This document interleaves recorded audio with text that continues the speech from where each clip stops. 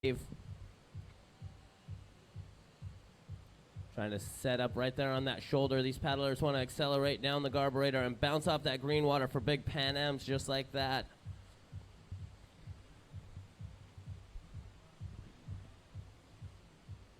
Goes for the helix, a high-scoring move, but a risky one. Will it pay off? Kaddish made it look so effortless in that last ride. Tomas having a good ride, not quite at the level of Kaddish. He'll have another opportunity. 3 runs in this format. This brings us back to the United Kingdom's Alan Ward.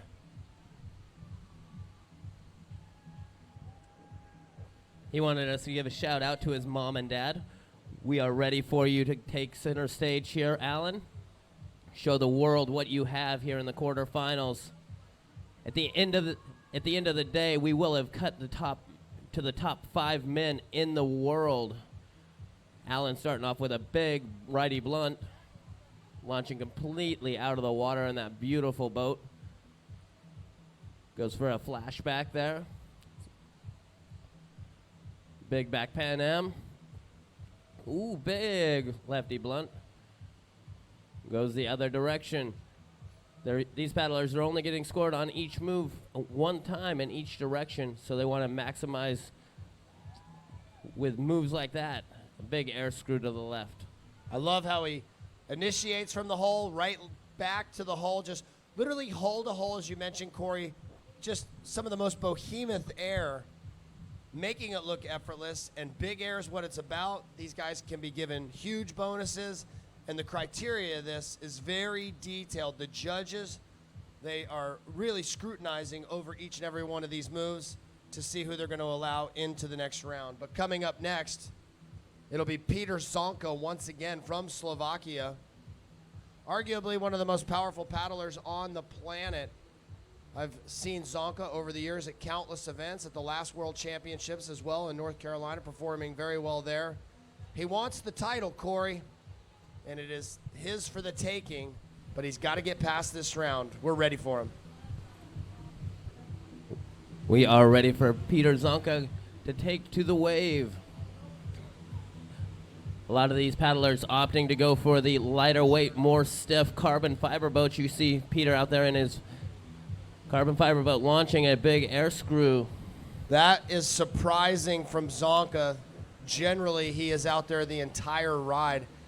But no worries, he'll have another opportunity here coming up. Right now, though, it'll be from Austria, Marcel Bloder. Thanks for joining us this morning. On the far side of the river, you see the flags flying. That's representative of all the countries here in the Ottawa River Valley for the World Championships. This international affair being brought to you on the World Wide Web. We've got people viewing everywhere, all corners of the planet, and we're ready for Marcel Bloder. Marcel getting ready to take to the wave. Catches the rib as he drops into the hole. Sets it up nice and high up on the wave. Bounces down for a huge air screw. Catches an unfortunate flush there. That's going to do it Bloder for taking a page out of Zonka's last ride. That brings us back up to the top for Hunter Kaddish. I know that his family's here. Want to say hello to them. A big fan of this kid. He's a great young man on and off the water, a true representative of the sport, and I know he's making his family proud. We'll see, will he bring that pride to the good old United States of America? He's up next, Corey. Hunter dropping into the hole, setting up high on the foam pile, goes for an air screw in one direction. He was looking for it, but he knew it wasn't just quite right, so he wasn't going to throw that move and flush off. He throws a big blunt. Garb is a very interesting feature. It's got a big foam pile, kind of like a hole, but it's also got the big green wave, green tongue coming into it that these paddlers are skipping their boats way into the air, Hobie.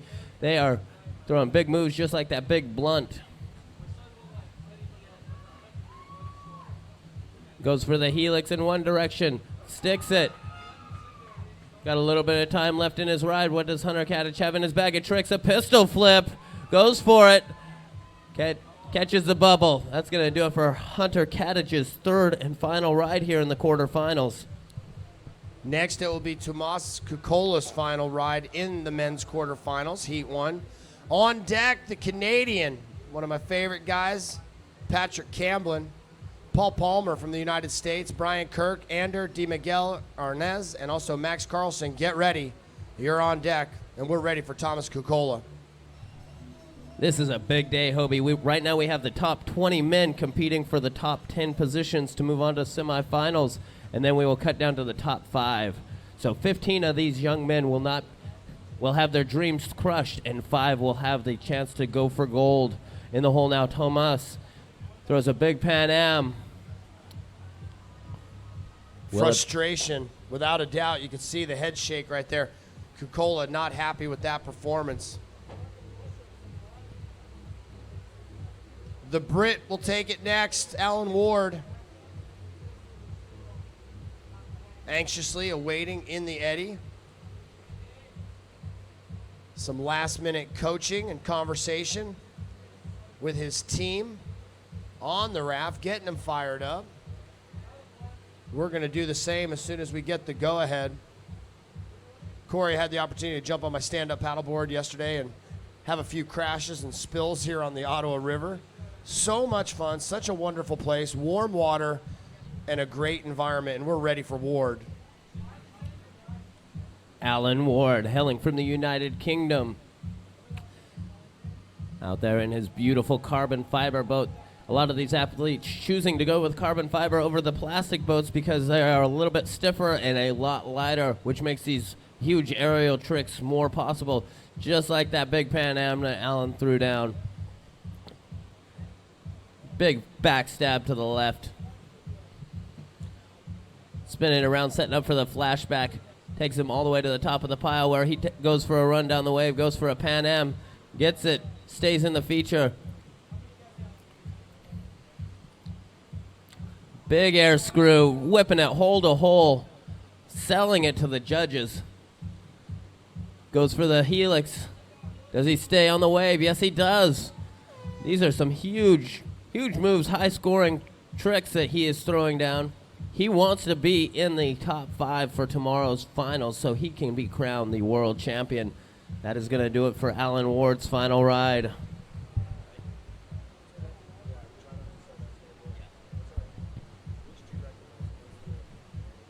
That'll bring us to Zonka for his third ride.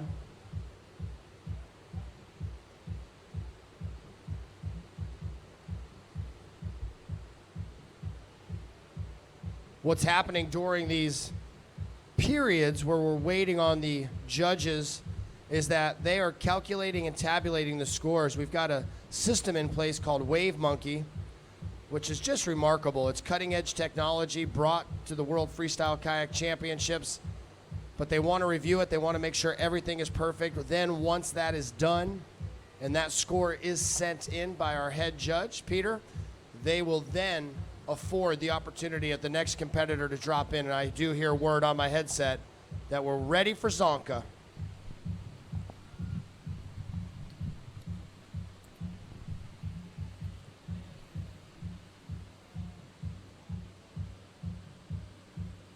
Peter riding out onto the wave, catches the top of Garb, sets it up, goes for that bounce. It wasn't quite right. These are the top athletes in the world, and they know what it feels like to be just right, just like that air screw. Air screw in the other direction. They've got a list of tricks in their head that they're just ticking off. There's his Pan Am. Wow, that was massive air. Zonka setting up at the top of the wave for a big blunt the other direction. Big back blunt in the other direction. That is Peter's final ride. Much better than his second ride. His third ride, very powerful. We'll see how that turns out for the Slovakian. We now go to Austria with Marcel Bloder. We'll be up with him in just a moment. Coming up, quarterfinal heat, men's K1. Heat 2, it'll be Pat Campbell and Paul Palmer, Brian Kirk, Ander Di Miguel Arnaz, and Max Carlson. In Heat 3, Sam Ward, Sebastian Devrid, Keem Fontaine-Masso, also Joel Kowalski, and Caleb Grady. In Heat 4, we'll have Devin Scott, Mathieu Demion, Brendan Orton, Nick Troutman, and your number one man, Dane Jackson, the defending world champion. We're ready for Bloater. Marcel, our final paddler in heat number 1. We are ready for you. We've got a busy day today, starting off with the men's quarterfinals, moving into the Bloater moving into the wave.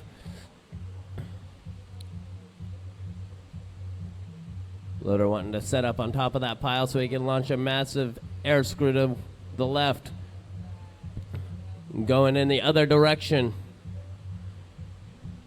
That will be his final ride, our final competitor in heat number 2.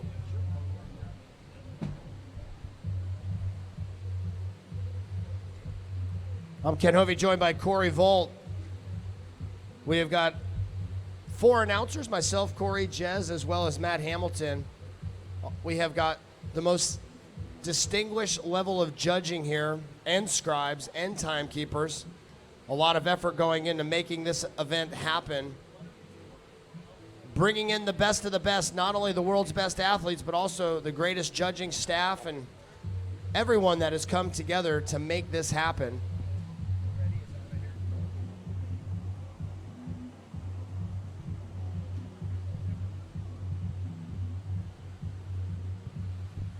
And we're ready to move into heat number 2. I'd love to hear the loudest cheer and round of applause for the Canadian Patrick Camblin. Corey, Pat Camblin, just a remarkable human being and a contributor to the world of whitewater. And he has qualified here into the quarterfinals. He could be a top contender. We hope so. He's got a huge cheering section here. He knows this way better than anybody. He pretty much lived on the banks of the Ottawa River for years. Putting on a great show with the Grand Prix, Corey. The Grand Prix that takes place here, and I'll touch on that real quickly. It's a phenomenal event. It's a multi-sport event in the world of kayaking. Pat has put his heart and soul into that and really made that such a success, and the success that it is. We'll give you more details on that coming up, but here he is at the World Championship, and so is this kid. He's from Colorado, just down the highway from me in the United States of America. We're ready for Paul Palmer. Paul's brought his mother and father out to watch here live on the banks of the Ottawa River. If you're viewing at home online, you just saw Paul launch a huge air screw, setting up on top of the feature here at Garburator. He's spent all summer up here training for this moment. This is his moment to shine. Paul throwing a flurry of high-scoring tricks with a big Pan Am there. So fast and snappy, boosting big air, trying to get that helix. Not quite going to get it, and he does flush down the river. That is going to do it. He heads downstream. Coming up next, Brian Kirk from the United States of America. Captain Kirk, as we like to call him. There's probably nobody that has more experience or team placements than Kirk, living down there in a house that for years we've referred to literally as the wet house, due to the fact that it's always full of wet gear. They're always paddling, and right now I've got the word. We're ready for the highest scoring moves, which is where he inverts his boat and does a 360-degree rotation. Textbook there by Kirk, setting up on top of the pile. He's got a little bit of time left in his ride. What's he going to go for? Spins around for a flashback. This is a promising ride from Kirk. I love the fact that it's not even 8:30 in the morning, and these guys, and in just a moment, women, are just crushing rides already. The water levels have been perfect for this feature, and the nice thing about this stretch is that it is warm water, and although it was rather cool, you can feel fall in the air here in eastern Canada. It is quickly warming up. Today is our quarterfinals for men and women. We're also going to get into our semifinals for junior women and junior men. We're going to be out here on the river until 5:30 tonight. Thanks for joining us online, also here at the event. And Corey, I've been telling our viewers online all weekend long, if you're thinking about coming to the Ottawa River this weekend, do it. It's wonderful up here. The weather is great. The competition is fun. There's a lot of other stuff to do up here off the river, so come join us. Right now, though, it's time to move on to the Spaniard, Ander de Miguel Arnaz. Once again, I can tell from how long and how big Kirk went that it's taken the judges some time to verify and authenticate exactly what the scores are. We have an electronic scoring system, but they are verified each and every score by our head judge. Ander de Miguel Arnaz will be up next. He will be followed by Sweden's representation here of Max Carlsen.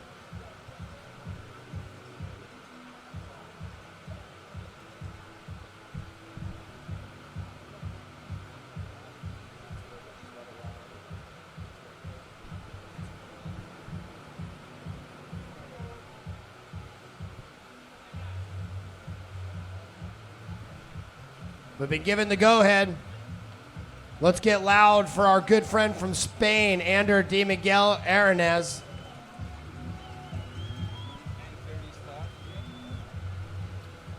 Anders taking to the wave. His carbon fiber Gwigwi prod boat launches it hole to hole. Doesn't even get his face wet on that air screw. Goes for the air screw in the other direction, catches a bit of an edge. Get him back in the hole. He's right on top of it. We'll see him back for his second run. It's amazing. We cut down from 80 men on Tuesday, and now we are down to the top 20. As we take a look at the replay, unfortunately, Miguel Arnaz taking a bit of a crash. Coming up next, we're going to have Max Carlsen. But to our online viewers, you can show the agony of defeat right there. Not able to secure that full 45-second ride from the Spanish paddler. Max Carlsen, I wanted to let you know that I got a text from your boys in Durango, and they said that it is time for you to send it, my friend. They are pumped up for you. Max setting up at the top of the pile because he wants to make sure that each pass down the wave, he scores some points with a big Pan Am. He's already having a good first ride.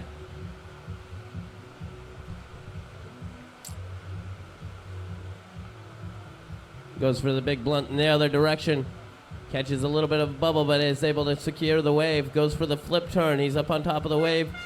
Set up perfect for a helix in that direction. Goes for the helix in the other direction. A flurry of ends right here towards the final seconds in his first ride. That takes us back to Camblin for the second ride. Before we do that, if you're checking out a monitor here live or if you're watching from home or work, I wouldn't be surprised if you're playing a little hooky while you're on the job. When you see the moves like this from Carlsen, getting that nice big hop, going for the air screw. The slow motion instant replay revealing the scene that's going down here. Technology at its finest with the world's best paddlers. We're broadcasting it everywhere. But if you want to be front and center, you need to get down here and check it out. And we're ready for Patrick Camblin. This guy is so big and strong, Corey. And he knows this wave like the back of his hands. We called him one of the island boys. He actually lived on one of the islands here in the middle of the Ottawa River for a summer, coming to serve Garburator every single day, and with a big back Pan Am. Pat's right on top of the wave, setting up for a flashback. Such a smooth, styly paddler. It doesn't look like these guys are doing much work, but it is. Beautiful move. These are the top athletes in the world, so they will make it look easy. When they get done, they're going to be absolutely gassed. They've got 45 seconds to do the rides. Pat having a great second run. Yeah, we check out the replay from the Canadian as he drops on into the feature. A little technical glitch. We'll get back to that in just a moment, but outstanding performance. A lot of people don't realize, Pat paddles quite a bit, but this year, I talked to him the other night after his wonderful performance to bring him to this place. He's only been in his boat maybe 15, 16 times this year. And while so many are out here training religiously, he just shows up, what we like to call straight off the couch, and hurts some feelings. Good job to Patrick Camblin for his second ride. Up next, Paul Palmer from the United States of America. I've known Palmer for years. He's a frequent visitor to the Glenwood Wave. I see him out there creek boating, running stuff, Gore Canyon. And I've been wondering where he's at. And now I know he's been up here on the Ottawa working, playing, and training. Paul Palmer, his first score, 427 points. Paul riding out on that rib. Paul setting up on top of the carburetor wave. Goes for a boost, catches a little edge, but is able to stick this move. That's why these are the top athletes in the world. Even if things aren't completely right, they're able to pull it through. Goes for the air screw in the other direction. Paul doing a great job setting up on top of that feature here at Garb. Goes for the helix to the right. Gets it. Gonna go back to the top of the feature and set up for another big move. Big air screw. Launching that boat completely out of the water. I don't even think he got his head wet on that one. Huge backstab.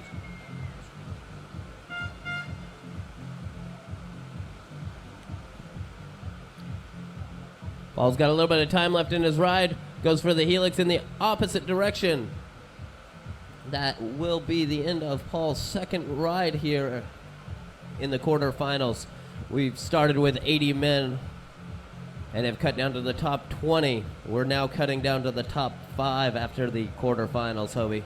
Taking a look at the slow motion instant replay from Palmer. He threw several big tricks in this. We don't have the score yet, but as mentioned, it's going to be 3 runs. Top 2 will count.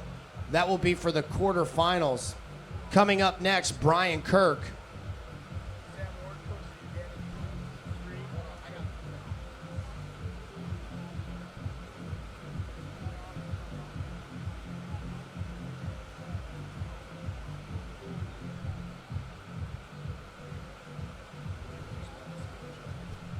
Well, Corey, while we have a moment, we're going to bring up some footage for the viewers at home, and also right here, if you turn your attention to your screen, some of the moves, Corey, they've got some pretty clever names, but the tricks themselves are difficult. As we take a look at it and bring it up, the International Canoe Federation has set the level high on their technique. One of those tricks, Corey, the blunt. Take us through this. The blunt is going to be a vertical rotation of 180 degrees. The backstab is going to be the same move in the backwards direction. He brings his boat around at least a 45-degree angle, spinning around on the wave. And right there you see one of the Ugandan paddlers. Then you got the Pan Am, which looks an awful lot like an over-inverted blunt. They basically rotate the boat over top of their head, landing backwards on the wave. If they had landed forwards, it would be our next move, which is the air screw, which is a 180-degree rotation on the axis of your boat, going from front surf to front surf, landing hole to hole. And our judges here, the esteemed panel and ICF judges, have been trained on the definitions of all these moves. The helix, one of my favorites, is 360-degree rotation on both axes. You see the paddler on the screen throwing that around and sticking that move, selling it to the judges, Hobie. Well, Corey, thank you for the description. I know that they are a little bit tricky to understand. We have so many people that are just getting into the world of freestyle kayaking through our broadcast, and we want them to understand the tricks. We are hopeful to see freestyle kayaking in the Olympics, and this is the next step on this. This is an ICF sanctioned event. It is the World Championship, and this is Brian Kirk.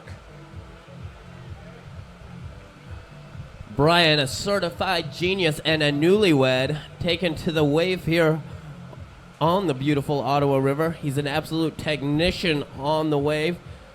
Boom, a big air blunt to the right.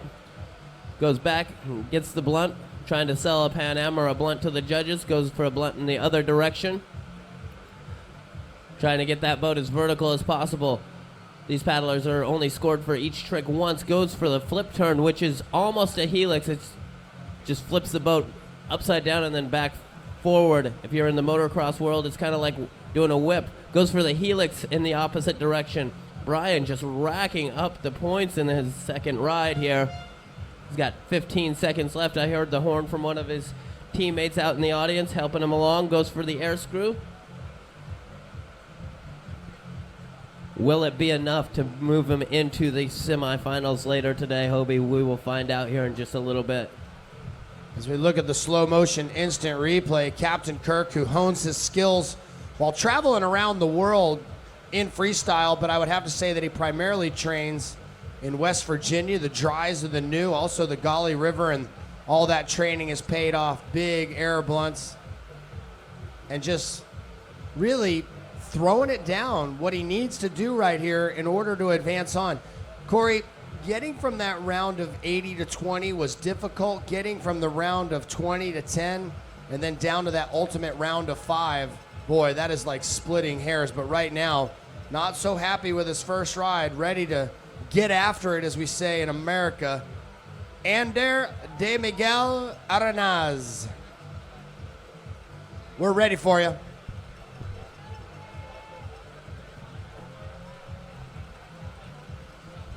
Anders dropping in his beautiful Gwiggy Prod boat. Some of these carbon fiber boats have beautiful artwork on the bottom of them, as you can see right there on Anders' boat as he does a big air screw. Goes for the air screw in the other direction. Goes for a big Pan Am. Catches an edge but turns it into a backstab. Doing a great job maintaining focus on this feature. Goes for a helix. Anders goes for the helix in the opposite direction. Sticks it. Goes for a blunt into a pistol flip. Going for the combo move for his exit move. That was a great ride for Anders. I'd like to remind everybody watching at home that me and Hovey are just calling it as we see it. We do have a full esteemed panel of ICF judges. Taking a look at the replay, much better ride from the Spaniard. Strong work, aggressive moves. He has seen some phenomenal rides from his predecessors on that wave. Camblin and Palmer and Kirk had great rides. Arenaz doing the same.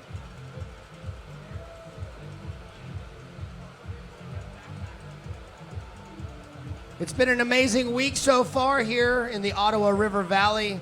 Here's some of the highlights.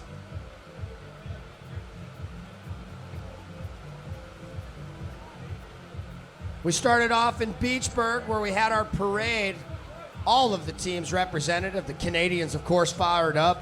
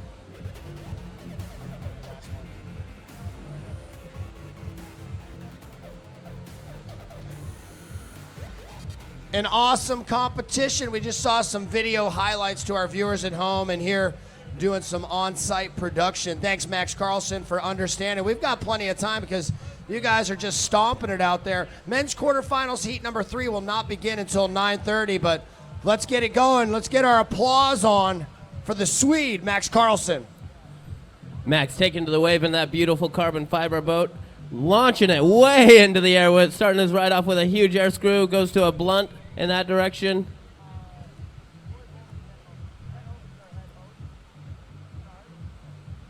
I love the lighting this morning. It just looks so magnificent here.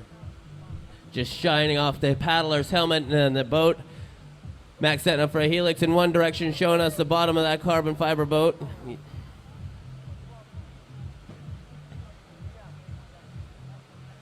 Max was able to spend all summer up here training for this, the World Championships.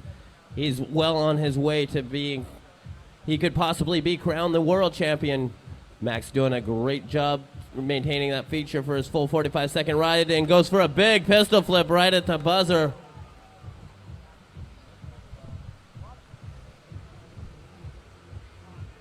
It's pretty amazing that we're in the middle of nowhere and we're bringing you technology like this. High-def cameras on the Ottawa River, miles from anywhere, and bringing you the ability to slow it down a little bit.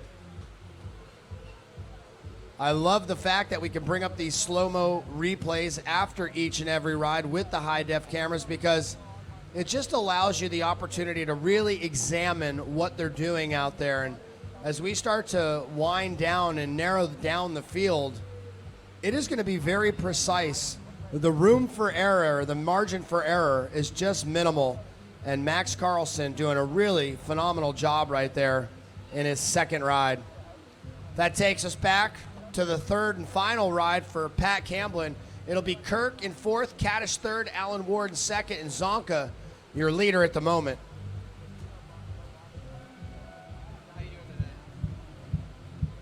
We're ready for Pat Camblin. Hey, audience, let's cheer him on. I love this guy. He's awesome. He throws down. He's Canadian. And he knows how to go big on this feature. Patrick starting off with a big Pan Am. Spinning around, getting that flashback. Setting up on top of the feature. Goes for a big back Pan Am. These athletes skipping down the face of the carburetor and launching into the air on the green tongue coming into it. Patrick doing a great job spinning his boat around, getting nice and vertical, racking up the points. Goes for a big back Pan Am. A Pan Am is a blunt that is over inverted, and Patrick showing us a textbook back Pan Am. Setting it up. We got a few seconds left in this ride. He goes for the helix. Great ride from Camblin. Nice work, my friend. Going out strong. Taking a look at our slow motion instant replay. Camblin really brought it to the wave here. He has spent thousands, if not tens of thousands of hours here training. And the thing that's cool about Pat is that I kind of consider him a non-traditional paddler. He thinks outside the box, and as mentioned, he hasn't even been in his boat that much this year. He puts in so much effort and so much passion and heart into his Grand Prix event. And while he's not really, I'd say he's cut from a different mold in the way of going out and competing in events. You don't see him at, many rodeos or freestyle events, but he saves it for the big show, and he really did extremely well here on his home turf. Coming up next, it's going to be Paul Palmer from the United States, and he's almost starting to consider this his home turf. Corey, he has spent quite a bit of time here. A lot of these athletes choose to train here on the Ottawa River. The Ottawa River, home to 3 world championships. The great part about the Ottawa River is during those 3 championships, they've been held on 3 separate features. In 1997, up at the McCoy's Rapid. In 2007, over at the Bus Eater just downstream. And now we're here live on the Carburetor Wave in 2015. We are ready for Paul Palmer to take to the wave for his final ride. Paul, knowing he needs to put some big scores to be able to move from the top 20 into the top 10. Paul surfs out onto the middle of the garb, sets it up for a big air screw to the left, launching that boat completely out of the water, hole to hole, and he does it in the other direction. Goes for a big back Pan Am. Starting off with some helixes. These are risky moves, but they are high-scoring moves, and Paul knows it. Get him back in there, Canada. He's doing a great job staying in that feature, racking up the points with these high-scoring moves. He's going to start going in the opposite direction with a big Pan Am. He makes it look so easy, Corey. That's why these are the top athletes in the world with a big back Pan Am. Got a little bit of time left in his ride. What does he have for us? Goes for the pistol flip. Not sure if that's going to sell to the judges, but we will find out. Me and Hovey are just calling it as we see it. Going back to the replay, Palmer. I promise you, Paul, you're doing the state of Colorado proud right now. You and Max Carlson representing properly. Threw a lot of big tricks, air screws, went for the helix at one point. We'll have to see what the judges give him, but really on every single pass throwing a big trick, and that's what it's going to take here. And when we say pass, that means starting at the top of the foam pile, driving down to the trough, and throwing a maneuver, and then resetting instantly and going right back into another move. And Palmer executes it almost flawlessly. There's the helix at the end of his ride. Strong work from the young American. A veteran to the freestyle circuit will be taking his third ride in a moment. It'll be Team Wavesport and Team America paddler Brian Kirk. And Corey, I've been announcing freestyle kayaking, I'm gonna guess for 15, maybe 17 years. And Brian Kirk has been at just about every event that I've ever announced. He travels extensively. He is a certified genius, as I like to say, a very smart individual. And he's smart enough to know that he's got to put together one heck of a ride if he wants to make it down to that next round for our semifinals. We're taking it from 20 down to 10 today, and then to the finals tomorrow. We're ready for Kirk. Such an honor. All these athletes are already world ranked. Every athlete you're seeing out here is in the top 20 in the world. Mr. Brian Kirk hoping to move up in the ranking and being number 1. He wants to be crowned the world champion. Brian setting up on the wave, starting off with a big blunt to the left. Big blunt to the right. Getting nice and vertical with those. He's going to try and pull it up over his head and get some Pan Ams. He gives a wave to the crowd and flushes on down, not making all of that time count. They do have 45 seconds for each ride. 3 rides in this. Coming up next for his third ride, it'll be the Spaniard, Ander de Miguel Arenaz.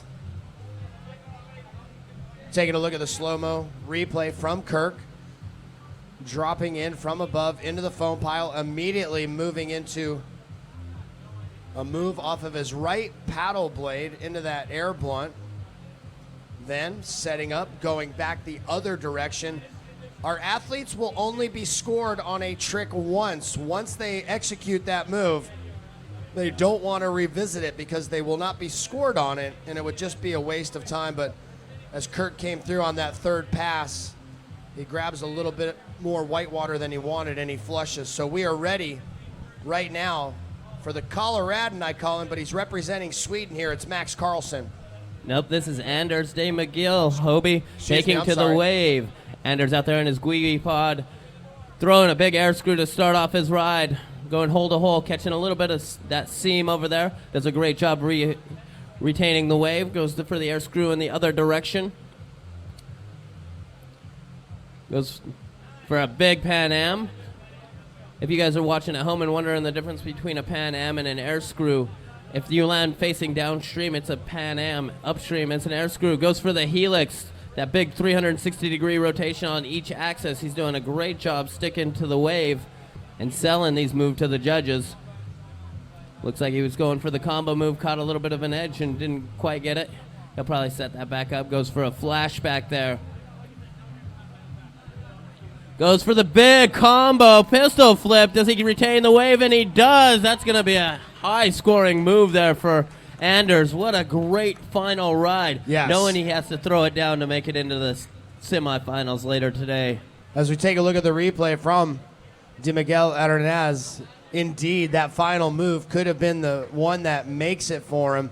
His first ride, not that good. His last one, boy, did he up his game. I'm sure the guys in the next round were checking that out, saying, we've got our work cut out for us. Powerful ride on a very powerful feature. This thing serves up some huge air. It can be tricky, but good fortune shined upon Ander De Miguel Arenaz from Spain. He was pumped on that one, Corey, as he flushed downstream. You could see the joy in his face as he accomplished a high-scoring ride. We'll wait for our judges to decide here in just a moment. Before we get to Max Carlsen, my apologies. I checked off his run before he went, and I glanced down and realized it. But now it is time for the Coloradan. This is Max Carlsen. So many people from our home state are tuned in right now. We want to say hey to the crew down there in Durango and around Colorado. They're pumped for Carlsen. And we're pumped for Carlsen, taking to the wave in that beautiful dagger kayak, launching a huge air screw, really selling that to the judges. Gets to the top of the pile, spins it around, goes for the big Pan Am in the opposite direction. That is going to do it for Max's quarterfinal runs. Hopefully we'll see him back here in the semifinals a little bit later, Hobie. I've got a list of your unofficial top 10. In 10th, Marcel Bloder from Austria. In 9th, Tuomas Kukkola from Finland. In 8th place, it's the Swede, Max Carlsen. Unofficial, we'll wait for that last ride, but I believe that's where it'll remain. In 7th, out of the United States, it's Brian Kirk. In 6th, young Hunter Kaddish.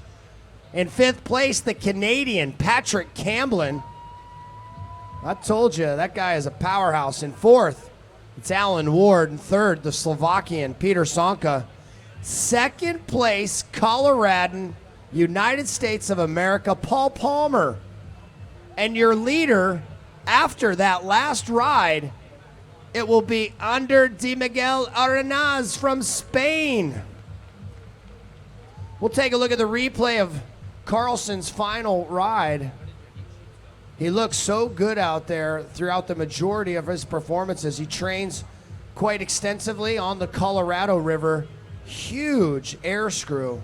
Not even getting his head at all wet on that, and then throwing a big blunt off the left-hand side. Spins it back around.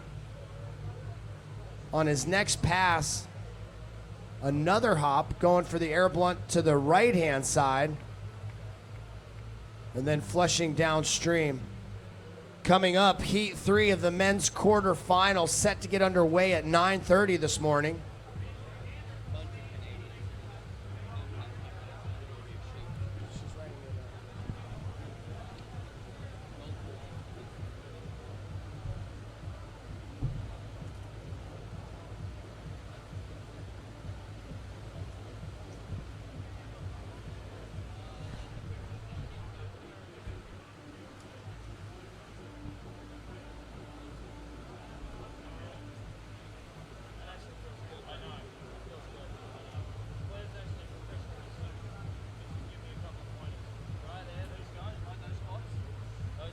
So coming up at 9:30 this morning, we're going to get to heat number 3 in the men's K1, a small break to give you the opportunity to stretch your legs. If you're at home, maybe you got to run the kids off to school or head on to work. Make sure that you take your handheld device with you so that you can tune in on the web. Watch us on your smartphone, your tablet, or your computer. I would say cheat at work today. You don't want to be working too hard. It's Friday.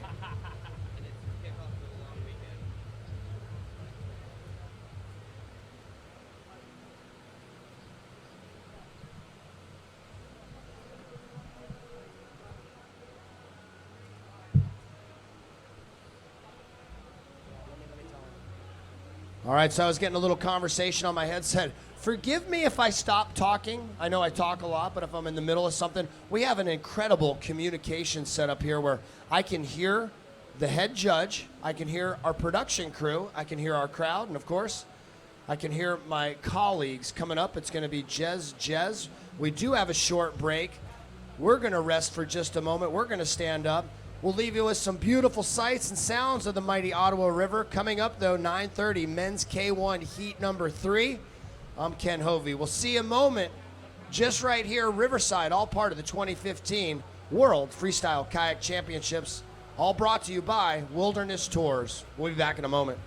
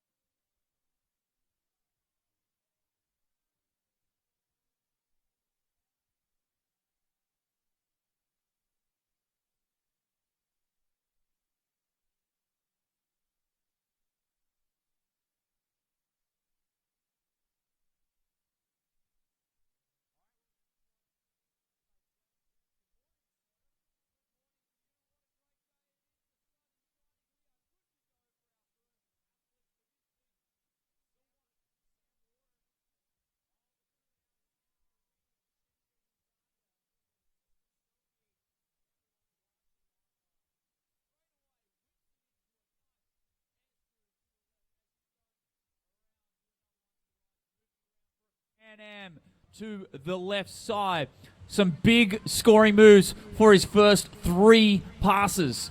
Come straight in now, Sam, moving around, trying to get the other Pan Am to the other direction. Over, trying to get that back blunt to the right now, surfing up, looking for his next pass. There we go for a back blunt to the left side. Sam has got about 15 seconds remaining as he's getting pushed around, looking for some more moves, trying to move that composite boat around for a helix. And looks like that'll do it there for Sam Ward.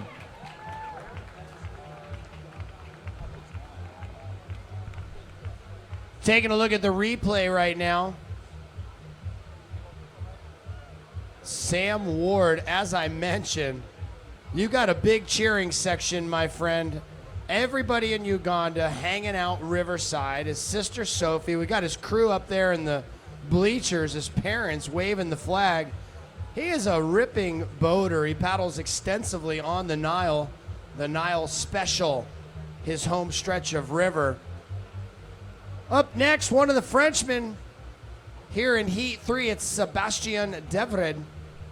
24 years of age, from France. He's been paddling for about 10 years, part of the Wonderland Kayak School. As he drops in, he's already made the semis for C1. Let's see what we can do here for K1. Whips it around for an air screw into a blunt or Pan Am. As he keeps moving that boat around, trying to go clean for a back blunt and continually moving into a air screw. This guy is whipping that boat around so dynamically. Comes back for a back blunt to the left and just gets a little bit caught on that shoulder. Sebastian. He's part of the Wonderland Kayak School. He's been paddling for 10 years. It shows. He's got some precision and some prowess in his paddle strokes.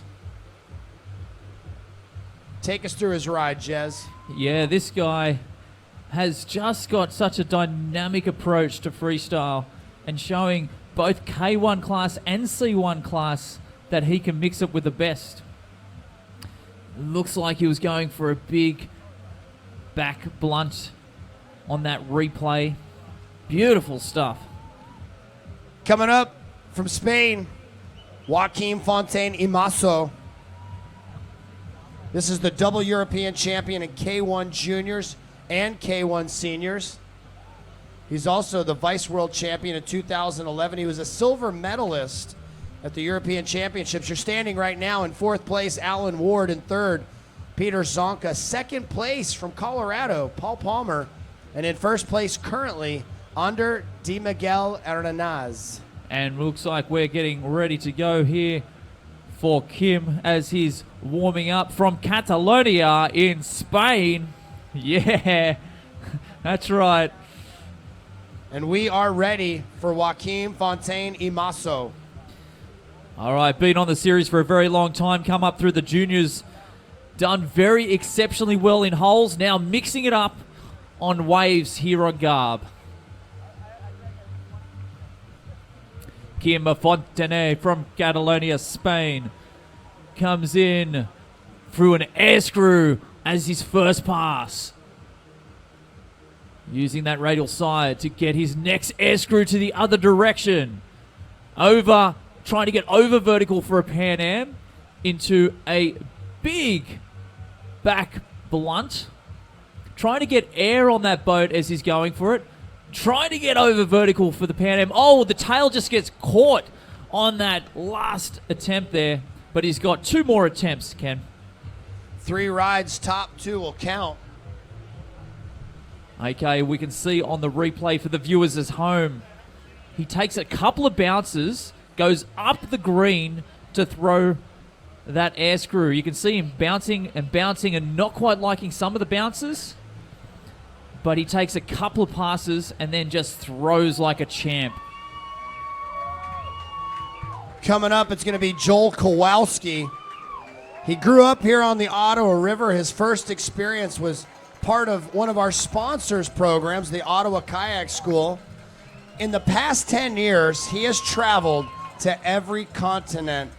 At 27 years old, he is a top contender for the title. Had the opportunity to hang out with him last night, and he and his girlfriend Adele, and I'll tell you what, he's a great guy, and I'm excited to see him. We're ready for Joel Kowalski. He is as local as he gets. He is the closest athlete to this feature. He spends as much time as he can. This is his hometown. This is his backyard. Here comes Joel. Goes straight into a dynamic air screw. Oh, stays controlled to be able to keep in the feature. Whips it around to try and get it in the other direction. Goes for the back blunt clean without the use of the paddle blade. Again, trying to get that clean moves without using the paddle blade gets you some bonus points. Trying to go over vertical, possibly for a trophy move there as he sets up for his next pass. Joel really whipping that boat around. Going over vertical. Really good stuff. Whipping that boat around to a helix. Up, up, up, up, and just gets flushed. Right now, the combined score to beat is 1,710 points. Great job, Joel Kowalski. As we look at the slow motion replay, Jez, he knows this feature extremely well. Yeah, he spends hundreds of hours on this feature. It is his home ground. As you can see, that massive air screw, and just gets flushed, but stays retained somehow to be able to go for his second pass. It's funny when you say this is his backyard. It literally is. I was at his house yesterday, and he lives just upstream a couple miles. A beautiful location on the banks of the Ottawa River. I get a big kick out of this next young man. He is remarkable. Not only does he work at Wilderness Tours, I see him in Colorado, the 20-year-old Caleb Grady from Canada. Looks like he's dropping straight in. Caleb now going that air screw straight away in that Titan boat to an air screw the other direction, to an over vertical Pan Am, to another over vertical Pan Am. Oh, 4 big scoring moves, but remember he's got 2 more runs to come. He has really shifted his sights on the senior men's division. In his junior career, he ended up with 12 podium finishes. His top finish was at the World Junior Freestyle Kayak Championships, where he took 6th. As you can see on the replay for the viewers at home, the first few moves, he throws it straight into a nice air screw, trying to go hull to hull facing upstream as much as possible. That's how you'll score the move. If you land a little bit off or on your head, it's probably not going to count. Over vertical for a Pan Am. Beautiful big Pan Am. This will bring us back to the top of the order. Sam Ward from Uganda. We're ready for him. He's got a big cheering section here. Hold on one moment, Sam. We were given approval, but we were just given the thumbs down for a moment. Thanks for understanding.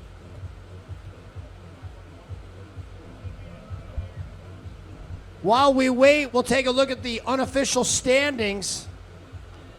Your top 10 currently, even after one ride, Kowalski breaks into the top spot. He's guaranteed a hall pass. In 9th, Sam Ward. 8th, Max Carlson. 7th, Brian Kurt.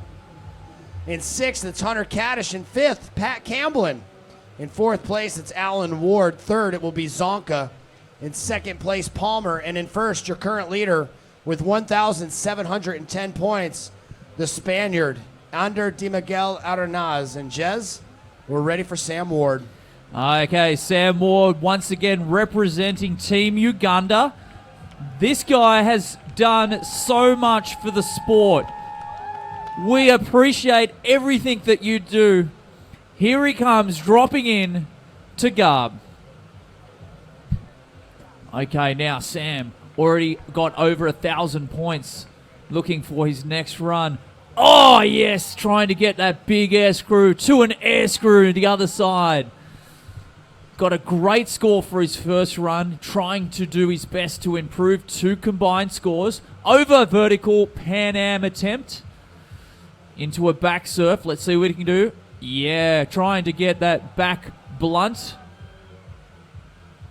That beautiful kayak the Nile composite boat just getting whipped around. Over vertical Pan Am. Using that radial to his advantage with about 8 seconds remaining. Let's see what he's got. Come on, Sam. Throw it. There we go. Looking for a helix and stays for it for another helix. Sam Ward.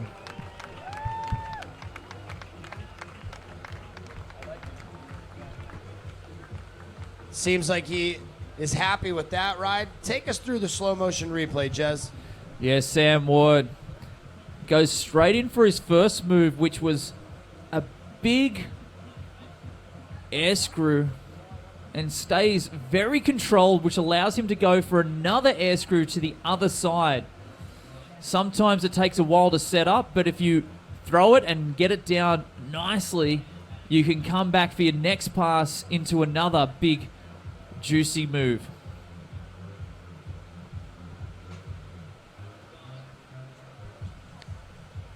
That'll take us right now to Sebastien Devred from France. Still the score to beat to get to that top spot, 1,710 points. Right now, Devred, after his first run, 597 points. As Sebastian drops in with straight off the bat into an air screw to a Pan Am to the right, into another Pan Am to the left this time.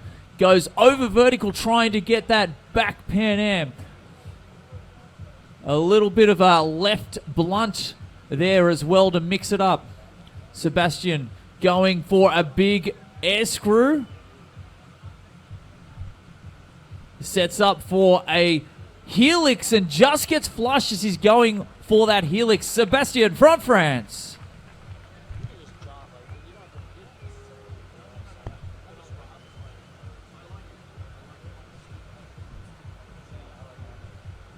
The slow motion instant replay shows that Devred has a very solid ride right there. Really getting down, splitting hairs on a lot of these rides. I mean, it is going to come down potentially to single points, maybe even tenths of points to determine who's going to make the cut from the round of 20 down to 10. And then when we move on to finals tomorrow, it'll be heats of 5. Coming up next from Spain for his second ride, Joaquim Fontaine Imaso. Now, we've seen Keem quite a bit on the circuit. We saw him, you and I, just a couple years ago in North Carolina for the World Championships there. Yeah, I remember seeing him throwing a back phonics monkey, the first one I've ever seen in my life. This guy has just got so many tricks up his sleeve. Let's see if he can make it on to the semis. Kim Fontaine from Catalonia, Spain, straight in to an air screw, trying to get over vertical for the other air screw, and going for the Pan Am to the right, to another Pan Am, this time to the left, going for a back move and mixing it up to another back blunt in the other direction. Looking for that helix, whips it around. Oh, I thought he was off, but he showed that control. Going for that big back blunt. Looking for another flip turn. Joaquim.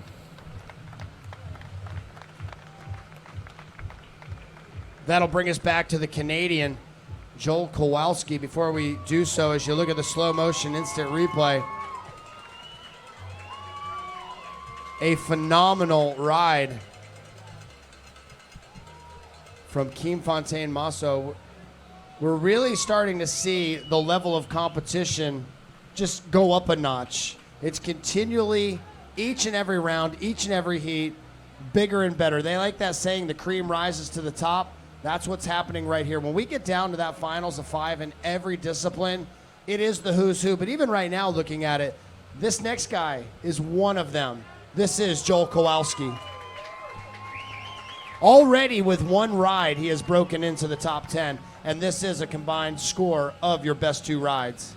All right, Joel knows he can beat that, though, as he straight away looks for that air screw into another air screw, trying his best to stay in the pile, into a back blunt or back Pan Am, looking for A back roundhouse to the left, trying to get some bigger points now. Yeah, yes, trying to look for that back Pan Am into a righty. Now looking for a nice over vertical Pan Am. Joel Kowalski, local Canadian boater, as local as it gets. Yeah, looking for a helix. Does he keep it and retain it? Not quite. Joel Kowalski from Canada. As we take a look back and his family looks on in anticipation for the judges' score, he's got a lot of support from the local community, also from his family, his girlfriend. A lot of people excited to see him perform on his home wave. And, you know, I talk about the likes of Pat Campbell and a lot of the locals here. This guy is one of them. I can only imagine over the past, 10, 15 years that he's been paddling, how many hours that he has spent here. And to think, it all started at the Ottawa Kayak School.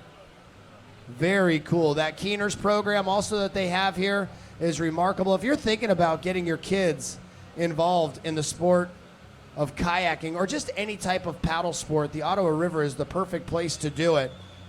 I've never seen a warmer, deeper, more friendly and forgiving river that also will test your skills. Big, powerful eddy lines, but also river features like this. It's no easy task to get the World Championships to come to your location. You have to have the right feature, and I would have to say Garburator is ideal.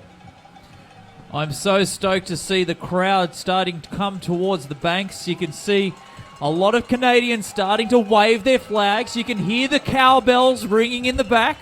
You know why they're stoked? It's for this kid, Caleb Grady. We wait for the go-ahead for the judges and our TV crew. They are calculating Kowalski's ride. I get a kick out of this young man. Caleb Grady is awesome. And to think, not only is he a top contender here, you'll find him working at Wilderness Tours. And we're ready for him. Let's get him fired up, ladies and gentlemen, Caleb Grady. Caleb Grady, I've been fortunate to watch this guy come through the ranks of the juniors, now mixing it up with the seniors with the best. Into an air screw straight away. Very quick and fast air screw at that. Now goes the air screw the other direction. Trying to slow his boat down so he can go for a pass. Didn't quite like it, so he goes back to the top. Sets up. Trying to go over vertical for a Pan Am attempt. There we go for it. Wow. Over vertical. That was massive, I have to say. Pan Am. Oh, wow. Just gets a little bit bumped up and around as his boat goes aerial. Looking for the right clean blunt to a back blunt to the left. Notice how he knows where he's at all the time. He has surfed this place endlessly. Oh, into a helix. Oh, and just gets flushed. Caleb Grady. Yeah, he claimed that one with a big fist pump, and as you can see, the crowd appreciates it. We've got to slow it down on the replay because he was going at just a feverish pace. There was one absolutely massive blunt about halfway through his ride. That was ridiculous. The thing about this, each and every time they come accelerating from the top of that foam pile down through that trough, they want to maximize every move, and Caleb Grady did exactly that.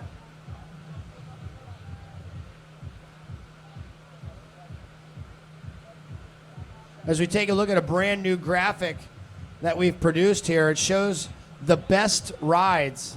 And right now, we have a new leader, Sam Ward,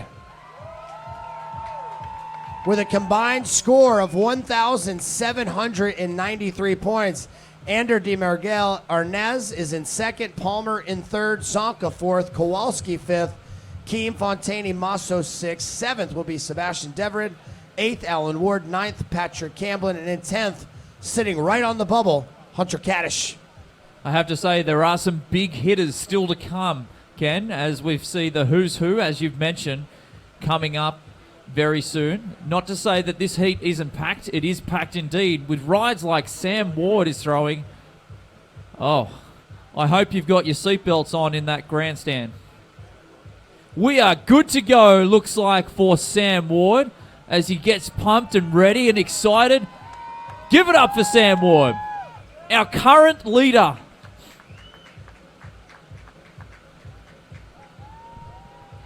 Okay, Sam setting himself up. He's already got a fantastic score. Let's see if he can improve it with things like that. A great air screw. Now, moving around, just gets caught a little bit on the sidewall of his boat. Into a spin.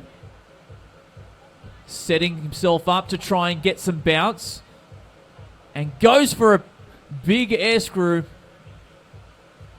Doesn't quite like the bounce that he's getting there, but comes back. Bounces around, going over vertical for a Pan Am. Looking to go into a back blunt. Just getting caught a little bit, but staying again controlled. Looking for a helix. It is impressive how our top paddlers, when they get to that surfer's left, that little pocket that sits right up on top of that fine line, they come grinding down and accelerate and hop over that and then back into it, because really the biggest tricks are in the deepest part of the pit. Yeah, there's almost like a V, which you can see on your screens for the viewers at home. You can see a green V, and that's where most of our paddlers are going to be taking off and launching their boat into the air. They'll use the radial to come back to the sides, but then they'll come straight down the middle and try and use that green water to their advantage and try and push their boat, bounce it off that green water to be able to get some air. Okay, here we go for our next athlete. All the way from France, Sebastian drops in. Comes in looking for an air screw to the left side. Bouncing it around, setting himself up.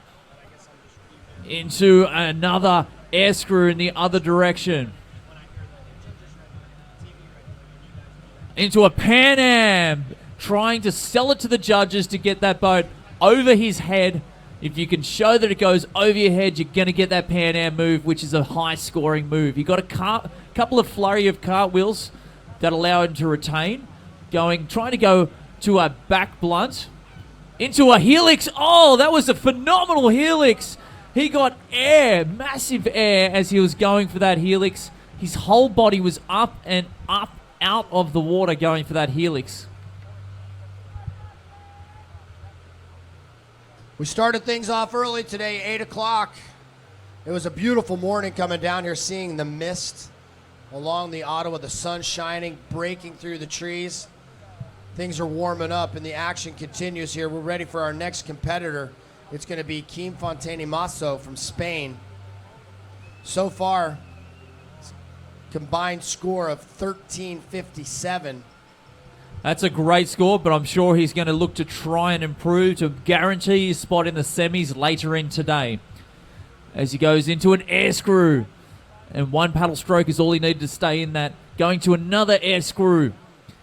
Really pushes that boat down to be able to reject it out and go for that blunt into a spin. Looking to go clean to a back roundhouse to the right. Into an over vertical helix.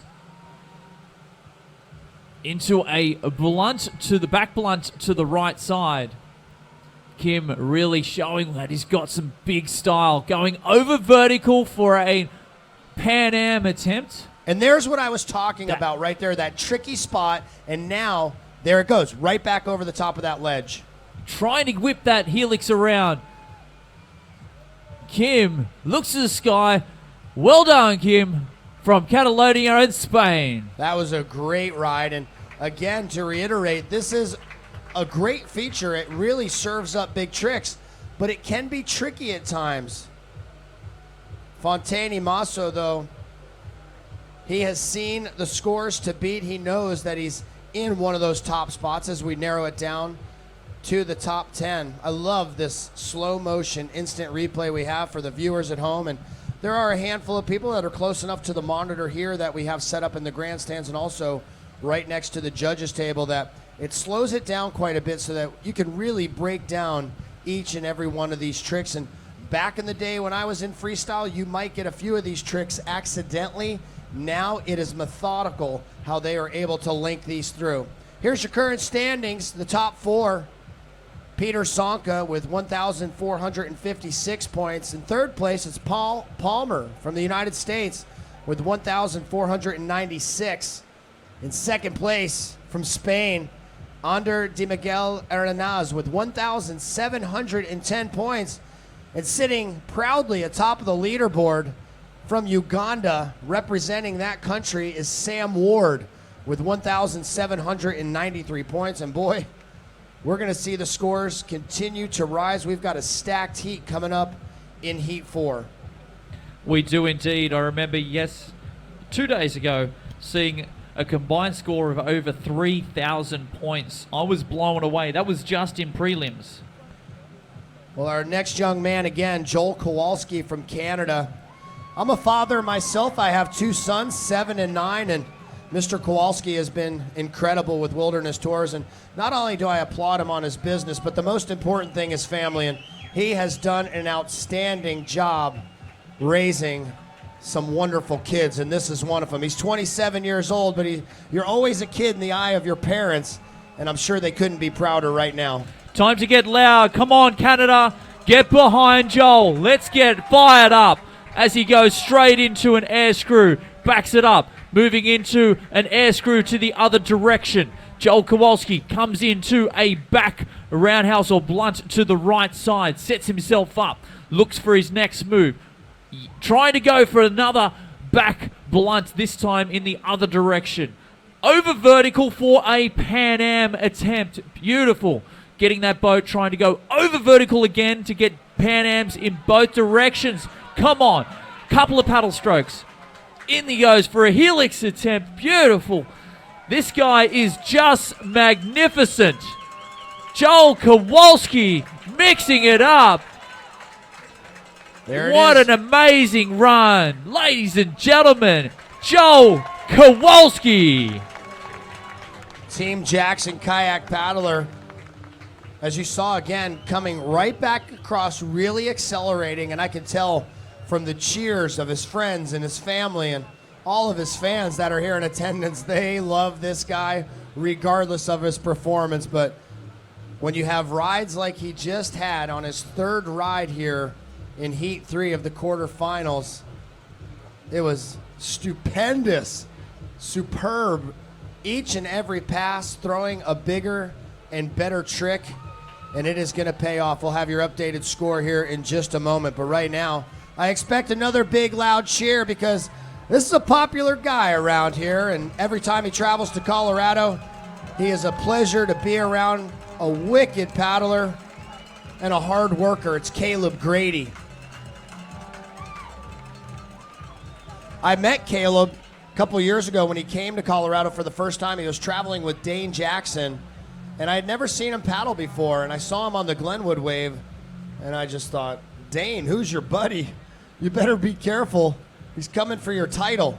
And although these guys are very friendly amongst each other on the river and off, right now, all bets are off. You know, they are friends, but they want that championship title and the championship belt. We're ready for you. From Canada, it's Caleb Grady. Yeah, you can see the athletes in the background cheering him on as well. Caleb drops in to run around trying to get an air screw to another air screw in the other direction. Using that radial, trying to size up. Let's see what he's got. Going for a blunt to the right, to a big back blunt. Over vertical Pan Am. That boat whipped around, clean to the right, without the use of the paddle blade, and just got some amazing air going to a back blunt to the right side. Sets up into a helix. Wow. 5 seconds remaining. Up. Caleb Grady. He is so stoked. Come on, Canada. Put your hands together. Cheer loud. Cheer proud. That was a incredible ride from Grady. It's been remarkable. I don't know if you would call it a home field advantage or local knowledge, but it seems like the Canadians, I hate to say advantage, but, you know, they've trained here quite a bit. They know the feature very well, and Grady is proving my point with that ride.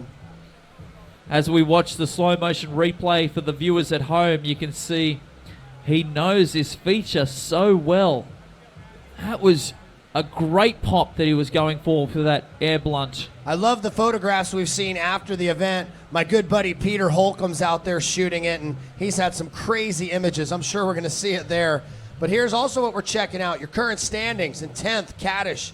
9th, Camblin. In 8th, Allen Ward. 7th, Devered. Zonka in 6th. In 5th, it's Palmer. In 4th, Keem Fontaine Imaso. In 3rd, ready for this? He bumped up into the leaderboard. Joel Kowalski in the 3rd place position. In 2nd, Ander Di Miguel Arenaz. And in 1st, Sam Ward. These are the unofficial standings. We will have to wait and double check, especially I don't know that we have Grady's score in yet, or at least that last ride. Coming up, we're moving on to men's quarterfinals, heat number 4.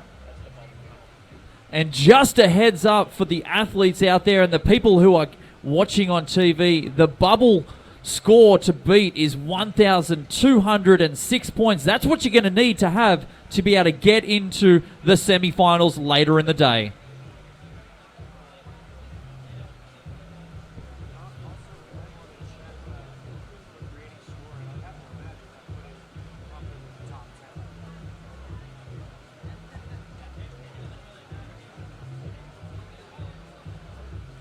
In the next heat, Devin Scott, Mathieu Demion, Brendan Orton, Nick Troutman, and Dane Jackson. That will be heat 4. Can you feel the energy, Jez? I can indeed. It is electrifying, but it's only going to get bigger and better as the day goes on. Make sure you do not tune out. Make sure you sit firmly. This is the only day you shouldn't go kayaking. You should actually sit in front of your computer and watch the live feed. We're going to take a look at some highlights and bring you up to speed. You're joining us right now for the quarterfinals of the men's K1 freestyle. Coming up, heat number 4 will be at 10:15. If you need to make a restroom break or run out there and grab something to drink or a bite to eat, you can do so. You've got a few minutes. The highlights have been incredible. The caliber of paddling, outstanding. This international field of paddlers is putting on a show unlike any other. The World Championships returning to Canada for the 3rd time at this event on the world-famous Garburator. And if you've never heard of it, I'm sure you're booking your plane ticket and getting ready to come up here now. This is going to be a feature that is known for years to come due to the fact that we're broadcasting it to the World Wide Web. We're also sharing the images online, all of the athletes posting it up on their Instagram account, Facebook pages. And of course, the big story here, not only the fact that it's back in Canada, but our Ugandan contingency has brought international media to the event. They had a big issue in getting here, and then dreams do come true. Sam Ward, a big part of getting that team here. We appreciate him doing that. And that has brought a lot of media. Even Al Jazeera, the network, was doing interviews with people at Wilderness Tour. So pretty incredible to think of all of the coverage that's come here. I'm Ken Hovey along with Jez. We've got a few minutes. While we do so, we want to thank some sponsors. Want to thank the Kowalskis and the entire family at Wilderness Tours, the Raft and Kayak Resort, also Ottawa Kayak School. Want to thank also NRS as well as our friends and educators at the Algonquin College. Special thanks to Canoe Kayak Canada. And of course, also, although not a sponsor, to have the organization, the federation, the International Canoe Federation is here, the ICF. This is a sanctioned event. And if you are sharing your photographs online, you can use the hashtag ICF Freestyle and use those so that we can keep up with it. And Jez, I've had spotty reception out here at best, I would say. I've been definitely tapped into the Wi-Fi when I get back to Wilderness Tours, but taking a look at the photographs that people are posting online, it's pretty cool to see the photographs from the stands and also internationally, the photographs that people are taking of themselves while they're watching this event around the world. We want to welcome you. Yeah, I was checking that out this morning, and I was going through the Instagram hashtag ICF Freestyle, checking out what people were getting up to. And I could see some hilarious pictures that I can't quite mention what was going on, but if you get an opportunity, get on to your Instagram, check it out, and see what's going on. This is freestyle. For those people who are just tuning in, freestyle is the most dynamic canoe sport there is. We are making waves, I would say, in the ICF because we are so dynamic. We're moving forward so fast that who knows where we're going to be going into the future. I have to say, there was talk, who knows, but there was talk potentially down the track. There is a push to try and get this as an Olympic sport. Can you imagine these athletes who have spent such tireless amount of energy, their own personal finances? I know from personal experiences, it costs a lot of money to go to these events, to be able to go and train. We are self-funded most of the time. And to be able to, if we crack that Olympics, funding comes, a lot of time, effort from federations. We still get good support, but the funding and the support that we would get would just be absolutely sensational. It's not only a lot of time for the athletes, it's a big sacrifice oftentimes by the families because kayaking takes you out there at great lengths. It takes a long time to train this much. And also, though, I don't want to say it like they're not kayaking. All together, stay together. The Jacksons are a prime example of that. Kayaking is a sport for everyone, regardless of your age. I also love the fact, especially Jackson has a boat called the Dynamic Duo. I have one of those, and my favorite thing to do is to paddle my sons. I have to do it individually, of course. At some point, they're going to be paddling dear old dad down the river, but I love getting in the back of my boat, putting one of my sons up front, and just running them down the river through the rapids, and they love it, and it's such a bonding experience to be able to go out there and share the river with your family. Well, we're going to take a short break. Coming up at 10:15, we're going to get to your quarterfinals. We want to thank you for tuning in. If you're watching from home, go ahead and make yourself another cup of coffee. If you're here, go ahead and grab a drink or stretch your legs. We'll be back in about 10 minutes to the 2015 ICF World Freestyle Kayak Championships. We'll see you in a moment.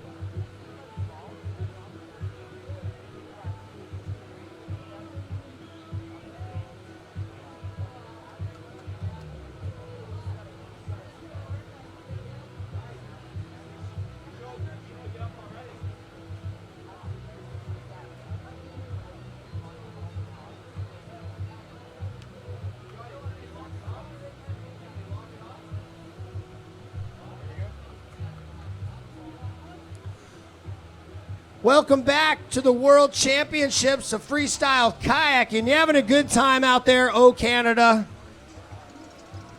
I thought you were. I know I'm having a great time. A wonderful day that we have here, a fantastic event, worldwide coverage, and a great gathering of locals here. Want to welcome you back to the competition. In just a moment, we're going to get to quarterfinals, heat number 4, Devin Scott, Mathieu Dumion, Brendan Orton, Nick Troutman, Dane Jackson. Dane, the current reigning world freestyle kayak champion. His brother-in-law's in this heat. He's from Canada. Dane, the champ, is from the United States as we take a look across the river. It has been such a fun week. When I got the phone call to come up and to be one of the announcers at the World Championships, I couldn't have been more honored. And it is awesome. Out of all the events that I do, this is the big show. This is the one. Ken, can you come up and announce Worlds? And I said, absolutely, because it's moments like this with Devin Scott dropping in. This is what I live for. Big moments. Yeah, so Devin Scott looking straight into an air screw to an air screw in both directions, moving it around, trying to get that big back blunt to another back blunt, this time to the left side, trying to get that blunt to the left. Oh, just gets a little bit caught as he's going for that, spinning it around, just trying to go for a flip turn, possibly, but he still stays in, which is key to be able to getting points on the board. Goes for a big over vertical back Pan Am to a helix. This guy is moving that boat in so many directions. What a great first run.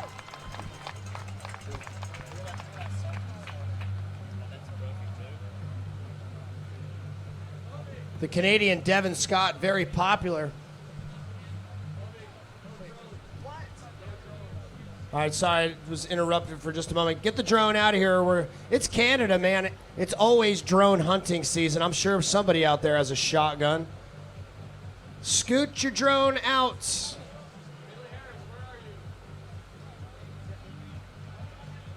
We're not going to do the competition until the drone's out of here, so whoever's flying it, scoot it out of here. Start throwing rocks at it. Sorry about that, bud. It's just how it works. Glad to see the shot. Thank you for understanding. All right.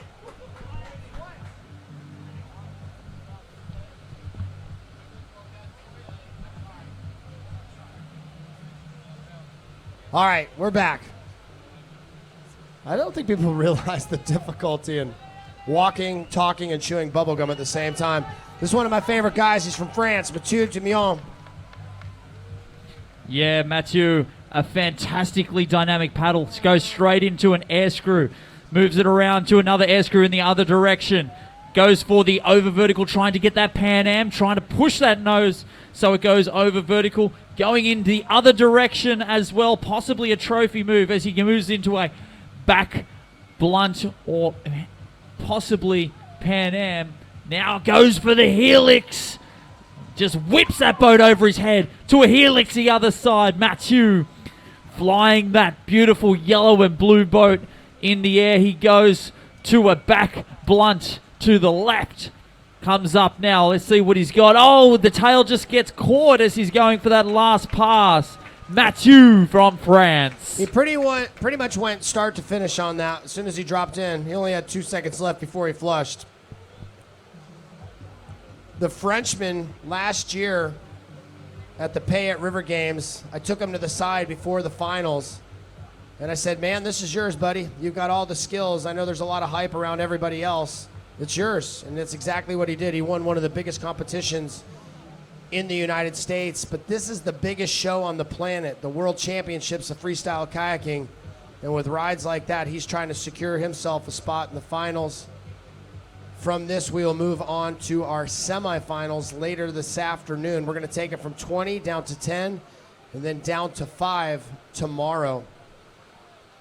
Up next from the United Kingdom, it's going to be Brendan Orton. All right, little thing about Brendan Orton. Another guy, you know, it is a privilege to travel with these guys. I am nowhere near the caliber of kayaker they are, whether it be freestyle or creeking, but I have the opportunity to run rivers with them quite frequently, especially when they come to my home state of Colorado. And this year, when he was there, had several opportunities to paddle with him, but also to race against him in Steamboat Springs on the Fish Creek race. We're ready for Brendan Orton. And let me just tell you something. He handed it to everybody in the creek discipline. But right now, it's all about freestyle. Okay, Brendan Composite Boat Piranha team goes straight into an air screw to another air screw. Getting some air screws in his first 2 passes, going over vertical, trying to get that over vertical Pan Am. Now going in the other direction. That was just phenomenal. The whole boat got up, up and away. Now moving into a back blunt, into a helix. And stays. Every pass, there's a move. Every single time he comes down the wave, he's got to move. These are some of the biggest tricks I've ever seen. Brendan Orton now trying to get that flip turn with 6 seconds remaining as he tries to will that flip turn around. Going into a blunt McNasty. Oh, man. I'm not even going to try to describe that one. We're going to take it back, Jez, to the slow motion replay. All I know is that every single trick was huge. This first one, absolutely blisteringly massive. Yeah, straight into air screws and then air screw. You'll notice that he doesn't actually take much time to set up. He'll just go, up, I'm just going to throw it. And he does, and he lands it every time. For some reason, he comes straight down every pass, and he just keeps throwing it. And that's the true example of a great boater. There's a difference between a good boater and a great boater. And these guys out here today, trying and throwing on every pass, indicates that they are truly great boaters. Oh, man. I love that they slowed it down so that we could check it out. The format today, 3 rides in quarterfinals. Top 2 rides will be added together in order to determine who is going to move on. Watch how loud everybody goes when I just say this last name, Troutman. That's right. The crowd is fired up. We've got you up. Look how packed the stands are. The Canadian from Beachburg, Nick Troutman, his mom, one of the key components in making this event as successful as it's been. We talk about local knowledge. Without a doubt, Troutman has paddled here for generations. He, along with many of his teammates, have trained at this exact spot for many years. And I know over the past month or so, he's been here extensively. At one point, he and his crew even brought in some lights so that they could train at night to get ready for this. Nick Troutman, not just a fantastic boater, but a true wholesome ambassador to the sport. He's done so much for freestyle, and he's still out here mixing it with the best and going bigger than most. And you know what else? He's a good guy. He's a dad, which is remarkable. I can remember Nick when he was, 14 or 15 years old, traveling around. I saw him in New York for the first time. I was like, who is this kid? And then, of course, married Emily Jackson, and now they have the wonderful little boy named Tucker, who is in attendance. So a very special moment to have him here. And I'm sure there's a lot of pride in his heart. He feels a big obligation to throw down. And I've seen some of his rides leading up to this. And this is, again, as we like to say in the States, a hey, y'all, watch this moment, or in Canada, hold my beer. Yeah, the idea for today is they're trying to make semifinals. Semifinals will happen this afternoon. Tomorrow, the big gun show. The finals will come at you loud and proud. He knows what he has to do. He also just saw that ride from Brendan Orton. Remarkable air. And this is what we talked about leading up to this. We've seen some great rides. We've seen some crashes in the preliminary rounds especially. But when we get down to this is where you're going to see truly the best paddlers. And they're all in one spot. You know, typically you'll see online, Mathieu with a post and he's in France, or you see Brandon, he's out running some creek somewhere. We have them all in one spot, and right now they're in one eddy. And we're ready for the Canadian. Get loud for Nick Troutman, everybody. Okay, here comes Nick Troutman, local paddler. Get loud for him as he goes straight into a phenomenal air screw, to another air screw, into an over vertical possible Pan Am or trophy move. Who knows? Oh, just Look at the control that he has on that boat as he whips it around, going for that Pan Am to the right side. Backs it up, trying to get over vertical for a back Pan Am, possibly to the right, or a back blunt. At least he got air for sure. Now mixes it up, trying to go to the left. Doesn't quite get there. Lots of people still cheering him on. Come on, Nick, throw, let's go. As he's going for the helix. And he comes into another helix the other direction. Into another one, trying to get that possible blunt McNasty. As he's mixing it up, over vertical for a back Pan Am. Nick Troutman. Shredding that wave. Let's hear it for Nick Troutman, everybody. To me personally, the most remarkable thing that happened right there, it's pretty obvious. He boosted huge air, but when he corrected himself about 10 seconds into that ride, it almost turned catastrophic for him that he was going to get flushed. But so quickly, bam, he made those corrective strokes and pulled himself back down. One more round of applause for the Canadian Nick Troutman as we take a look at the replay. What a remarkable ride. Nick Troutman, such an awesome athlete. You can see on his first move, he whips that boat. He's probably got one of the fastest air screws in the world as he's gone into another air screw in the other direction. I've seen videos him going air screw to air screw at times on massive waves, and you can see the talent as he goes over vertical for a Pan Am. This guy has got many different runs in his book, and we'll see most of it coming out today, that's for sure. With the team at Jackson Kayaks, it's a family affair, and right now, that's literally the case.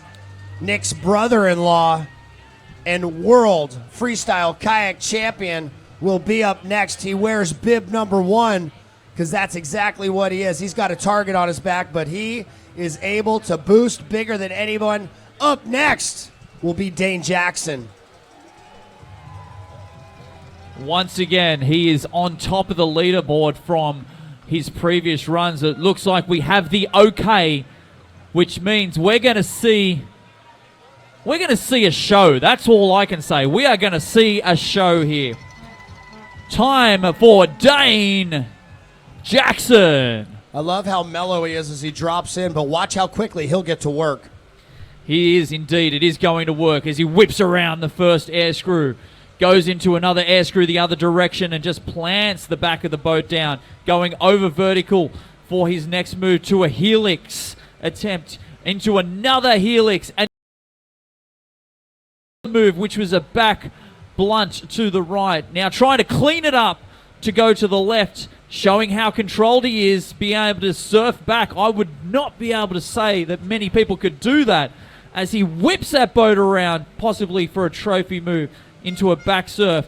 Over vertical! That was phenomenal! Into a massive over vertical back Pan Am.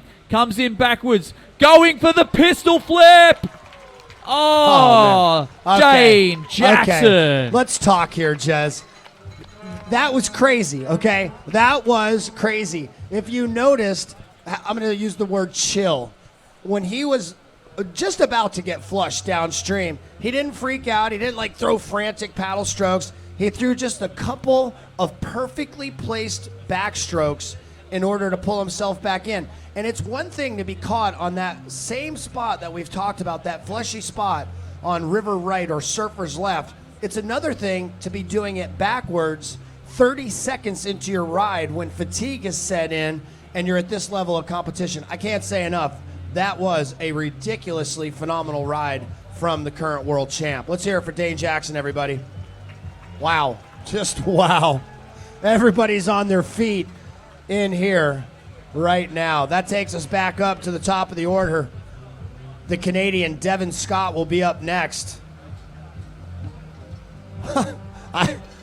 If I feel like this now, finals, I'm probably going to cry. I mean, that was awesome. Just absolutely awesome. The level of paddling here at the World Championships of Freestyle right now. But you know what, Hovey? I have a feeling after watching his prelims ride that Dane has got a little bit more in the bag. And we are good to go to the top of the heat again as we go back to Canada Time to get on your feet, Canadians. Let's get loud. This is Devon Scott.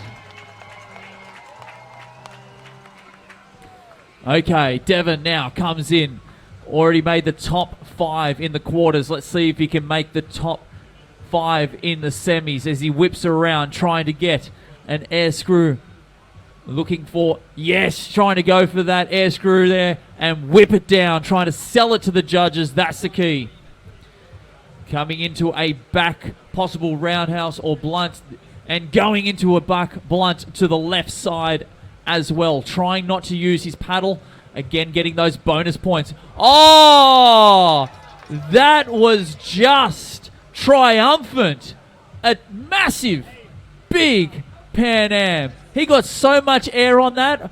I was afraid for the air crews up above us right now as he's going into a flurry of different moves, trying to get the flip turns and the helixes. Devon Scott. The maple leaf is strong with that one. Mathieu from France will be up next as we take a quick look back on the ride from Scott. Yeah, Devon Scott. Halfway through, he's just threw this unbelievable blunt. I couldn't believe the height he got. He'll definitely, now, the higher you get, the more bonus points you get. Trying to get big and huge bonuses.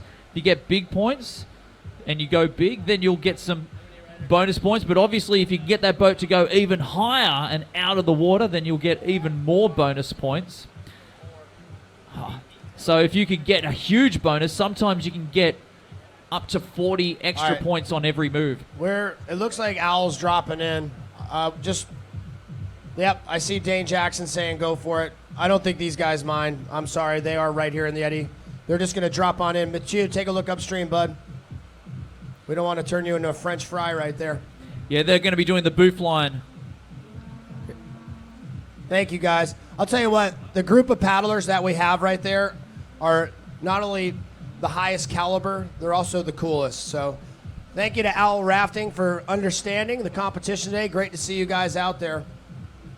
They're doing a family rafting trip today. If you're watching online, Wilderness Tours, the sponsor of this event, they have worked so hard to bring you this event, but they're also offering rafting trips here down the Ottawa. If you're coming this way, come on out, join us on the river. Also, if you are in attendance and you're just loving this event, and you're thinking, I'd like to get out on the river, but I'm not a freestyle kayaker, no worries there. You can come on out, join us at Wilderness Tours, sign up, and go on a raft trip. Sunday would be the perfect day after the event. Hey, Owl Rafting, if you happen to have the ability, we would love to see that American flag hanging down low. It's over your left shoulder. I don't know if you could stick an oar up there and fix it. If not, totally understand. If you could, that would be awesome. Thank you so much. Looks like the wind blew a couple of those. And while you're at it, I'm noticing potentially it's the Brazilian flag and can't quite make out the other, but we would love to have our countries represented here. Thanks, you guys. If not, no worries. There's a group of happy campers right there. Hey, rafters on the other side. Good to see you guys. That's what makes me happy, seeing the kids out there eagerly awaiting going to the river. Great to have you guys here. Enjoy your day on the river. Back to the action, Jez. Yeah, we are getting back to it indeed as we hip and a skip across the pond, head over to France, and welcome to Canada, Mathieu Domelin. This guy just actually wheels his boat around. He is so dynamic in a hole and also now showing how good he is on a wave. Mathieu whips that boat around trying to get nice big over vertical moves with some air screws and possibly into a trophy move. Now setting himself up, trying to get that boat over vertical for a Pan Am, trying to go to the right side, setting himself on top of the foam pile, trying to get some speed and whips that helix around, straight around his head. Trying to get another one on his next pass. Sets himself up for the helix, or it looks like a flip turn. And he's trying to go for that helix. Oh, big blind or Pan Am without using his paddle blade. Keeping that paddle blade in the air as he goes for the blunt the other direction. Gets tail-ended. Mathieu Domeliv. That was a great ride. Real quick, hey, Al Rafting, thank you for doing that. Very kind of you. Let's take a look right now at the replay from the Frenchman. High-flying action. He is just so athletic. His prowess on this wave, remarkable. Yeah, whips around a couple of air screws. He didn't get quite enough air that he probably would have liked to on that first one, but the second one, getting that whole boat to go up and out of the water to whip it around. And you can see there trying to go over vertical for a Pan Am. Another thing to notice, it's like surfing or skateboarding. The body goes where the head looks. And as you notice with the top paddlers, that's exactly what happens. Even before that move's initiated, you'll see them looking in that direction. And then the snappiest one, the high performance, that boat comes around nearly immediately. I'm excited to see this next ride coming up. I am so impressed with how incredible he has become at freestyle kayaking. I know that he's great at it, but I'm more familiar with running rivers with him and watching him race creeks. He was the leader for a while in the preliminary rounds, and he was a top finisher coming into the men's K1 quarterfinals. Up next from the United Kingdom, we're ready for Brendan Orton. Okay, Brendan Orton, Team Piranha, all the way from the UK. Already got a score of 1,295 points. Trying to improve on that to make sure he's through to the semis. Oh! My gosh, what is going on? They were stout. They were so stout, so big. As he goes over vertical for a Pan Am into a McNasty straight in there. And he stays on the wave. Brendan Orton is just going to town as he whips it around to a helix, to another helix the other direction, and he stays in as he whips it around to a... Oh, that's huge! This is massive! Yeah. What is going on here? My mind is getting blown. This guy is just amazing with 7 seconds on the clock into a back roundhouse to the left. Oh, put your hands together. Brendan Orton. Brown claw on it. If you're into yoga, they call it namaste. If you're into getting after it, I call it namaslay. And that's exactly what Brent Orton did right there. Just ridiculous the amount of air that he is able to throw. And consistently, if you threw it in one move, if I went out there and did this just one time, I'd be claiming it all over. He went back to back to back, consistently linking the big tricks. Remarkable. But not only that, Hovey, every move he did wasn't just big. It sounded like they were huge, and that's exactly what the judges are going to have a look at to try and get those bonus points on the board. Look at that beautiful view on your screen upstream on the Ottawa River. And that's what I talk about here is kind of the resource that you have here upstream in between each and every one of these rapids are these beautiful big pools of calm water. And then right here at Garburator, the river gets restricted down. It comes over this initial hump. It accelerates between the island and the shoreline. It produces this rapid. And about 2/3 of the way through the rapid is this dynamic feature that they call the Garburator. And then immediately following it downstream, another pool. To the outdoor recreators, this is the ideal setting. Across the river right now, we have families getting into rafts for a family float trip.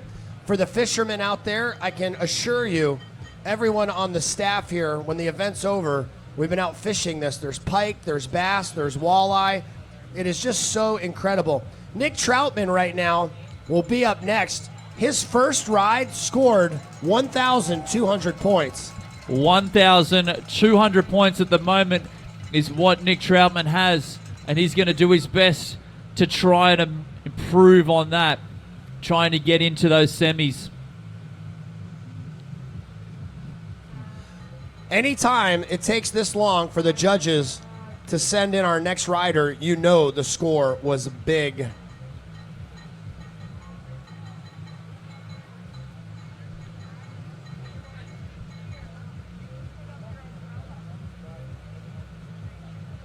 Jez, take us through the format today. Bring us up to speed. Sure. So this morning we have the quarterfinals going on for the men's, and they're going to be cut down to 10. And the idea is to try and see if you can get through to the finals, which will be happening tomorrow. After this, we have the junior women's K1 semifinals. The junior men's K1 semifinals will happen at 11:30. At 12:30, the C1 semifinals will be going on. Women's K1 semifinals will be going on at 3 p.m. Men's K1 semifinals will round out the day today at 4:30 p.m. Eastern Standard Time here in Canada.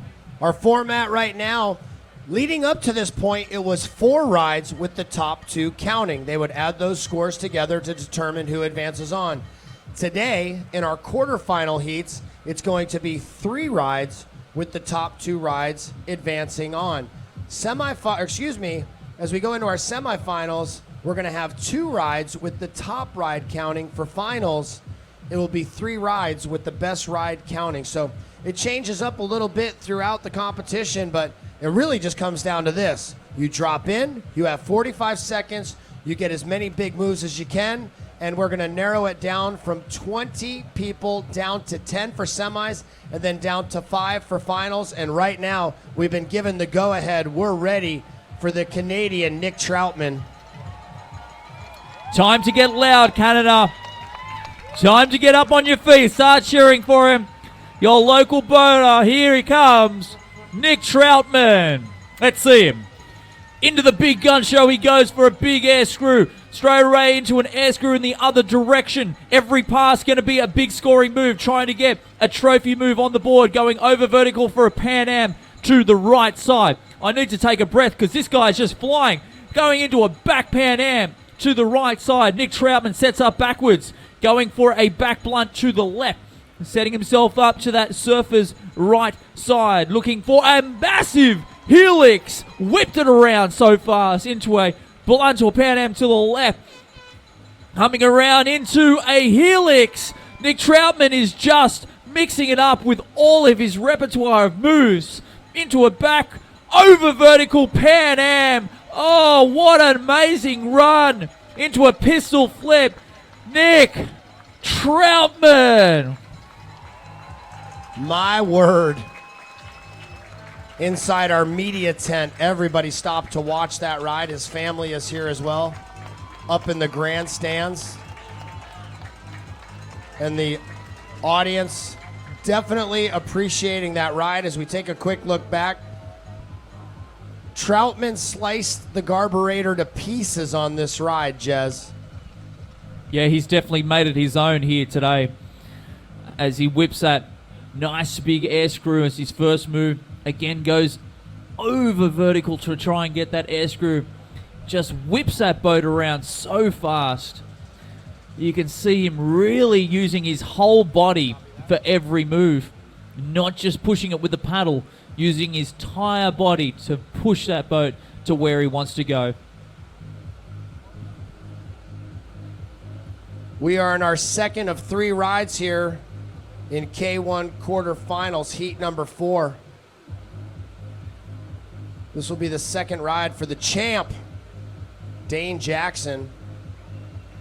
He's hanging out over there in the Eddie Team Jackson kayak paddler, Team Kokatat paddler.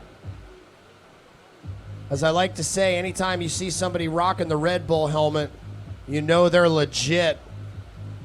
He is awesome. Great guy. Also, if you see Dane cruising around, talk to him, chat him up. He is such a humble guy. He'll give you tips and pointers and point you in the right direction for whitewater kayaking. And we are ready for Dane Jackson. Let's get him fired up, everybody. His first ride, 1,187 points. Let's see what he has for us on his second go-round.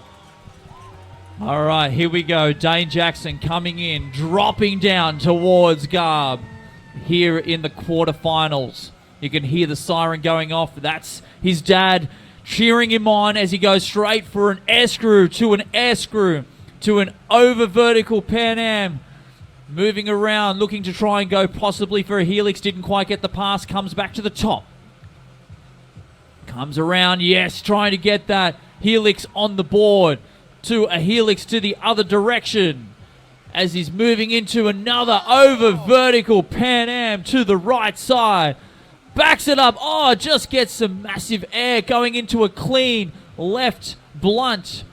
This guy is mixing it up with all of his moves. Oh, wow. His boat is just flying into a pistol flip. Dane Jackson. Whoa. Somebody had their Wheaties this morning. Check it out, crowd. I know we've done it to you a few times, but this is the biggest crowd we've had in attendance. In just a moment, we'll get you cheer for the camera, get them rolling. You know what was cool about this ride? Number one, the number of tricks that he threw, but I like when he came back off that critical part of the wave. Instead of just playing it safe, he actually used that little edge, like a kick ramp, to come flying back into the feature. I loved his last few moves. He sort of goes through his routine at the start, and then if he's got time, he'll go through those pistol flips and possible way over vertical back Pan Ams. You can see him just using a slight kick to be able to get him up back to the top. Well, there's that crowd. You're live to the web, and while we have that, we're going to bring up our slate. Here's your standings. Sitting right on the bubble, it's Paul Palmer in 10th place. In 9th, it's the Spaniard, Keem Fontaine Masso. In 8th place, currently, the local Canadian, Joel Kowalski. In 7th place, also from Spain, it's Ander Di Miguel Arnez. In 6th place, Wilderness Tour's very own Caleb Grady. In 5th place, representing Uganda, Sam Ward. In 4th place, fellow Canadian countryman Devin Scott. In 3rd, from France, Mathieu Dumion. In 2nd place, currently, from the United Kingdom, Brendan Orton, and your leader right now, Nick Troutman. Now keep in mind, we do not have the score up yet of Dane Jackson. Those are the unofficial results. I am sure that's going to change as the scores come through for Dane Jackson's second runs, because it was amazing. So we're looking at Devin Scott on the screen with his combined score of 2,023 points. He's got one more run to go. Let's see what he's got. Introducing Devin Scott for his last run here. Over he goes, trying to get that air screw. And goes again for the air screw in the other direction. Backs it up, spins it around, showing the control he's got into a nice spin. Trying to get some height and verticality as much as possible. Goes into a back roundhouse to the right side. Into a helix. Devin taking a couple of paddle strokes to stay on and just gets a little flush. Devin Scott. I've got an updated result list. As I mentioned, we did not have Dane Jackson's score in that last standing. But guess what? He breaks into the top 3. Here's your standings. In 4th, Mathieu Dumion. In 3rd, it's Dane Jackson. In 2nd, Brendan Orton. And still your leader and Canadian, Nick Troutman. The crowd loves it. The maple leaf is flying. A lot of pride here with the Canadian team as we take a look back at that last ride and slow it down just a little bit. The level of competition right now is just remarkable, Jez. It is indeed. I think Devin Scott probably not quite as happy with that last run compared to his first two. And looks like we are ready to go as Team France gets loud. Here we go. Mathieu Dumoulin. The Dominator, as people like to call him. Drops him. Goes for the air screw to the left side. Comes around looking for the air screw to the other direction. Uses the radial, try to go clean to the left for a clean left blunt. Goes over to the right, trying to get another clean move to the right. Going over vertical for a Pan Am to the left side. Coming to another blunt to the right side. Into a back roundhouse. Coming into a helix. Mathieu throwing that boat all around into another helix. Going helixes in both sides and both directions. Into a back move, trying to go over vertical for an over vertical back Pan Am. to another over vertical back Pan Am, Mathieu Domely.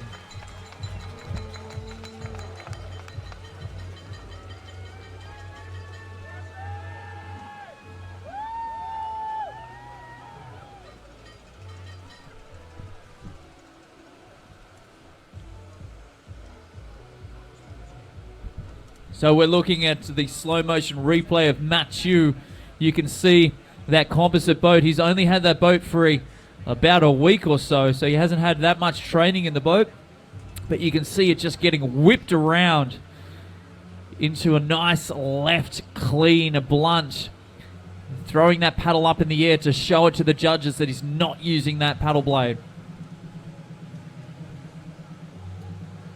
So this is the action as it sits. We do have the quarterfinals going on here at the Freestyle World Championships. Later on today, the semis will start. We're going to start after this into the junior women's, and we'll be going on to the semifinals, and that'll keep continually going on throughout today, so make sure you tune in. The junior men's, the C1 semis, and the women's K1 semis. And we are good to go, looks, for UK's Brandon Orton. His rides so far, the amount of air that he's catching is just ridiculous. That's right. I don't know how he does it, but he seems to get more air than anyone else. Look at how much air he gets for that air screw. Oh, a bit of a flush, but that's okay. I'm sure we're going to see more of him. Brandon Orton. He threw up a little brown claw for his brethren out there, part of the Piranha crew. Great to have Brent. I do believe, though, with the rides that he has in the bag right now, he's going to keep his spot and move on to that round of 10.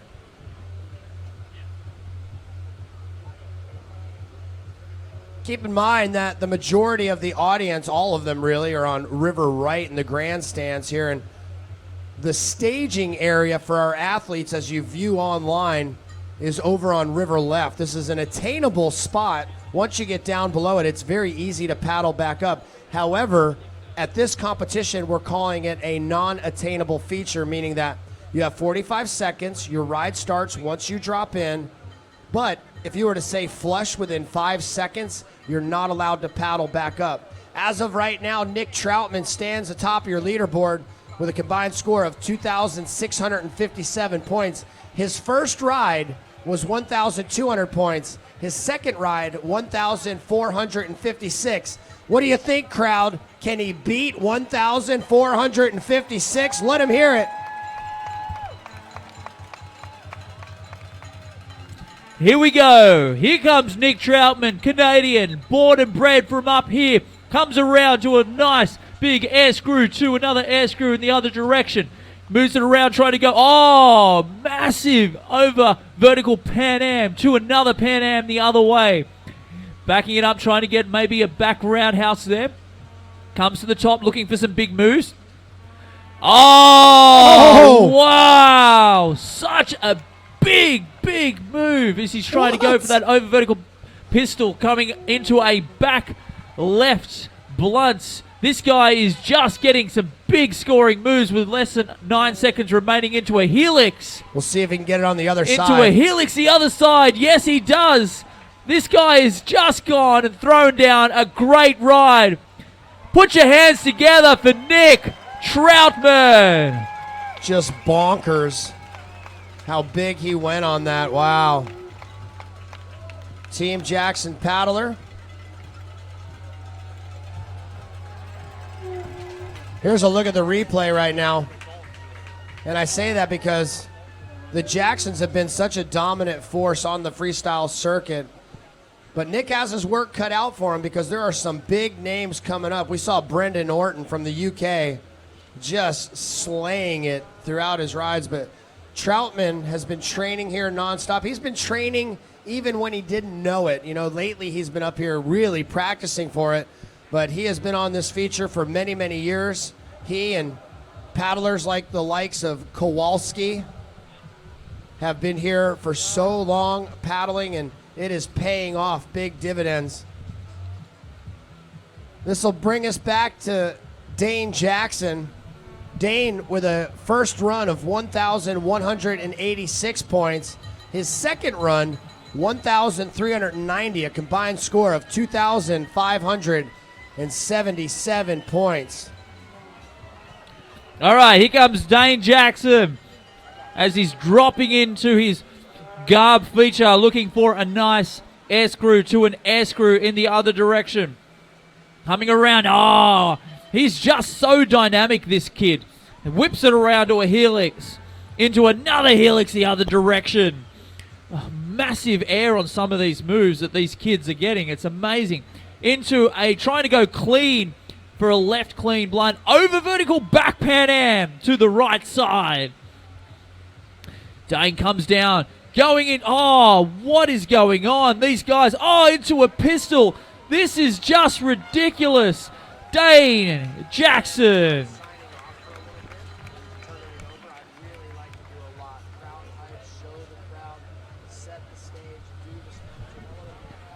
What an amazing heat. I'm going to sit down after that run. Oh, that was just phenomenal. These kids are just throwing it around as we watch the slow motion replay for the kids, those people at home watching him. You can see how high he gets when he's going for those air screws. Comes down, takes a second bounce and still able to get height, which is sometimes hard when you're stuck in the trough of garb. Going straight over his head for that massive Pan Am. It just whips that boat over his head into a helix. It's just so smooth to watch him go and do his work. Just smooth. Again, silky smooth with that nice helix. As we pan across the Ottawa River, taking a look at the far side, here's your standings. The names that I will read off unofficially are who's going to advance on and have made the cut. Actually, we're going to put it on standby for just a moment just to verify.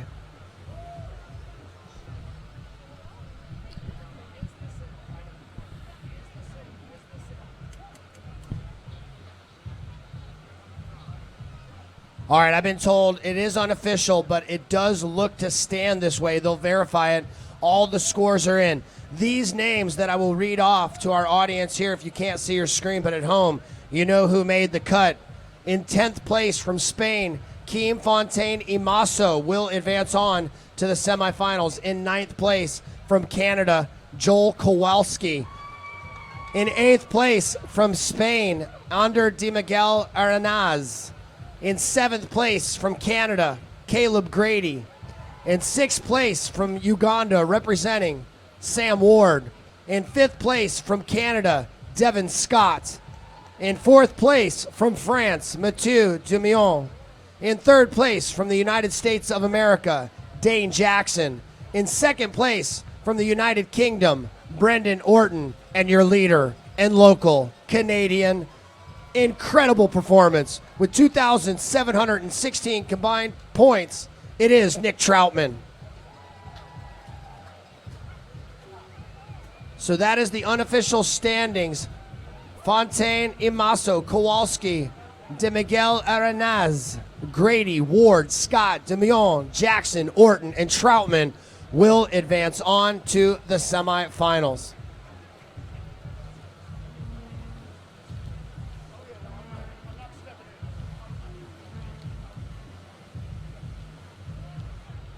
Coming up, we're going to get to the junior women for K1 semifinal round. In the first heat, it will be Maria Ceres Segura from Spain. From Australia, Georgia Clark. From Germany, Johanna Denk. From Canada, Emily Zwanberg. And from Spain, Kira Serrato Tejero. That will be up next. We're going to turn the microphones over in just a few minutes to Corey Volt and Matt Hamilton as they take us through the K1 Junior Women.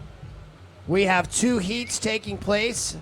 10 women have advanced on. We're going to narrow it down to our finals. Finals will take place tomorrow here at Garburator for every single division. We still have our work cut out for us throughout the day.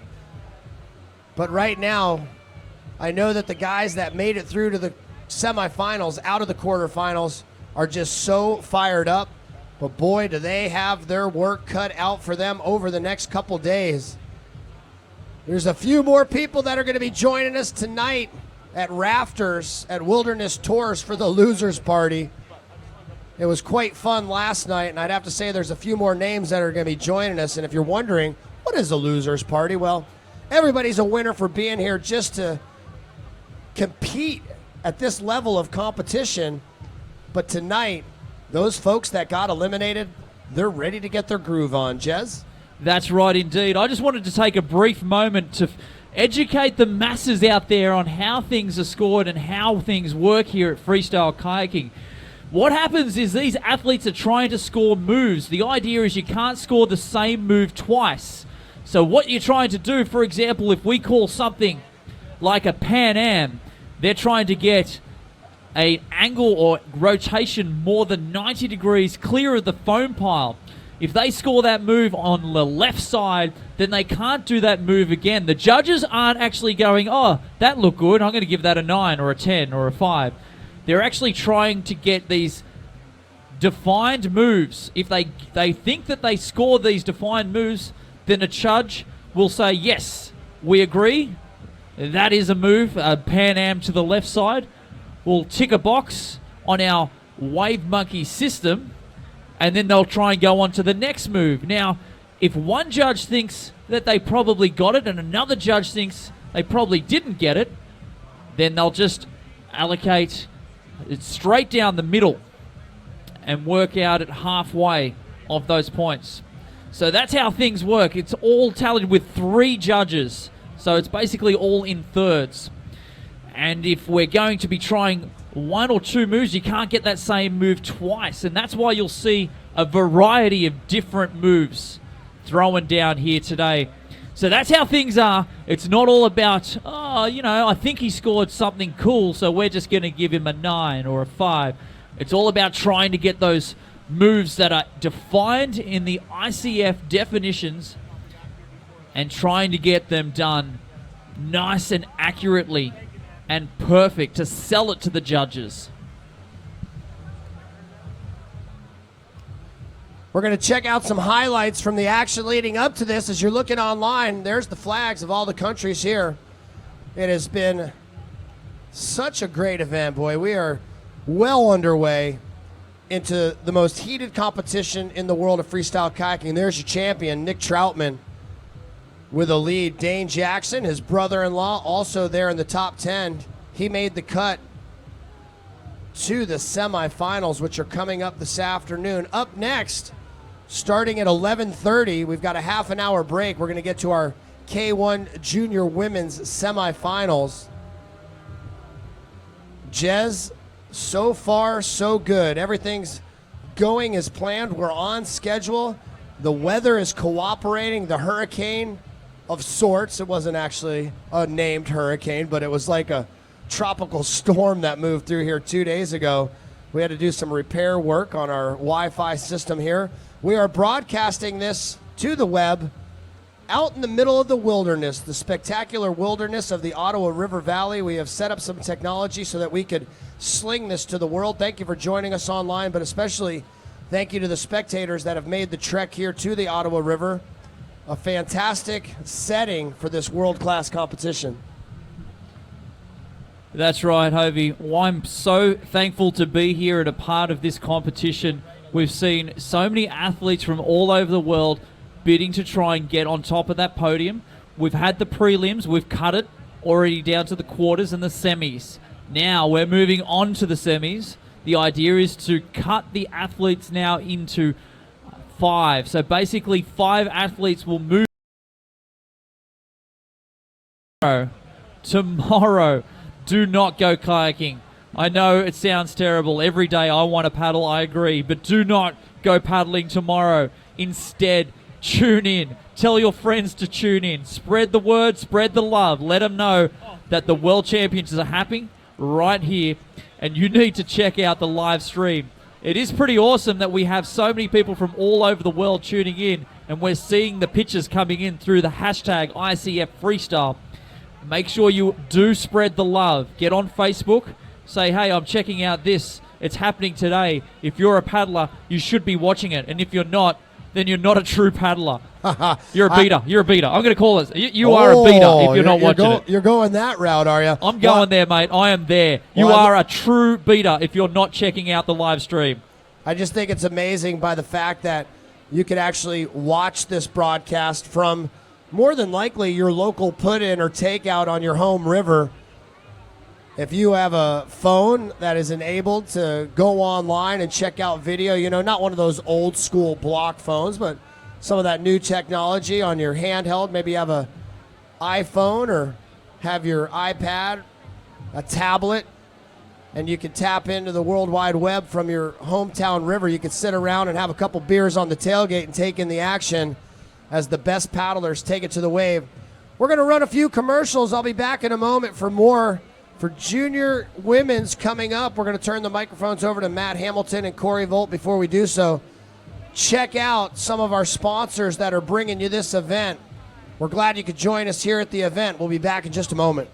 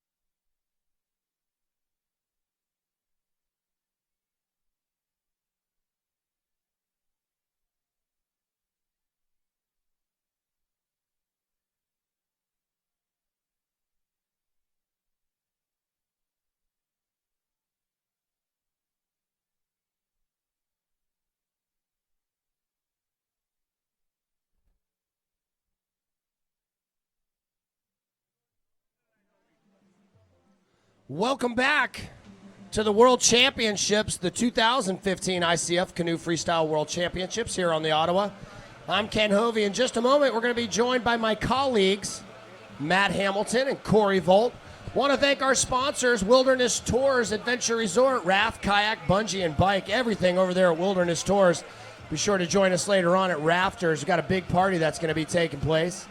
Also want to thank Ottawa Kayak School, in addition to Algonquin College and Canoe Kayak Canada. Want to thank the members of the International Canoe Federation, our judges, our scribes, our timekeepers, our production crew, as well as everybody here in attendance on the Ottawa River. It is a glorious day out here. Thank you again for joining us. I'll be back in just a bit. Right now, though, going to turn it over to the boys. Corey, Matt, unbelievable what we saw in the men's division, but up next, we've got our junior women's semifinals. Welcome back, Ottawa. I'm Corey Volt, joined by Matt Hamilton. We are about to kick off heat number 1 of the junior women's semifinals. And heat number 1 of the semifinals for the junior women is Miria Segura from Spain. We got Georgia Clark from Australia, Joanna Dink from Germany, Emily Zwanenberger from Canada, and Kira Corretto from Spain.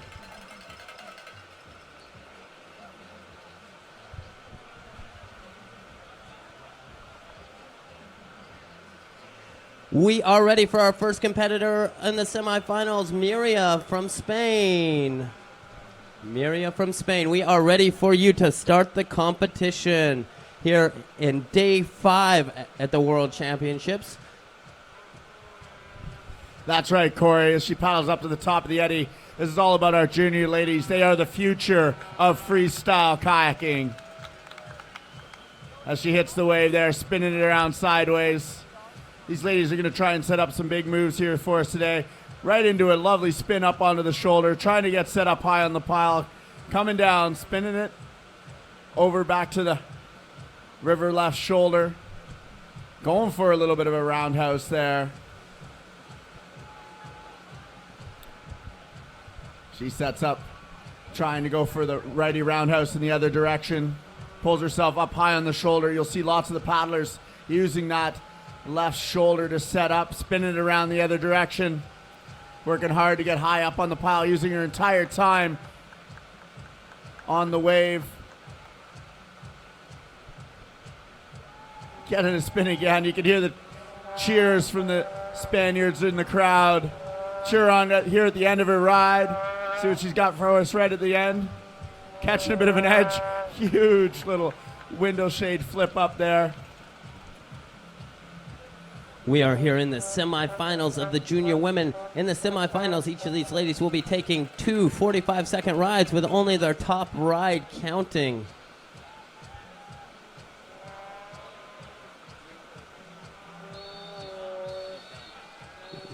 Your ride is done there, Miria. Our next paddler hailing from Australia, 15 years old, Georgia Clark. Miria's score was 33 for her first run. Miss Georgia Clark from Australia, from Penrith, Australia.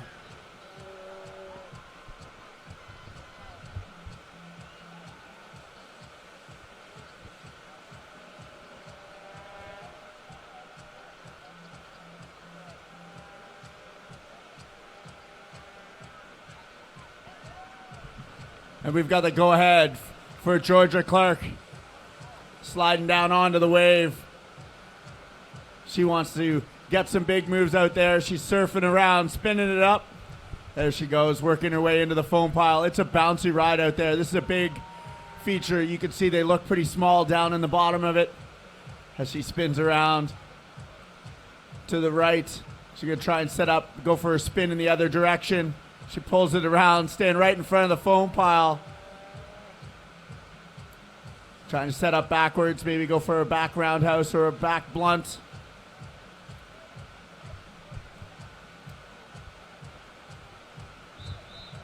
Got a nice front surf. I hear one of the coaches blowing a whistle, signifying she's probably about 10 seconds left. Trying to bounce down out onto that left shoulder to throw a blunt or something. She's trying to work her way off the wave. And that'll be it for Georgia. Great job using her full 45 seconds. If you guys are just tuning in live online, what you're watching is the best of the best in freestyle kayaking. They say if you want to see how a sport is growing, look at the junior class, and with the way these junior women are paddling, we are looking at a bright future here in freestyle kayaking. As I said earlier, Corey, you are right. These are the future of women's kayaking here. Georgia Clark coming in with his first ride score of 17 points. Our next paddler hailing from Germany, 18 years old, is going to be Joanna Denk.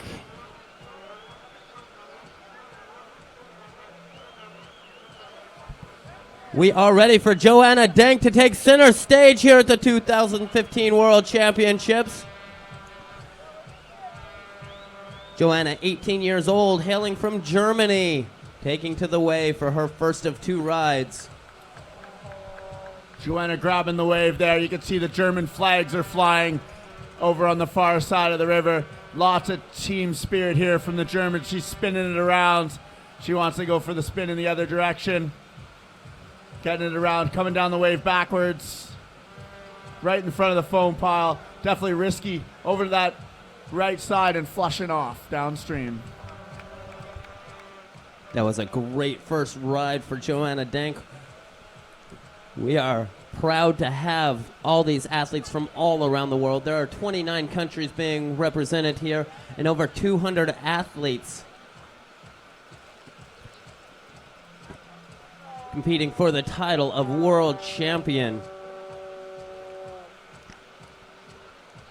Joanna Denk with a first ride score of 10 points. Our next paddler hailing from Canada. Let's get fired up for Emily Zwanenberg. Emily's parents big into the freestyle thing, making sure all the athletes get where they need to go. It looks like the wave is ready for Emily as she takes center stage in front of the world here online and in front of the big grandstands of the Garburator. Emily right away throwing a beautiful right spin. Up high on the pile, she works her way down to the bottom of the wave. Trying to get a bounce there, set up maybe for a blunt, or she spins it around, maybe looking for a backstab. Spinning it around again to the right. Riding down, getting over to that river right shoulder and bubbling off downstream.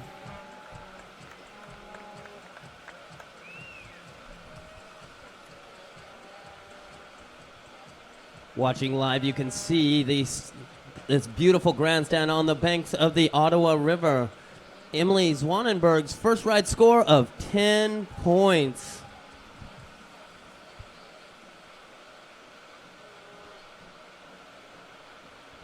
Our next athlete hailing from Spain is Kira Crato.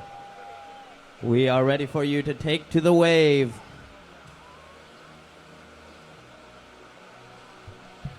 Kira had some amazing rides the other day here in our preliminary runs. Let's see what she's got for us this morning on the Ottawa River. The Garburator wave, a very dynamic feature. She spins it around to the right. Paddlers are trying to stay off that right shoulder as much as they can. It seems to be that's where the bubble is that they're flushing off as she comes down, trying a nice righty roundhouse. Getting her boat a little bit off the water there, generating a bit of a bounce off the green water. Ooh, catches a bubble and headed downstream.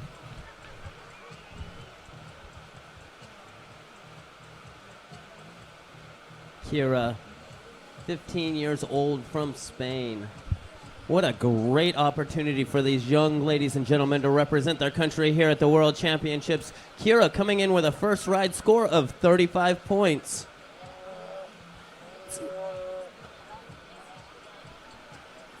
That brings us back to the top of our Heat 1 in the semifinals here. We've got Miria from Spain. She took 5th place in the Sort World Cup last year. Looks like these young Spanish ladies are doing well in the paddling, with 2 of them in this semifinals heat. as Miria's coming up, catching a bit of an edge, a little bit of a face surf, keeping it on the wave. Cheer on. This is a huge, powerful feature for these ladies to be working on. Setting it up, she's coming down. She wants to get that bounce. She wants to get her boat up in the air and get a nice lunge, spinning it around, getting it backwards, bringing it around into a front surf, catching a bit of an edge over on that left shoulder and flushing downstream. Will it be enough to cut into the finals for tomorrow? We have 10 of the top junior women in the world competing here for the top 5 spots in the finals for tomorrow, where we will crown a world champion.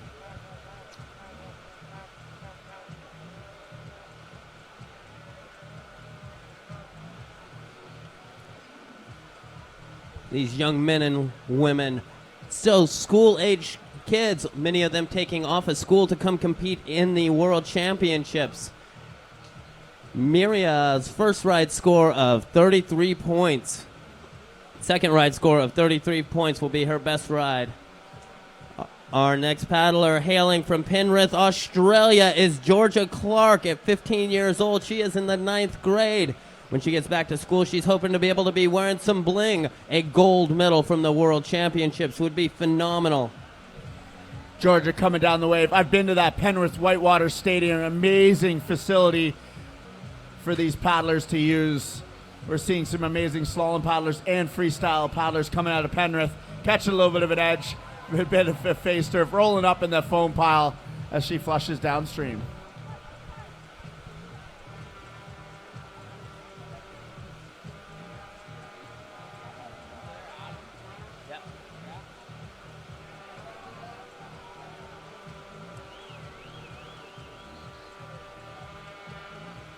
Our second ride score for Georgia Clark is 17 points. Will that be enough to move her into the semifinals? We'll find out here shortly.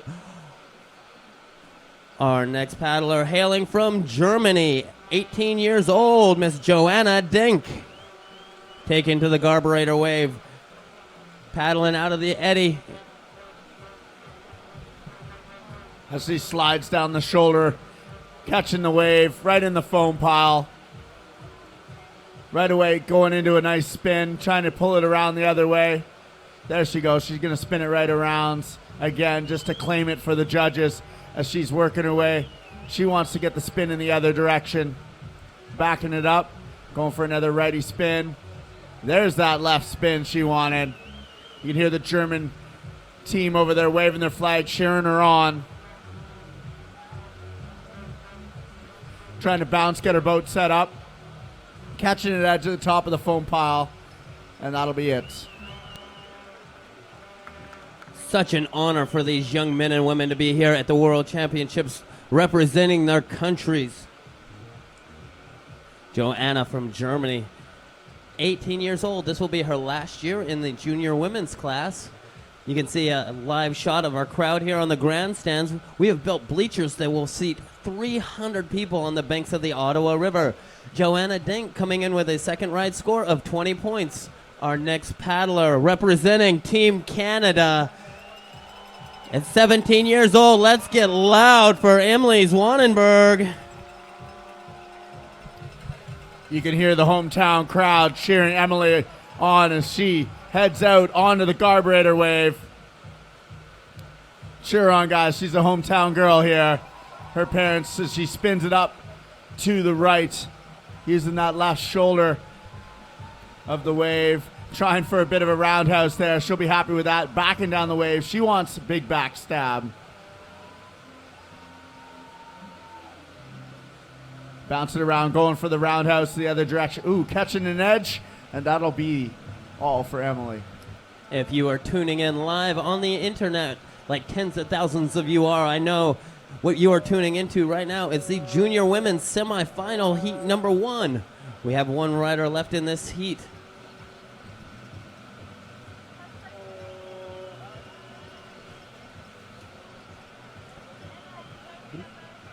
How this semifinal works is each rider gets 2 rides. Only 1 ride counts. Emily Swanenberger's second ride for 28 points. Our next paddler, our final paddler in heat number 1 is going to be Kira Corrato from Spain.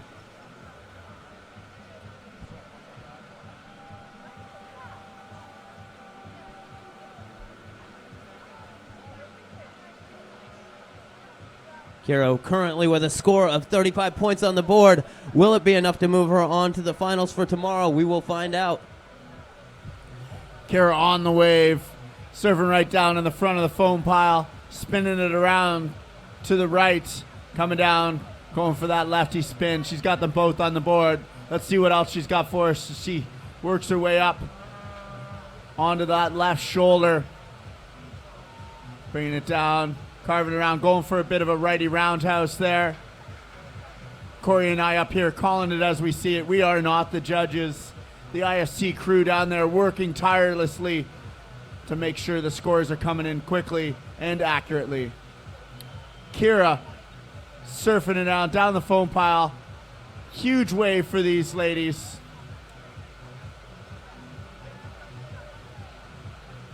She looks up at the clock, see how much time she's got. Going for a Felix as she brings it up on the top of the wave. Huge move. Kira doing a great job using her full 45-second ride. Remember, she only gets scored for moves performed in the first 45 seconds of her ride. So that last helix might not count. Each of these paddlers, we're going to send some rec borders down. On the TV now, you can see Kira Corrado's second score of 35 points. She's hoping to make it into the top 5.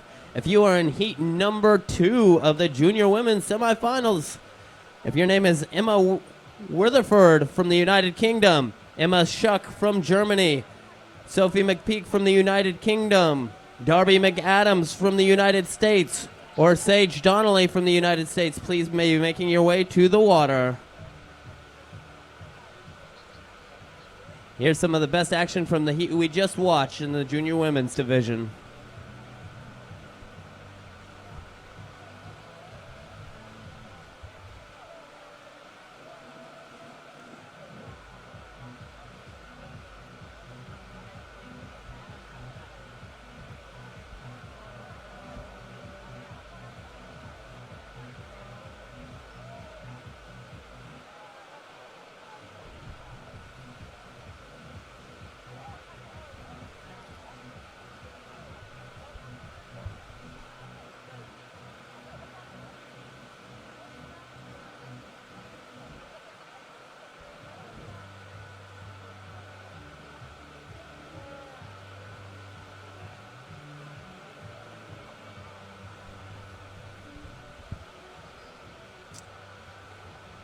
If you look to your screen, here comes your leaderboard for after the first heat of junior women.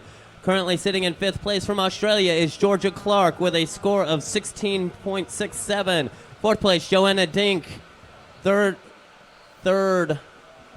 place, Emily Swanenberger with a score of 28. Second, Mira from Spain with a 33. In first, Kira Corrato with a score of 35 points.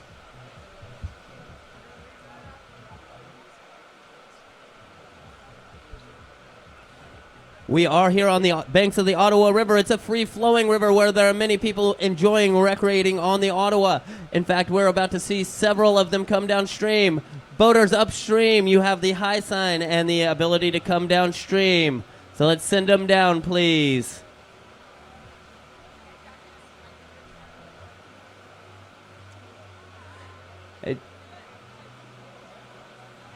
As you guys are walking around the event site, you can go down to the vendor village. While walking in, you can enter into the Duck Derby.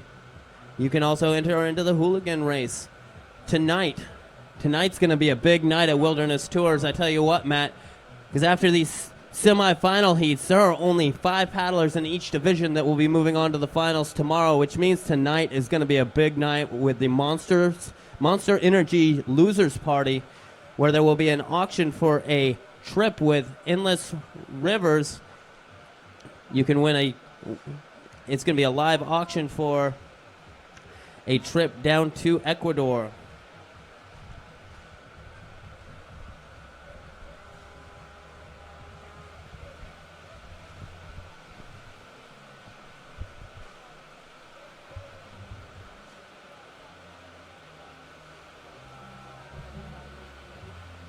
Put your hands together for a few rafts coming down here from River Run Rafting. There they are, helping us out here as we go. We do need our paddlers for the next heat in the water. We will be starting heat number 2 at 12 p.m. The time on the clock currently is 11:50. So in 10 minutes we will start heat number 2. And heat number 2 from the United Kingdom, we have Emma Wortheford. We have Emma Schuck from Germany. Sophie McPeak from the United Kingdom. Darby McAdams from the United States of America. And your current leader, Sage Donnelly from the United States of America. Right now you're just watching some recreational boaters come through the beautiful wave. That's right. We got one of the local paddling clubs, the Petawawa River Rats, out for a Friday afternoon paddle here on the Ottawa River. Beautiful sunny day. Maybe they'll put a bit of a show for us down here on the carburetor as they paddling on through.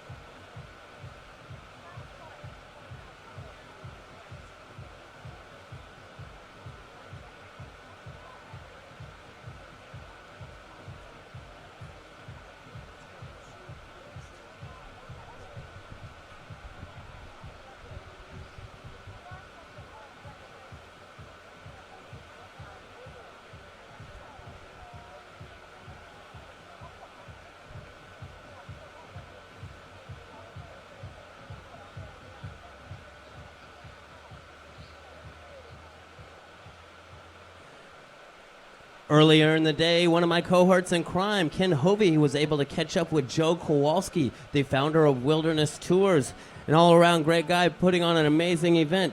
So if you're viewing online, go ahead and check out this interview with Joe Kowalski.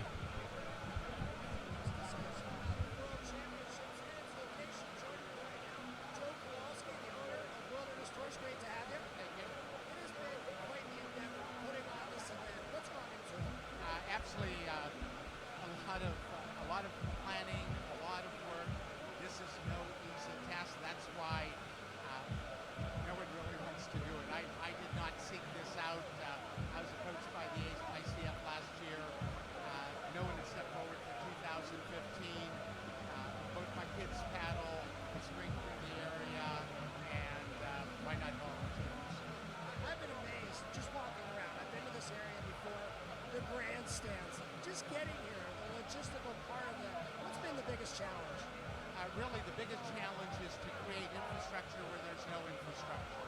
And the fact that we are in a pristine area. It is, I've been here on the river for 40 years. It has not changed since the day I got here. After the event, everything will go back to the way it was. It's this way in perpetuity. It's so fabulous to be able to create all this, build it up, and then when it's have a great event, and when it's over, take it down. And it's like it would never happened. And this is the third time for the Ottawa.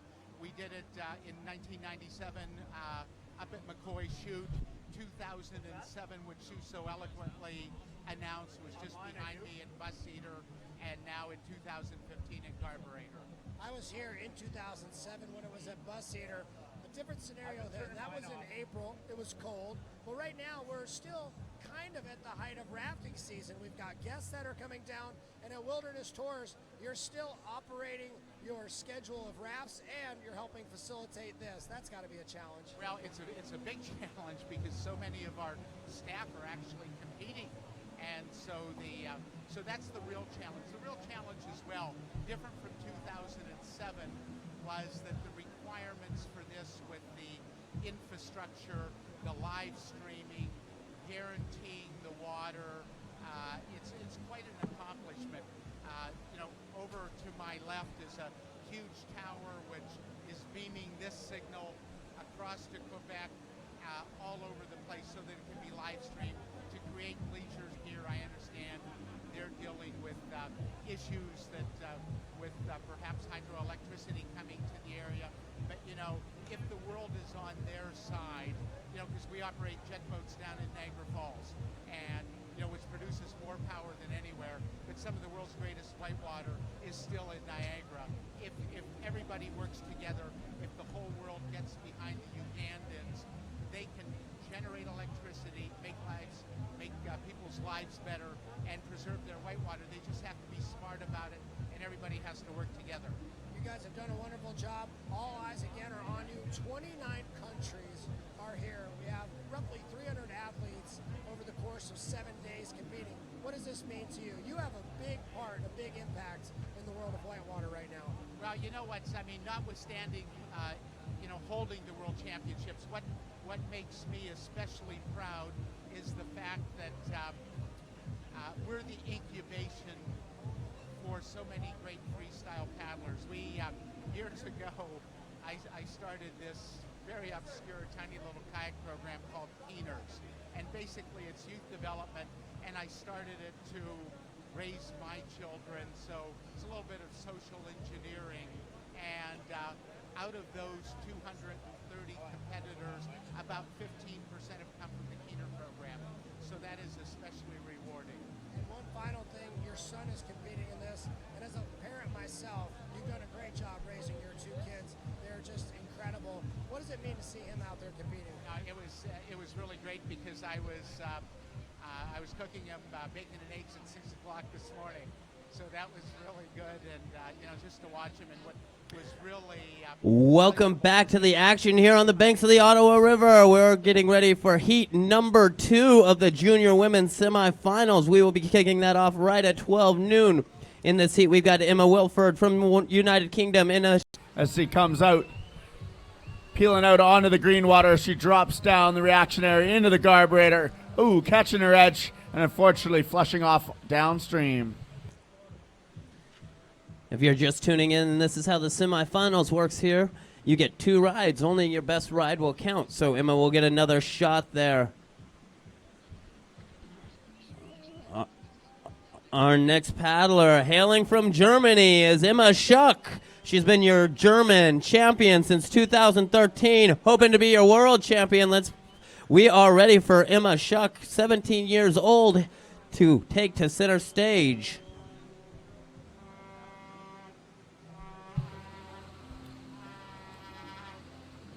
All these young women working very hard to get here to the World Championships as Emma comes down, throwing a little bit of a lefty roundhouse.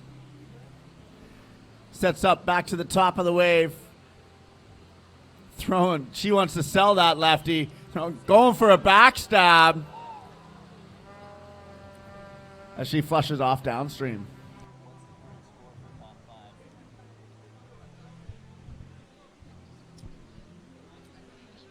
Here's your replay from Emma's first ride. Emma setting up for a nice blunt.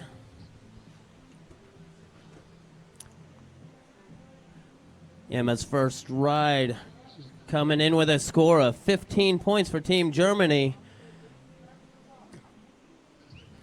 Our next paddler, hailing from Oxford, England, is Sophie McPeak. She's been paddling for 4 years. She's 16 years old and very proud to be out here on the banks of the Ottawa River representing Great Britain. She grabbing that carburetor wave, paddling a beautiful composite boat from Murky Waters and Jackson Kayak as she gets a nice lefty blunt. Spinning it around, trying to keep that boat moving, scoring lots of points as she spins in the other direction to the left.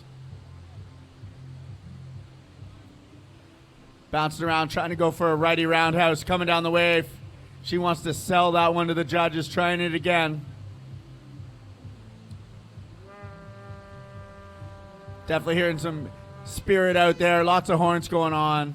Hear a coach blowing a buzzer, signifying about 10 to 15 seconds left in her ride for her as she's spinning around, trying to get something set up. Going for a backstab there as she surfs off the wave.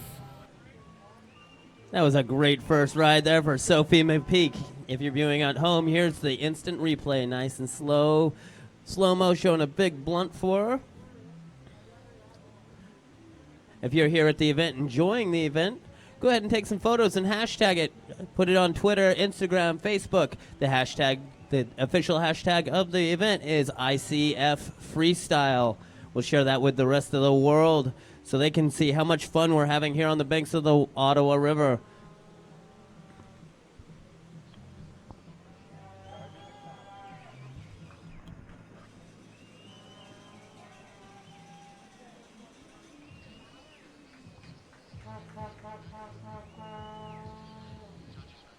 We are ready for our next paddler hailing from Missoula, Montana. Let's put our hands together for Team USA's Darby McAdams. Darby got a bunch of people live streaming live in Missoula, Montana. Cheyenne Rogers out there sending her love. Darby catching an unfortunate edge and flushing downstream. She's got one more ride to show us what she's got here in this semifinals.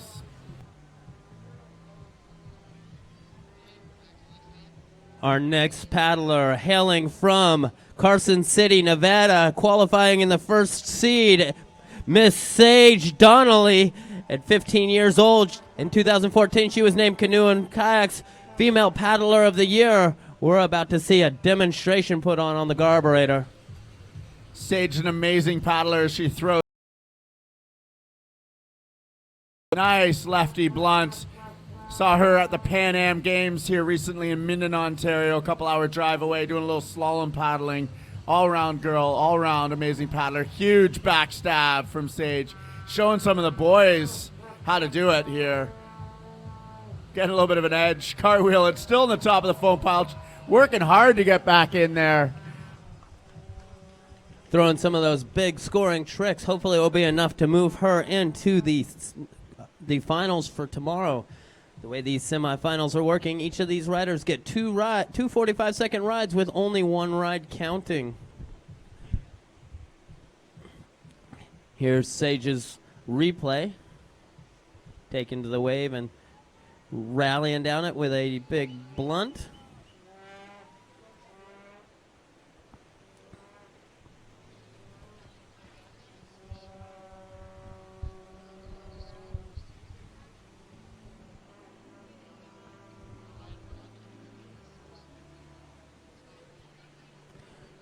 We are back to the top of the order with the United Kingdom's Emma Weatherford.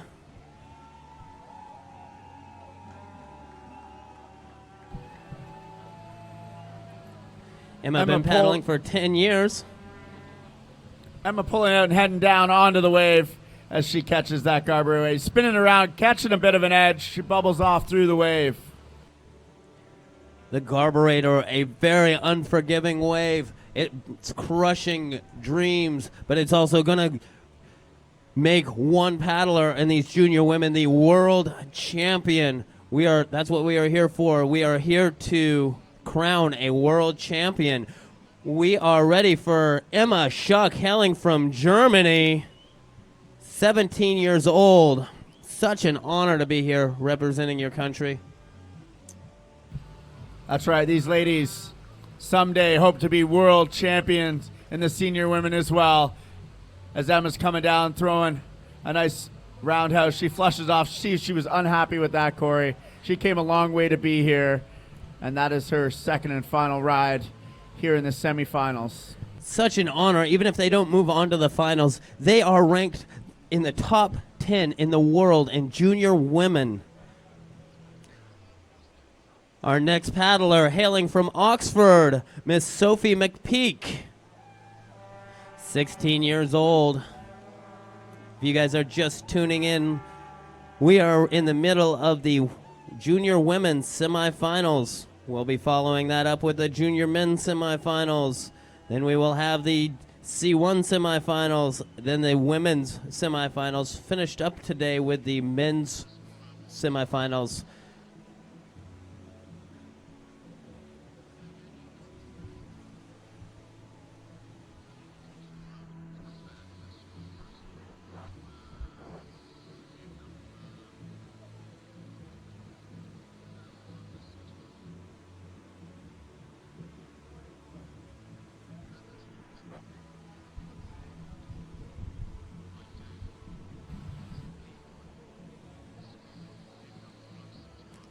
Such an honor to be here representing your country here at the World Championships. We have the top 10 junior women's. We are working with a judge, so we do have a new points leader with Miss Sage Donnelly with 181 points on her first ride.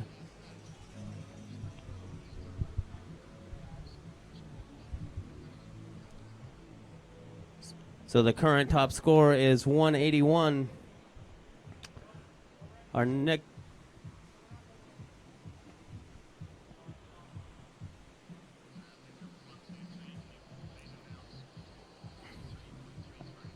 Sophie McPeak got a 43-point first ride.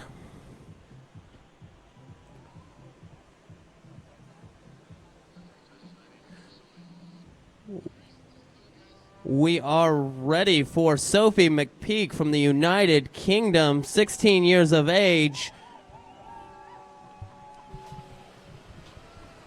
Sophie pulls out of the eddy, heading down onto the Garburator wave. Right away, throwing a nice lefty roundhouse. She wants to bounce that around, going for a righty spin. Big lefty blunt there. Going for the righty blunt. Catching an edge, bubble to the top of the wave. She's still there. Oh, catching an edge and downstream she heads. What a great time all these athletes have had. It's been a long week here, Matt. We've already gone through the squirt division. We've crowned a world champion in squirt. We are now in the freestyle portion of the world championships. We are currently in the middle of the semifinals heat number 2, where we've cut the competition from the 20 top women to the top 10 women. And today, in a matter of moments, we will cut to the top 5. That's right, Corey. The action is awesome here on the Carburetor Wave. Don't forget, come by Wilderness Tours this evening. We have the Monster Energy Losers Party, where endlessadventures.ca will be giving away an amazing trip down to Ecuador to go kayaking. Check out ecuadorkayak.com, see what they have to offer. Coming up next, we've got Darby Adams representing the United States. Sophie McPeak's second ride. Can you repeat that?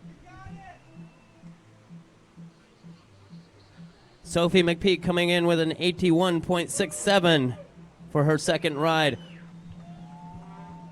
Our next paddler hailing from Missoula, Montana, 17 years of age.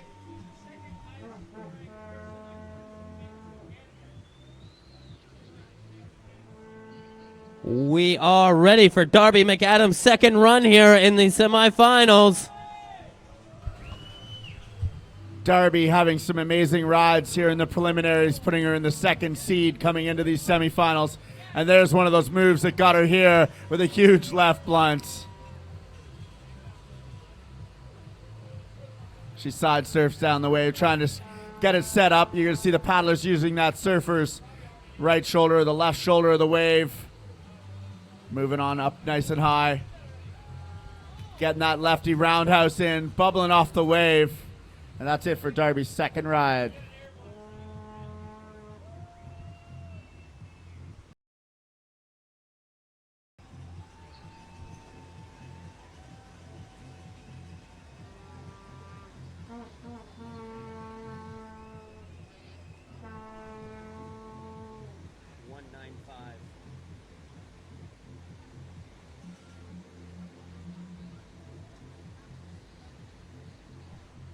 Darby McAdams' second ride score of a 71.67.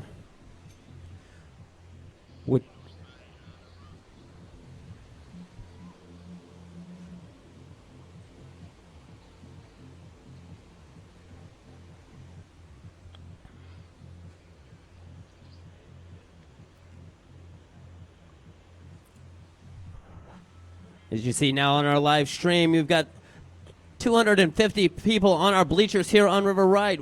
We've built some bleachers up. We've got the ability to seat 250 people on the bank of the Ottawa River. Our next paddler and current point leader, let's get Sage Donnelly from the United States out in the hole.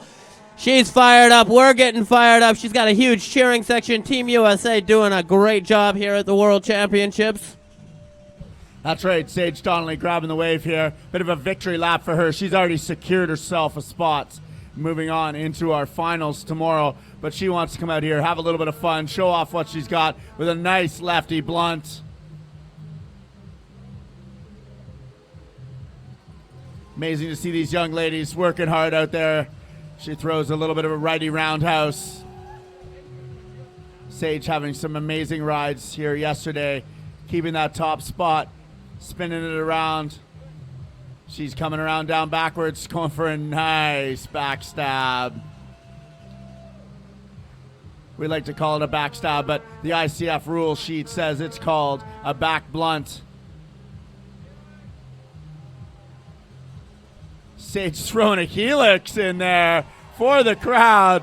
Amazing sportsmanship, big fist pump. Sage is happy with that ride. She's happy with it. We're happy with it.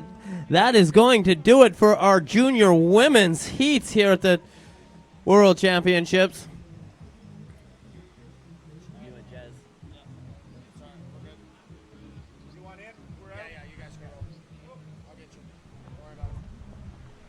Well, thank you, Corey and Matt Hamilton. Let's get one more round of applause for our junior women. How awesome is that? Sage Donnelly coming in with a 185. The 15-year-old phenomenon.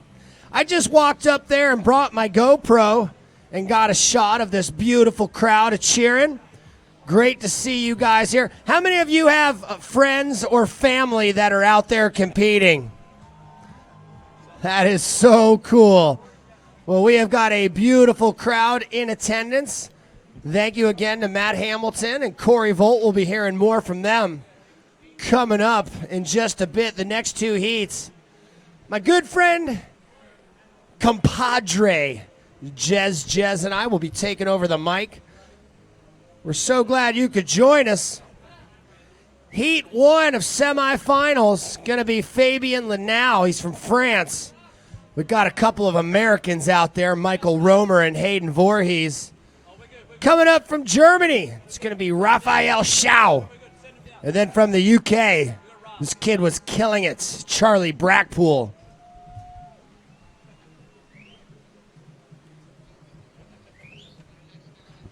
Rafts have the approval. Go ahead, Rafts. I love it.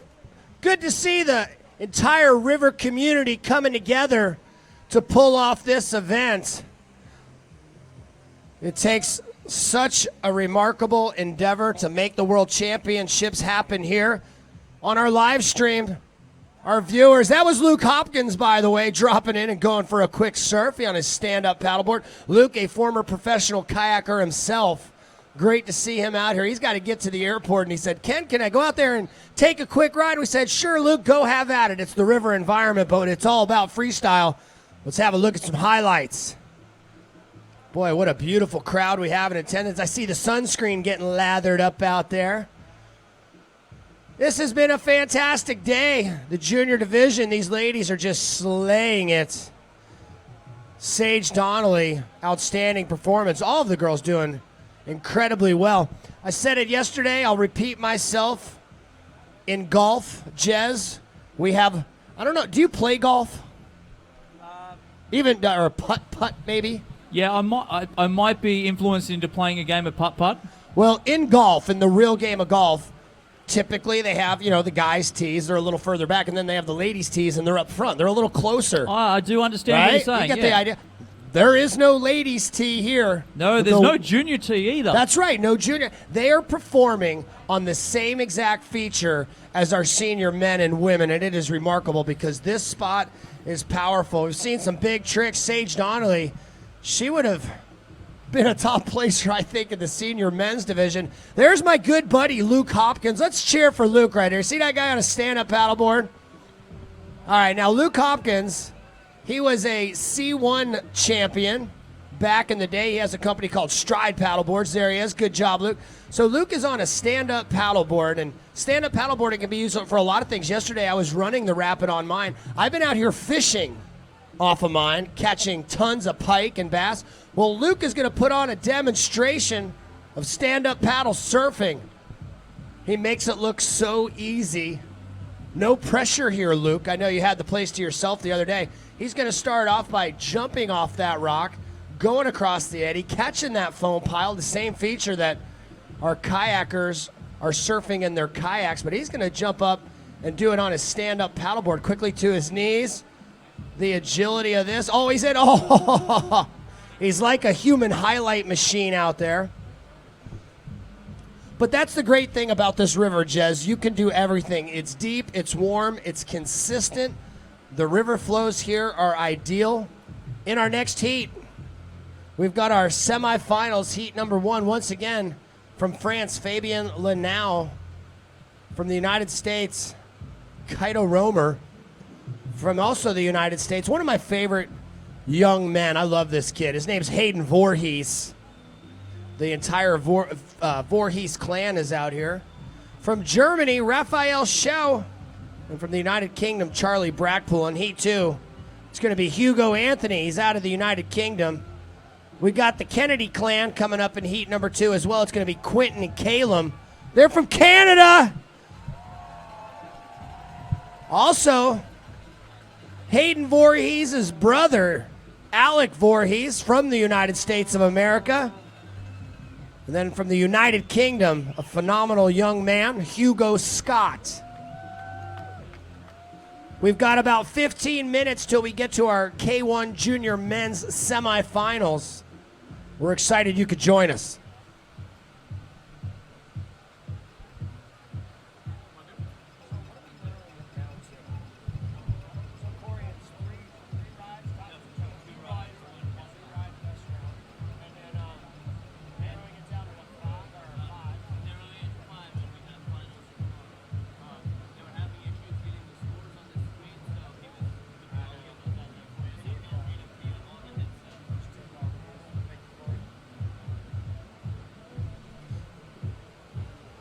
Wilderness Tours has been instrumental in providing this level of competition, building the bleachers, building the walkway up here. Jez, they cut a brand new road in. I don't know if you noticed that. They have a road that they share, but they said, you know what? We want to have a better setup. They literally last week cut a brand new road just so we could get here easier. The logistics to this would be challenging if it was in the middle of a city, but to be out here in the wilderness, it is remarkable what Wilderness Tours has pulled off.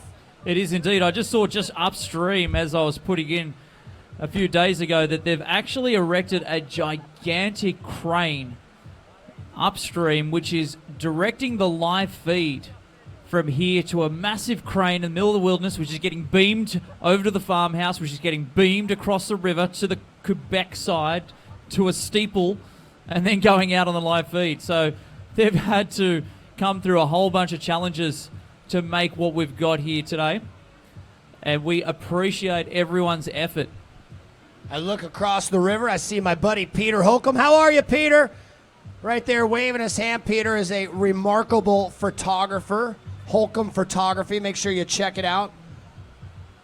Back in the day when he wasn't so famous, he actually used to take my picture every once in a while. Not anymore. He's too big for me now. But we've brought in some top photographers. I know that Sports Illustrated here. Also, out on that rock, he probably won't wave, but I don't know. There he is. That is Steve Fisher, by the way. Steve Fisher is here shooting along with Corner Wave Productions. Corner Wave Media is here on hand, their entire staff. And I just want to say Corner Wave Media has pulled off so much. They are doing the live stream. They're shooting the video. They're putting the edits up online. They're working hand in hand simultaneously with the International Canoe Federation, and that is no easy task. They have a remarkable staff. Tim and his crew, thank you for coming out here. Remember that name, Corner Wave Media, because you're going to be hearing it a lot over the years. They have some big productions, but back to Fisher. Sorry, buddy, but I'm here on the mic. I get to call you out. One of my favorite human beings, Fisher, although he is behind the camera right now, you oftentimes find him out in front of the camera in the past movies like Congo. Oh, Luke Hopkins going down. But Fisher has come to the Ottawa River for years. You have to check out his movies. He is arguably the most famous whitewater kayaker in the world. He still backs up that game, and I'm sure tonight you'll be able to find he and I skinny dipping likely, just like last night. We had an interesting encounter with the fine women of the local police force. It's kind of weird when they shine that light on you when you get out of the water, but it was great. We're glad to be here. Wilderness Tours has been really throwing great parties, and to all the athletes and everyone that's staying there, do me a favor. I've been trying myself to remember to do this. The staff at Wilderness Tours is so friendly and so helpful. You ask for it, they get it. They've literally gone above and beyond there. So whenever, Jez, we see them, Becca and her crew, everyone, tell them thanks, because they're feeding us, they're housing us, they're smiling, they're working extra hours, and they're tolerating Fisher and I skinny dipping. There were others involved, by the way. It wasn't just us. That would have been weird. So thank you guys for coming out. Are you having a good time, Canada? I am. The sun is out. It feels like Miami Beach out here. It's beautiful. I see some bikinis up there. Eric Jackson yesterday, he was sporting the bikini. That was kind of strange as well to see him over there fishing. But Eric Jackson has to be proud of his team out here. Jackson Kayaks, one of the sponsors of the World Championships. We're going to be doing a lot of fishing, the Jackson Kayak fishing team on Sunday. Hopefully you can join us. Jez, are you a fisherman? To be honest, I am learning. How's that? It's so fun. This river is home to the largest collection of large, stupid fish in the world. They never get fished. Nobody ever fishes here, and it's really starting to take off. And to my understanding, Wilderness Tours is going to start up a brand new fishing program because they know how good it is. They've got the sit-on tops, the Coosa, and they're going to start bringing people out here after their raft trips to do some fishing. So be sure you to talk to the Kowalskis about that. But coming up, freestyle kayaking is what it's all about here. We're going to narrow it down to our finals right now. We've got 10 men coming in for this semifinal round. We're going to narrow it down to 5, and they'll be taking it to the river here come Saturday. I can't believe our voices are holding up. You know why? I have a great crew working with me this year. You, Jez, Corey Volt, Matt Hamilton, you guys are doing a phenomenal job. Thank you. I have to admit, it's not hard to announce rides like we've seen being thrown down this morning. We saw the K1 men's quarterfinals, and they were cut down to 10, and the 10 will be moving on to the semifinals. Up next, we do have the junior men's semifinals. It's going to happen at 12:30 Eastern Standard Time here in Canada.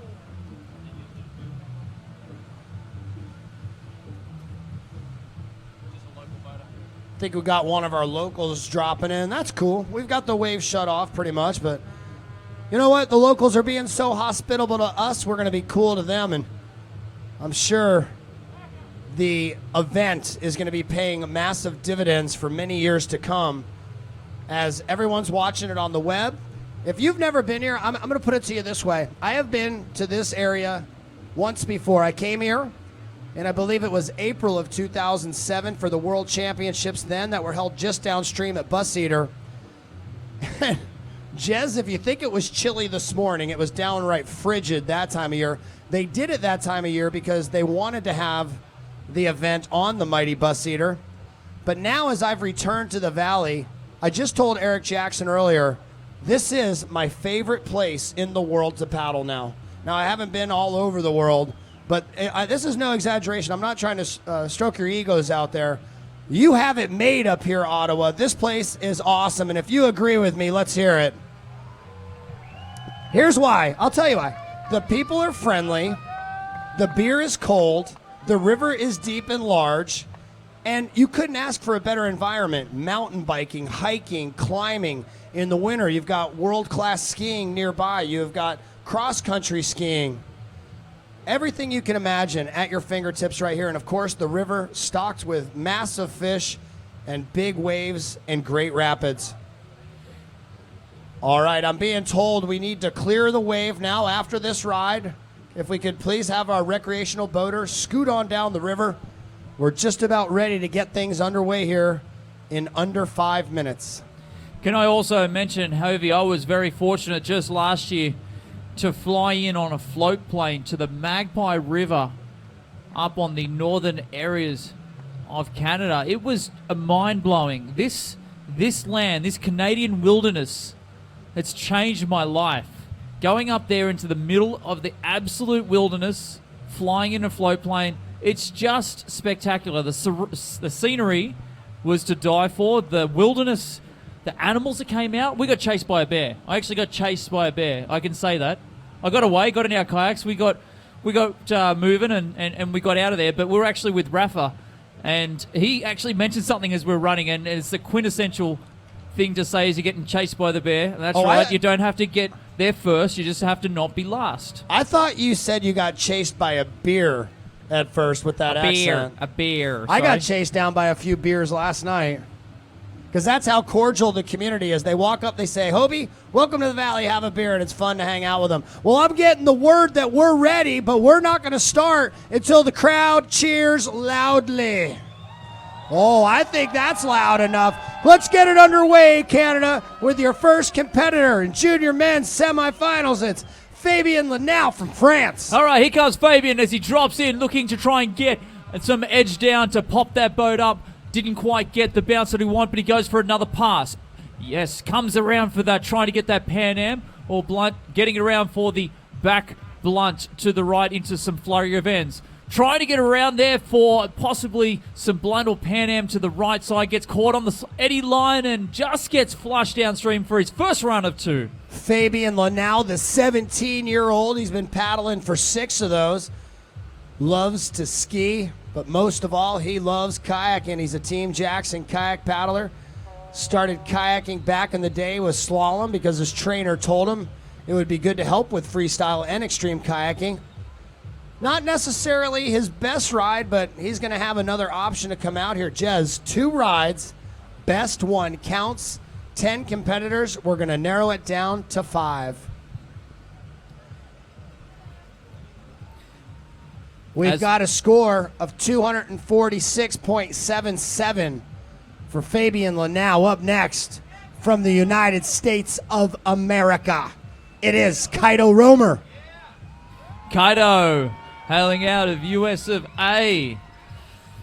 Getting ready in his composite Jackson boat with the big stripe down the middle. The lightning bolt, if you will. Ready to strike.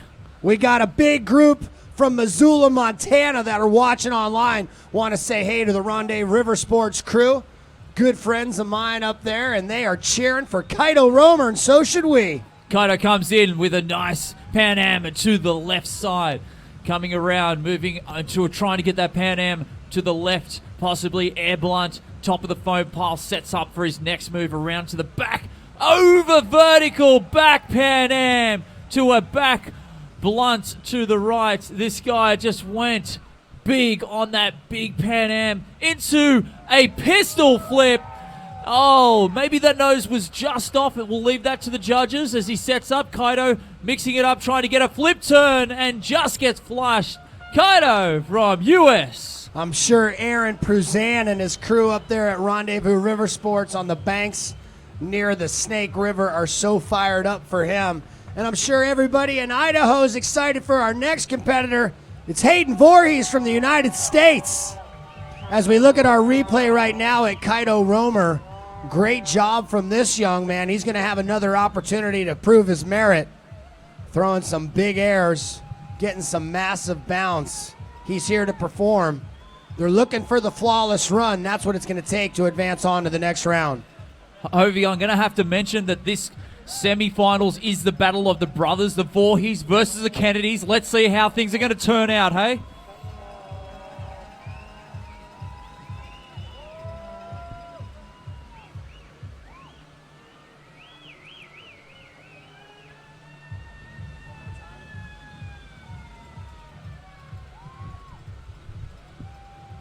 The score of 296.67 coming in for Kaido Romer.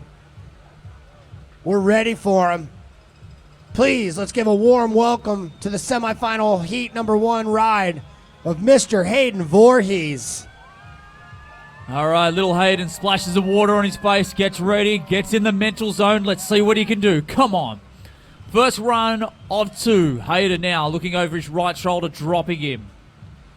Gets to the top of the foam pile. Coming out of Idaho, looking to go big, and he does for that left, trying to get that aerial blunt.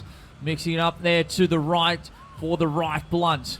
Into a back, possibly a clean back blunt.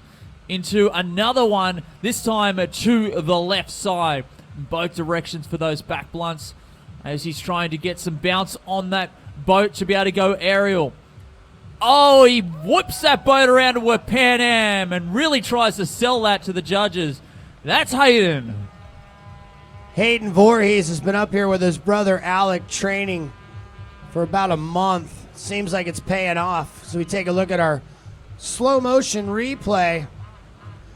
He has grown about 5 inches, I think, in the past 6 months. You wait until this kid puts on another 20 pounds. He is going to be a beast. We're awaiting the scores right now for the American. Yeah, you can imagine when you get a growth spurt like that, sometimes even tough just walking around because you don't know where your limbs are. But these guys are just showing how controlled they are with their boats, getting some big air. I've got the score for Voorhees. It's 246.67. Up next from Germany, it's Raphael Show. Raphael now drops down, surfing across the edge of the radial. Comes into the middle.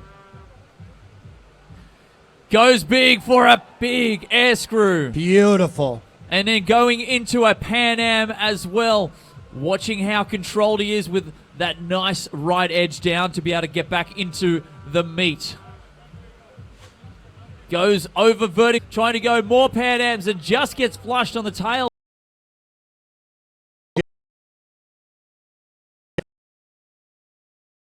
As he's going for that air screw, this time to the left side and taking a couple of strokes to be able to surf back to the middle. and then straight into an over vertical Pan Am, trying to get that boat to go over his head. Coming up next, it's going to be from the United Kingdom. This is Charlie Brackpool. Wow, well, he's got some support up there. He's got some big support. The British contingency is big out there. Let's hear it for the Brits. United Kingdom here in full force.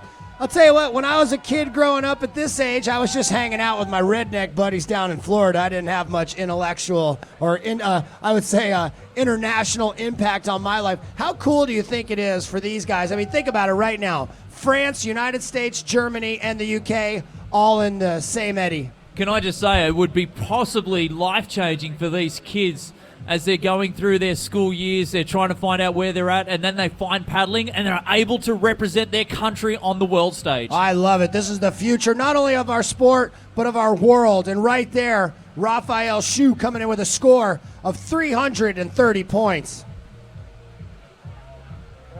Charlie Brackpool, we're ready for you, my friend. Yeah, he's getting pumped up. He's getting fired up. You can see that Gigi Prod composite boat shining in the sun. Glistening, if you will. Brackpool so strong in every round leading up to this point. As he goes straight into a Pan Am and into a blunt, this time to the right. Going over vertical, trying to sell that Pan Am. Saw nothing but the bottom of his boat. Now, coming around and trying to get that Pan Am in the other direction. Backs it up, trying to go over vertical for that back blunt or back Pan Am into a spin. Oh, gets caught on that bubble line on surface left, and that'll do it for his first run. He seems pretty happy with that, as does the crowd here in attendance. Want to say hello to his family and friends on the other side of the Atlantic. Great for everybody to be joining us online and also right here live. The stands are packed, and you guys look beautiful out there, by the way. Good to see you there. Good to see you flying the flags. So awesome. What's going down here in Canada? Take us through the ride, Jez. Yeah, you can see Charlie looking for a bit of a blunt there to the right. Now he commits a lot more edge to his second move there, trying to get it over his head for a Pan Am, again to the right side.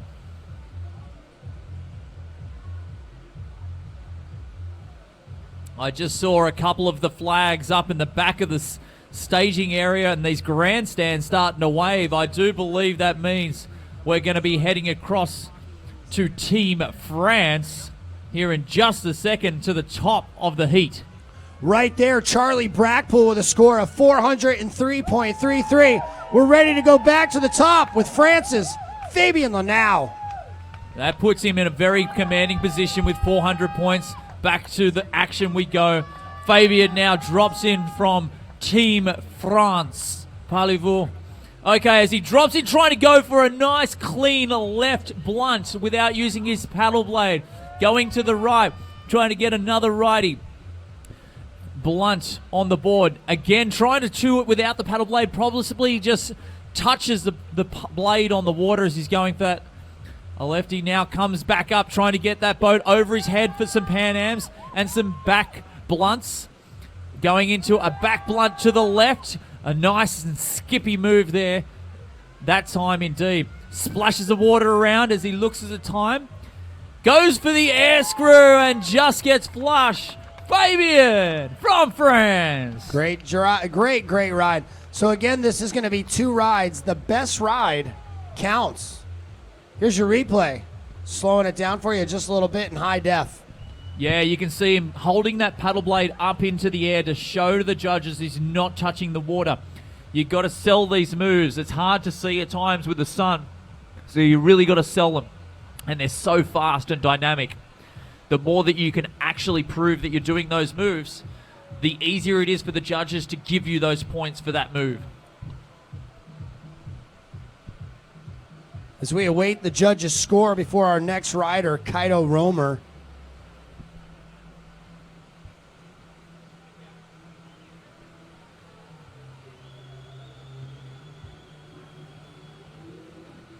Coming in with a score whopping score of 491.67. Strong work from the Frenchman. Right now, though, time to get it on with the American. It's Canoe Romer. All right, here comes Kaido now, dropping in. You can hear the air siren in the background as Team USA start to get behind their athlete. Kaido drops in from Missoula. Around he goes for a big left blunt into a back roundhouse to the right, into another blunt, this time to the left. Backs it up.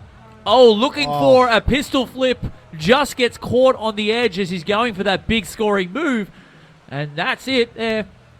He wasn't happy with that. He had some fantastic moves up until that point, but the river never slows down, and sometimes it can just be downright unforgiving. As we wait for the judges' score and the crowd builds, the energy level rises. Slow motion replay for Canoe Romer. You can see him pushing that boat around for that left blunt.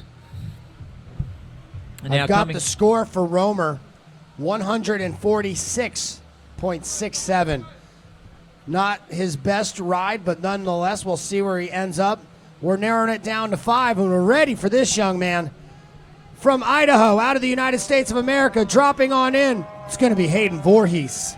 Yeah, this guy's a very popular athlete. Tiny little kid here coming to represent his country. Hayden now drops in. Hayden's first score of 247 points. We'll see what he can do on this one. Okay, Hayden now sets himself up, trying to get a nice lefty blunt. Oh, going for that big left blunt. Well, that is unfortunate, but let's give him a round of applause, everybody. Regardless, I'm going to say this right now. You know what? And I want to point this out to all the young men and women out there. As a parent myself, your folks, your parents, your family are so proud of you, regardless of where you place in this competition. You are the best of the best. It is awesome to have you out here. And to the families that have helped raise these young men and women, I applaud you. Great job. Let's hear it for the families out there. All of these competitors have made it to the top 10 in the world. No matter what happens from here on, they are top 10 athletes in the world.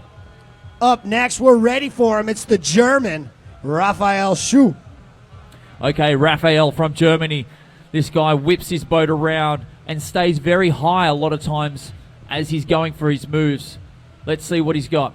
Comes around for a very quick air screw as he lands flat. Coming around looking for a Pan Am to the left into a back Pan Am, possibly just gets flushed as he's going for that big scoring move. Raphael from Germany. You know what's happening is that these young men are throwing. They're going. They're getting after it. They know it's going to take a lot, and they're just throwing caution to the wind and hucking it. Quick look at the replay of Schuh. Didn't get a whole lot of time on the wave. We're going to bring up your score. He's going to keep his top ride of 330 points. Right now, though, final ride in the first heat.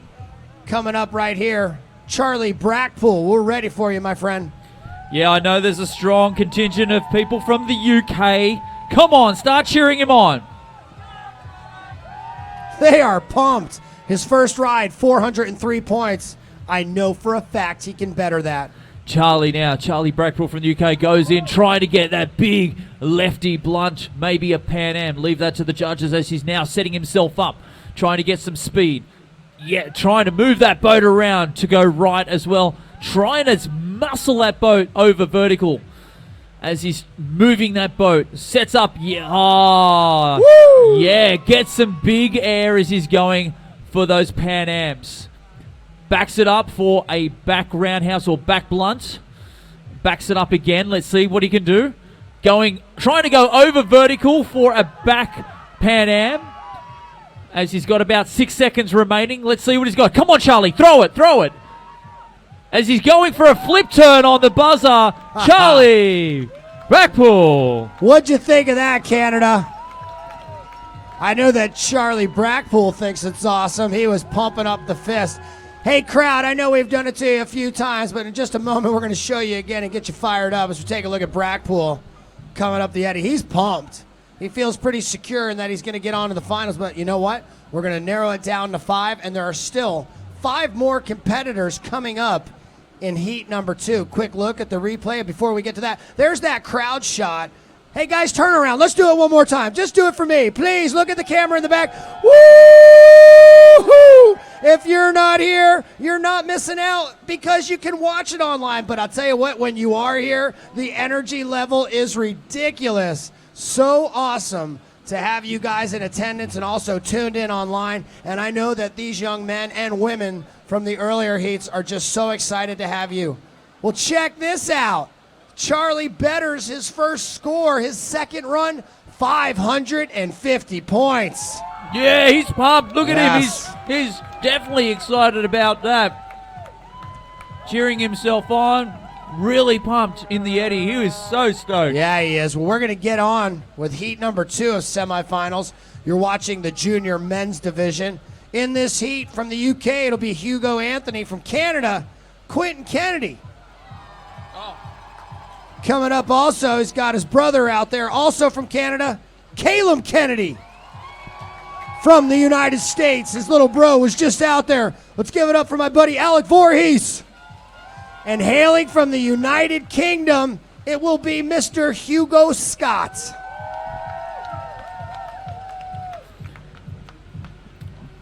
Yeah, we've definitely said this before, but there are some big names in there, but we also have a brother duo versus a brother duo, and we'll see how that turns out today, indeed. That's very rare to have brothers competing at this level and both brothers making top 10. Yeah, and I'm going to go back to this because one of the parts of competing is you have to be a gracious winner, but equally a gracious loser. And in my book, there is no loser in this junior division, men or women. Let me tell you, I'm going to call you kids. Let me tell you kids something. You are the top 10 paddlers in the juniors in the world, okay? That's saying something. And here's the other thing. As a 44-year-old man that's seen his better days, you guys have better days ahead of you. And I foresee we're going to see a future world champion out of this, not just in juniors, but also in the seniors. I applaud you. The question's going to be who's going to make it through to the finals tomorrow. Remember, we've got 10 of the best athletes from the junior men's here. We've got one more heat to go, of which we're going to cut them down to 5, and we'll make it through to the finals tomorrow. So please make sure you check in tomorrow if you are watching the live stream. Again, share it, like it, tell your friends and family about it so they can see and watch the action here in the Ottawa Valley. Well, our next heat is scheduled to start at 1 o'clock. We have just over 10 minutes remaining while we wait on this second heat. Let's look back on the highest level of competition from our juniors in that first heat. So many highlights from this event, but we're going to look back on just moments ago. Young Hayden Voorhees just absolutely ripping it up. He's been up here for so long, getting ready for this competition. The German, Raphael Schuh, just a powerhouse. There was no weak link in this heat. Charlie Blackpool coming in with a score of over 500 points. Remarkable. Fabian Lanau, Kaito Romer, Hayden Voorhees, Raphael Schuh, and Charlie Blackpool. Remarkable. Up next, K1 Junior Men's Heat number 2. It's the semifinals here at the Freestyle Kayak World Championships, an ICF-sanctioned event. We want to thank you. I'm Ken Hovey along with Jez. As we come out of this highlight reel, I want to remind you all that the action continues tomorrow with our finals, but still today we have more semifinal action coming up with our men and women in the senior division, OC1, C1, all that and more live from here on the Ottawa River.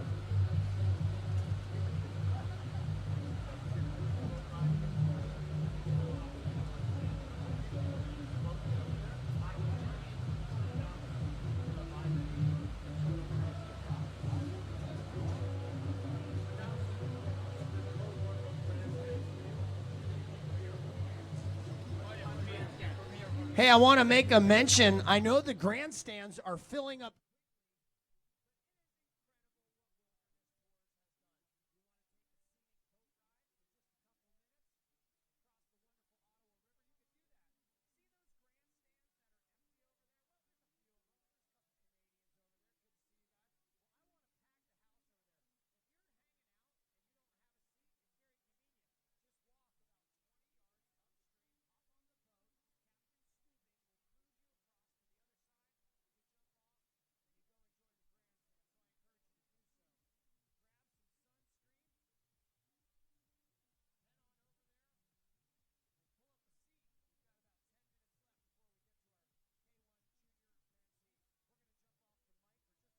let's stretch our legs and get ready for some more high-flying action from the junior men's division here at the World Championships.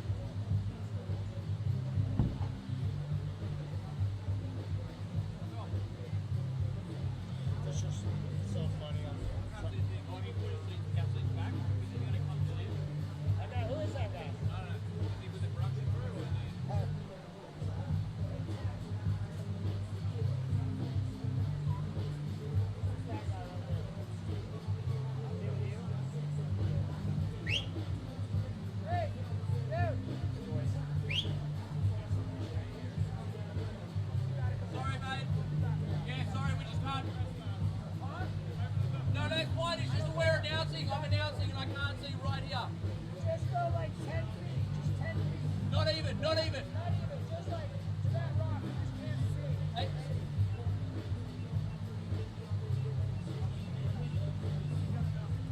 Okay, we're gonna need a welcome back. Right there, that's good, that's good, that's good, that's fine. That's good. That's even too much. You can Yeah, come back, you come back. Yeah. That's fine. Thank you.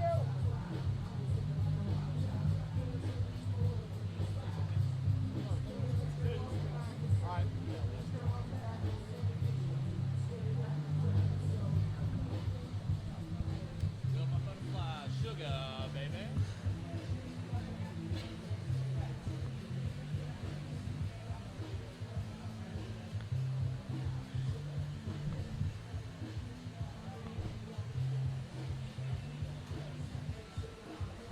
We are about to get things started. Are you fired up, Canada?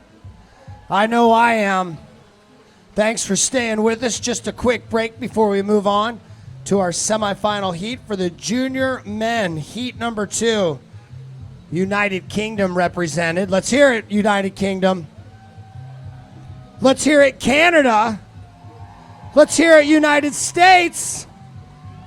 Coming up, we have got Quentin Kennedy, Caleb Kennedy, Alec Voorhees, Hugo Anthony, and Hugo Scott. Jez, woo! It is on. It is indeed. We're seeing some of the most amazing junior athletes from all 5 that made it through to these semi-finals, and we have the okay. We're going to start. Comes Hugo Anthony. The Brits are loud and they are proud.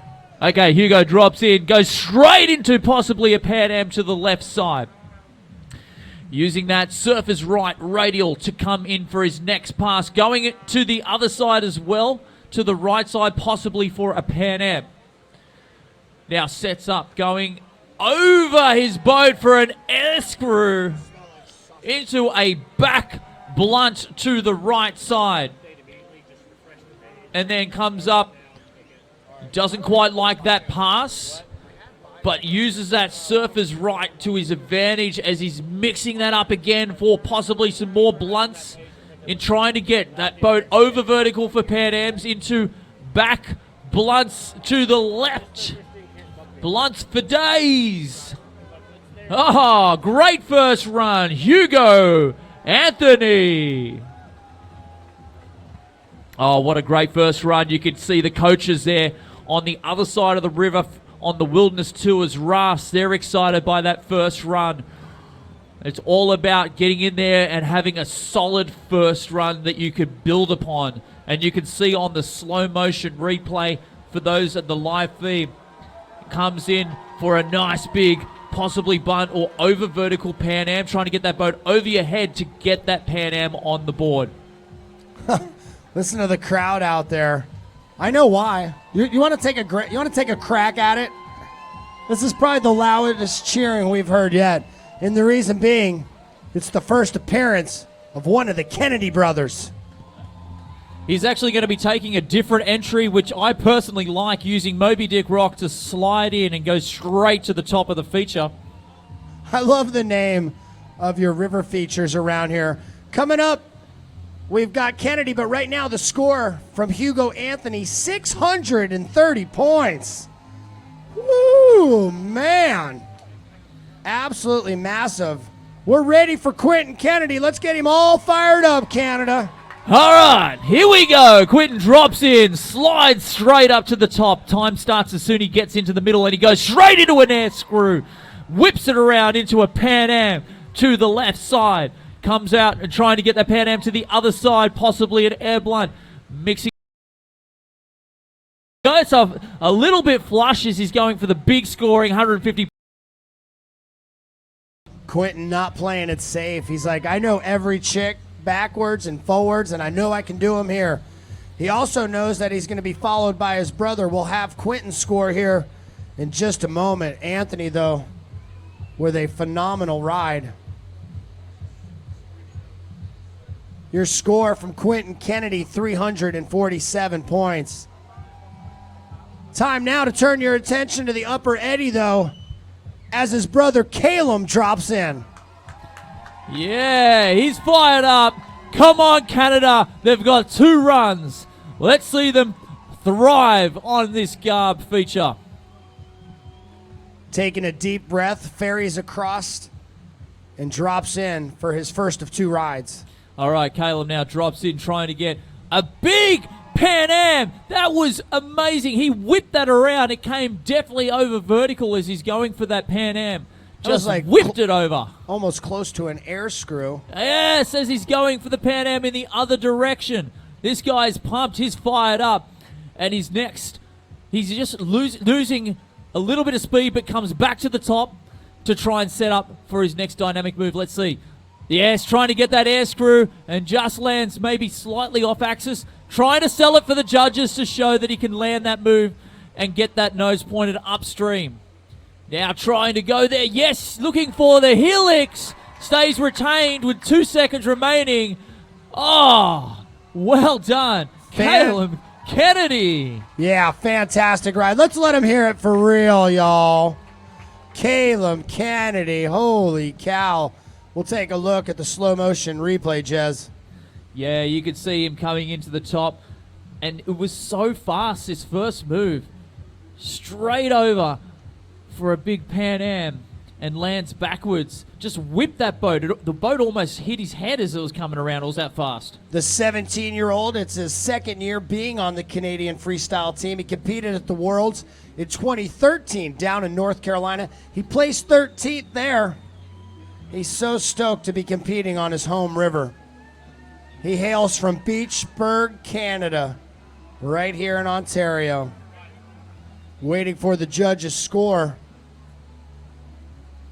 Wow, look at that crowd, Jez. Look at that crowd. This is awesome. You guys, give yourselves a round of applause, you audience. You should be proud of what's going on around here. This is awesome.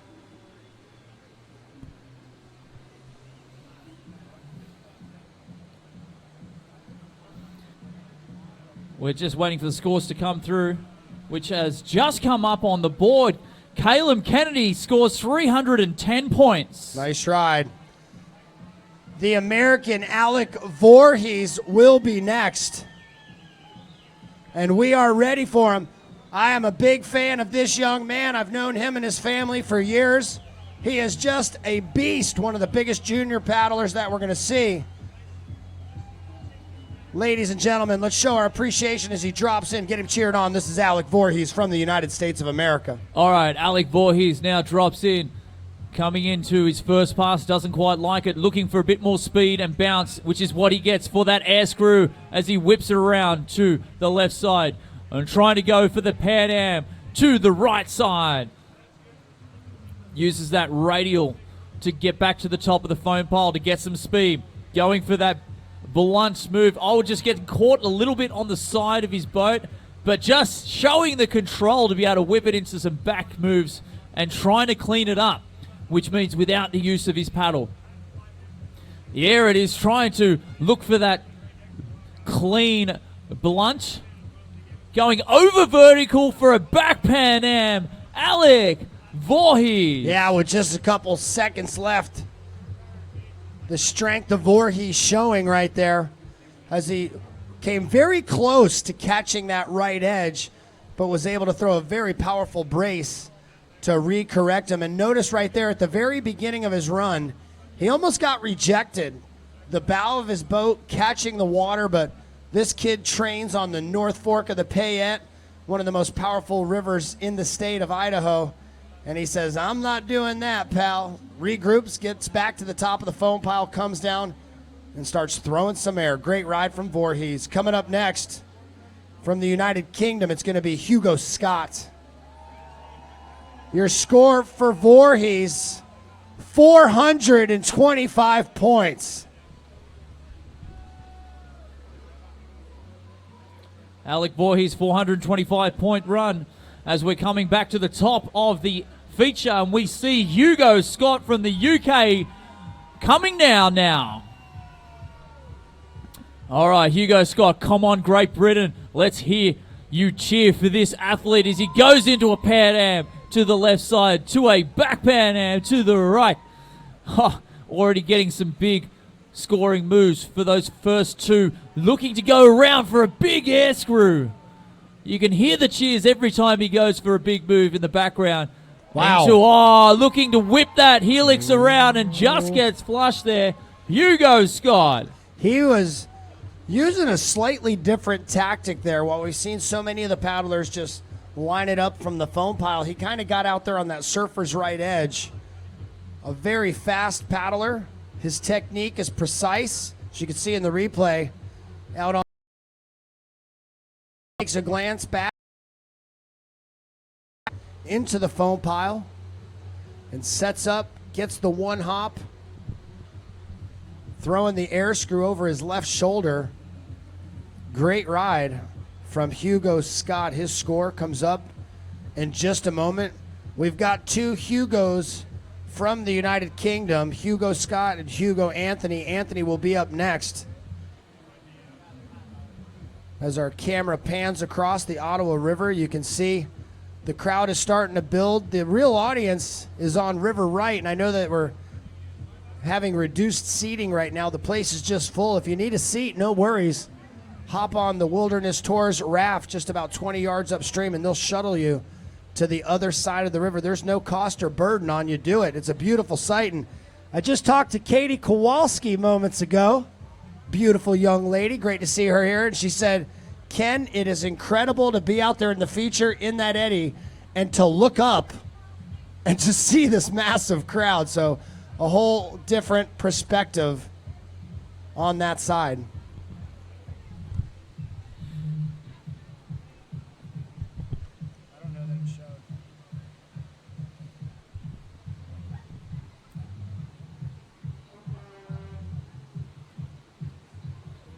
Yeah, I have mentioned before that the Voorhees and the Kennedys are going to be going at it throughout this competition. I'm sure we're going to see a lot more of them throughout the next couple of days. Well, one young man you're definitely going to hear a lot out of is Hugo Scott. The reason being, his score, 506 points.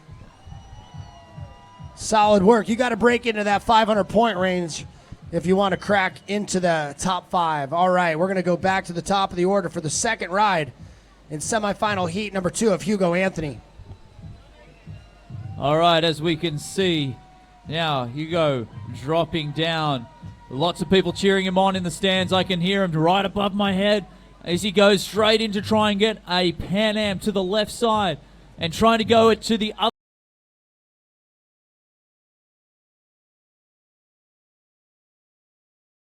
Pool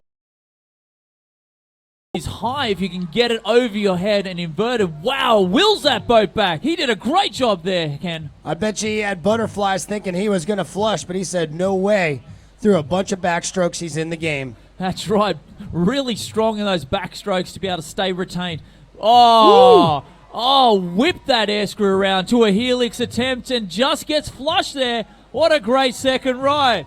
Give it up there for Hugo from the UK. Hugo Anthony. As you notice, when he went for that helix, and unfortunately caused him to flush downstream. Didn't cost him too much time, just a few seconds.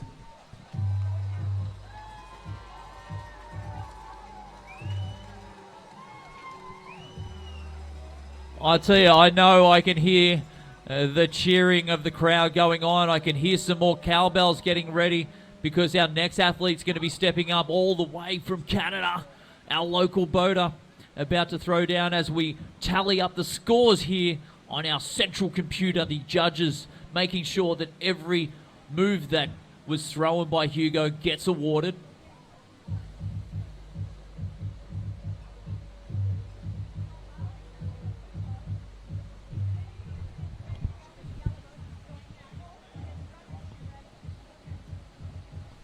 I've got the score for Anthony, 373.33. Up next, the Canadian, Quentin Kennedy. And looks like we are just about ready to go, which means we're going to see Quentin coming down here off the side of the rocks. Let's get loud, Canada. Come on. Quentin drops in. Fired up, looking for, yes, trying to go for that big air screw to a Pan Am on his first two moves. First two big scoring moves. Sets up now. Trying to look for his next pass. Yes, going for the... Just gets a little bit flush. Put your hands together there for Quinton Kennedy. Jez, I'm getting a request from the International Canoe Federation that the only people over on the Wilderness Tours rafts are coaches with credentials that have an athlete in the water. Thank you guys very much. Back to the slow motion replay. Quinton Kennedy killing it on his home wave of the carburetor. Yeah, Quinton, you can see in that slow-mo, ripping that around. Going out for a rip indeed, for a massive air screw. I've got the score from the first Kennedy, 356.67 points. That brings us to his brother. We're ready for it. Back to the top, the green flag given for Caleb Kennedy. All right, Caleb now gets fired up. You can see in his eyes, takes a deep breath, shaking it around. Let's see what he's got. Come on. Start cheering for your local boater, peeps. Come on. As he drops down now, Caleb coming into the middle. Oh! So if Chris McDermott gets in his boat soon, that's him over in the end.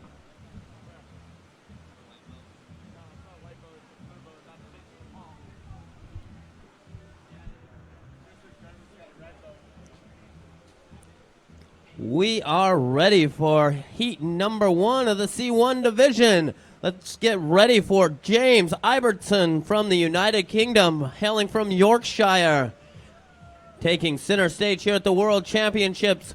He's a former slalom paddler, but then found freestyle kayaking and thought that was a lot more fun. Looks like he's setting up on that wave. Matt. That's right, James surfing around out there, down the bottom of the foam pile, getting a little bit of a roundhouse started to the right there. He sets up with a very fast spin. Maybe trying to go for a shove it there. Spinning around in the other direction, nice and clean. You see his paddle blades not touching the water as he gets that spin started. Going for a nice lefty blunt. Setting up again for a lefty blunt. Trying to go clean. These C1 paddlers on their knees using one paddle blade, making things a little bit less stable out there. He's happy with it, giving a fist pump. He's rolling down the wave train. Man, what a competition it's been so far. We're in day number 5 of the World Championships. We've already crowned a world champion in the squirt division. We're cutting down to the top 5 right now in the C1 division in the semifinals. The crowd is getting excited. The energy is just growing here on the banks of the Ottawa River. The best paddlers in the world have come to the Ottawa River, not to win big prize money, but to win the gold medal and the title of world champion. Our next paddler has had quite a time getting here to the World Championships. He was telling me a little bit earlier on his way here, he actually lost 2 boats off his canoe trailer. So if you see those lying around on the side of the highway in Quebec, maybe give Vince a call. Yesterday in his preliminary run, he broke his paddle, but he made it into the semifinals, and we are ready. Let's put our hands together for Team Canada's Vincent Dupont. That's right, Vin is not shy here on the carburetor wave. Been here lots of times, hailing from Montreal, known as the Quebexican. Vincent Dupont throwing a huge left blunt, trying for that righty Pan Am. Surfing down, looks like he's trying to set up to go for a backstab, throwing a nice righty blunt.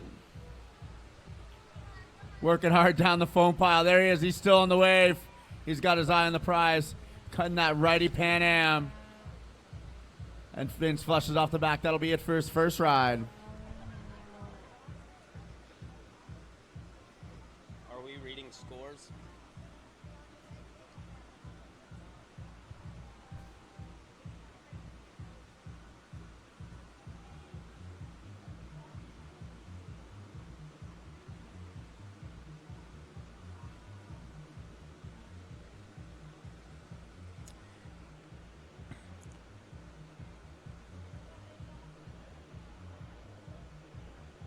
Vincent DuPont having a good first ride here at the World Championships. Vincent DuPont with a score of 250 points on his first ride. Our next paddler,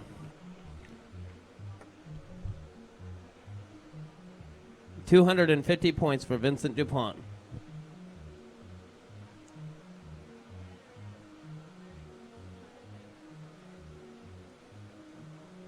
Bib 1-8.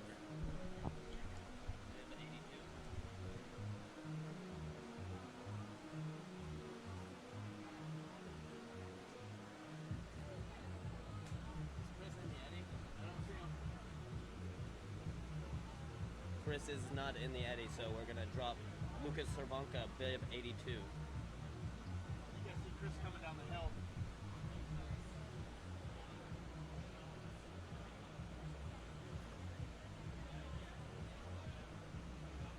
Yeah, that's Chris coming down the hill right now. Our next paddler, Lucas Cervanka, dropping into the wave from the Czech Republic. And an unfortunate flush as he heads downstream, throwing a few cartwheels for the crowd.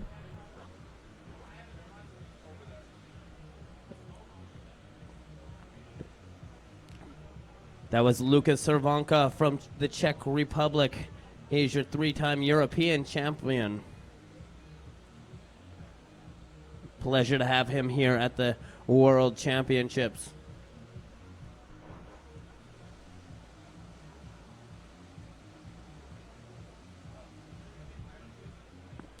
I'd like to take a second to thank our great hosts, Wilderness Tours. If you guys want to come rafting here on the Ottawa River, it's a great place to share the magic of the river. But if you want to learn to paddle like these athletes you're watching, go ahead and go over to OKS, Ottawa Kayak School. If you want to be the best, you need to learn from the best, and the instructors there are top-notch.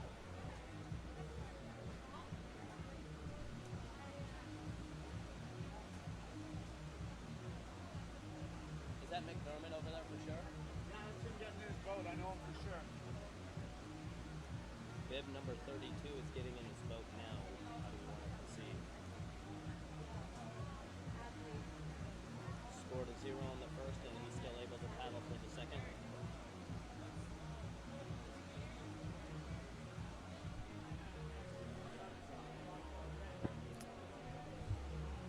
Are they forfeiting his first ride, or are they going to get more first ride?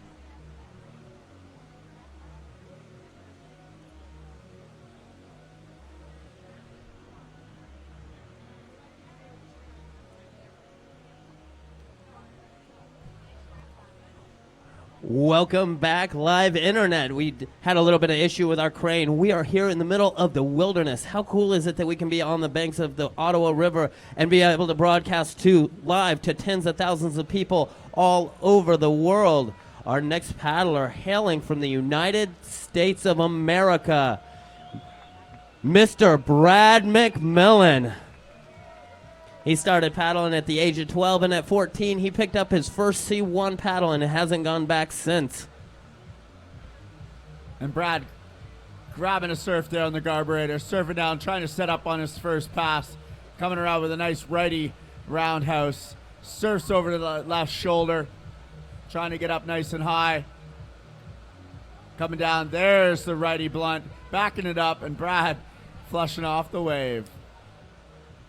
We are here live at the World Championships in the men's preliminary heats.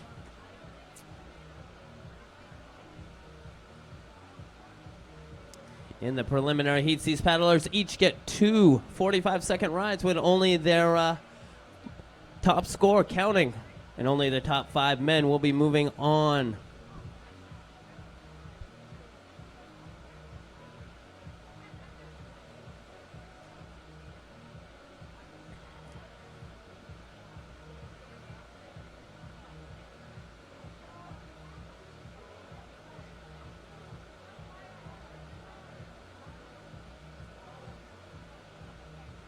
We are just working with our judges with the Wave Monkey system. We are back up to the top of the order with James Ibenton from the United Kingdom. Brad McMillan's first ride, a 34.0.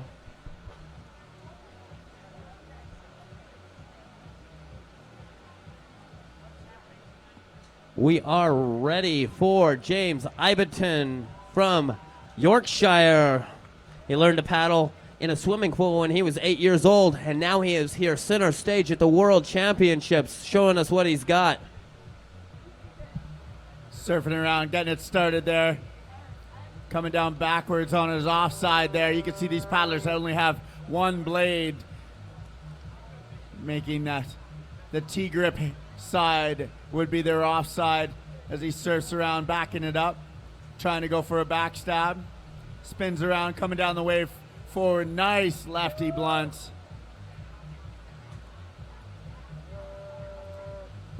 Working his way back up to the pile again. Playing a little guitar out there for the crowd. Spins it around nice and quick. High on the pile. Trying to get things started. Setting it up. Throwing a little bit of a righty there.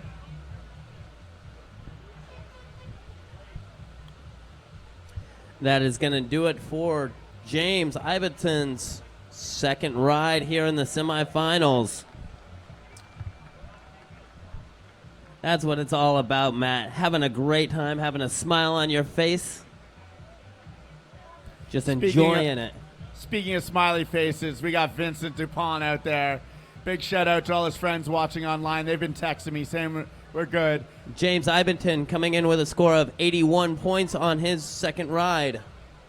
Our next paddler hailing from Team Canada. Let's get loud for Vincent Dupont. We are ready for you, Vincent. As Vince surfs out onto the wave. Grabbing on nice high on the foam pile. There it goes, huge righty Pan Am.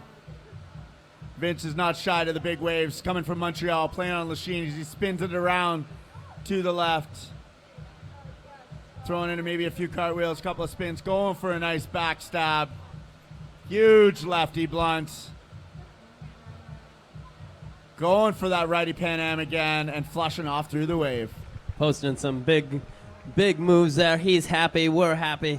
It's such a beautiful day here on the Ottawa River. Here's a replay of Vincent Dupont's second ride here in the semifinals. Throws a big Pan Am there.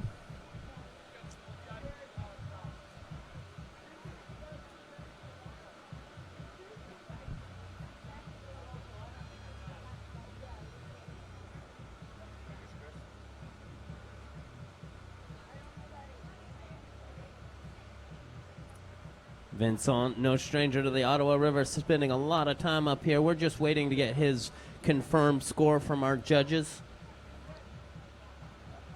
The score for Vincent Dupont is 286. That was a high scoring ride. Our next paddler missed his first run, but gets one run here in the World Championships. Mr. Chris McDermott.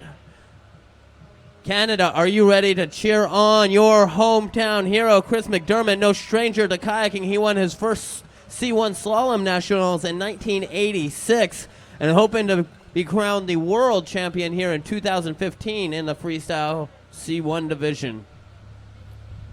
Chris throwing a huge left blunt with some air there. Coming down, still on the top of the pile. He's going to go for a righty. Definitely putting some points on the board right away. He knows he's got one ride to make this count. Throwing a nice backstab there. Chris definitely can perform under pressure. Longtime slalom racer. Been competing for years. His last freestyle worlds were in 1999 in New Zealand, and Chris flushes off downstream.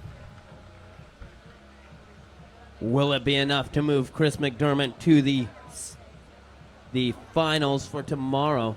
We've got Chris's two moves up here on the instant replay.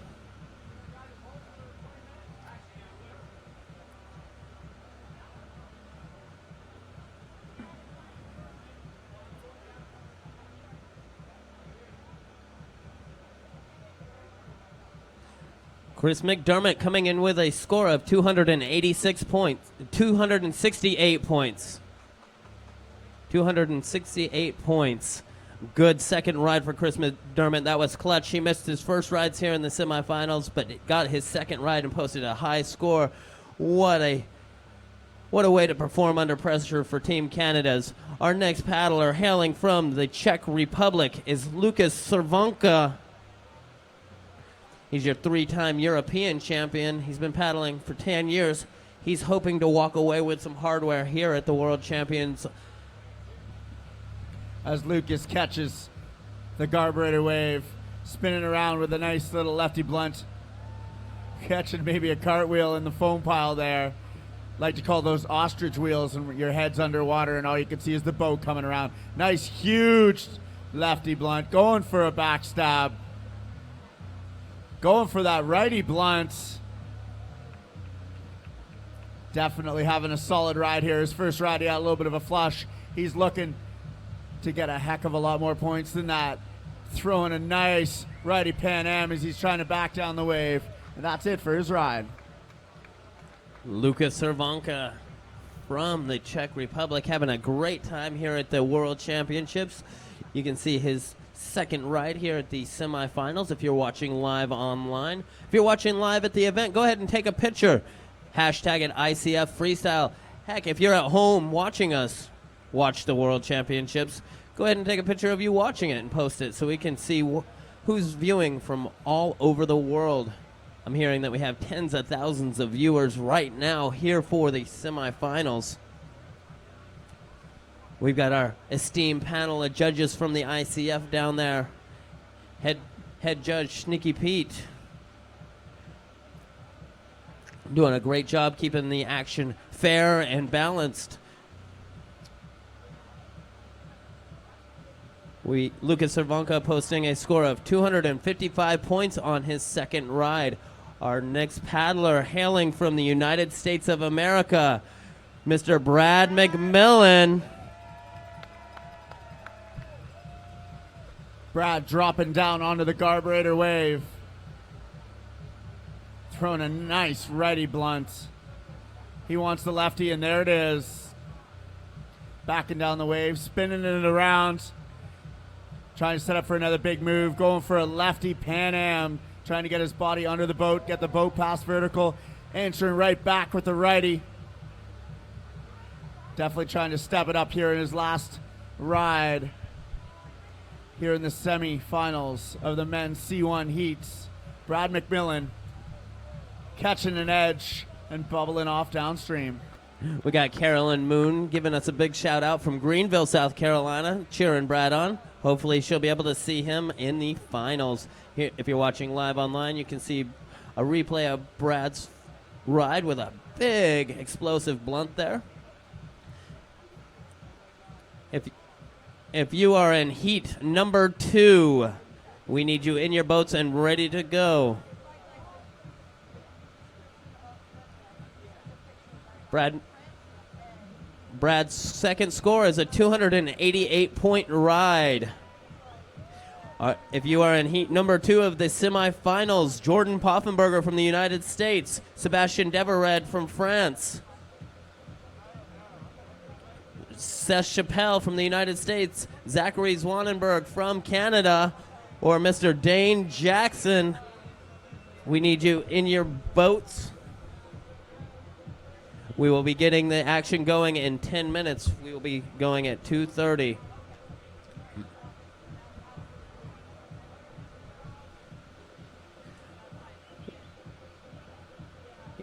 Here's some of the best action from the first heat of C1 semifinals.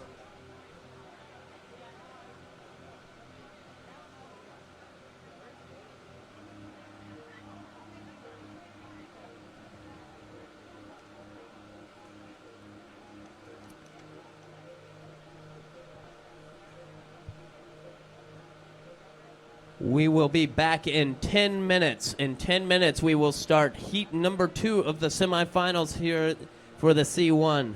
So paddlers, if you're in the eddy, you've got 10 minutes till the action begins. Right now, we're watching some of the highlights from the last heat.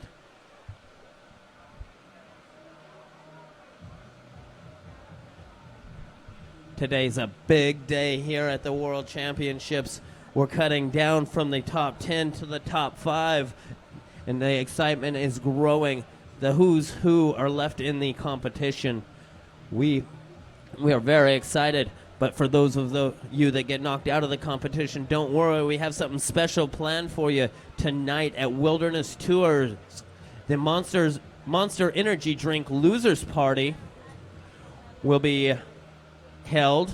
Matt, I hear there's a live auction for a river trip to Ecuador. Could you tell me a little bit about that? That's right. Endless Adventures, a lovely kayak shop out in Western Canada. Check out their website, endlessadventures.ca, is putting on an awesome prize draw tonight for a trip down to Ecuador to go kayaking with them in the winter. Check out ecuadorkayak.com to see all the details on that, and we'll see you tonight at Wilderness Tours for the Monster Energy Party. And make sure to support some of our other sponsors, NRS, keeping you in gear to keep you on the water. Ottawa Kayak School, if you want to be the best, learn from the best, and their instructors are Wilderness Tours for hosting us. When you're making your way out today, stop by the Vendor Village and buy yourself a Timmy Hortons coffee. All proceeds are going to charity. Also, when you're walking out, you'll walk past a stand that is for the duck race. Go ahead and buy a ducky. All proceeds for that will go to help pay for the World Championship event here.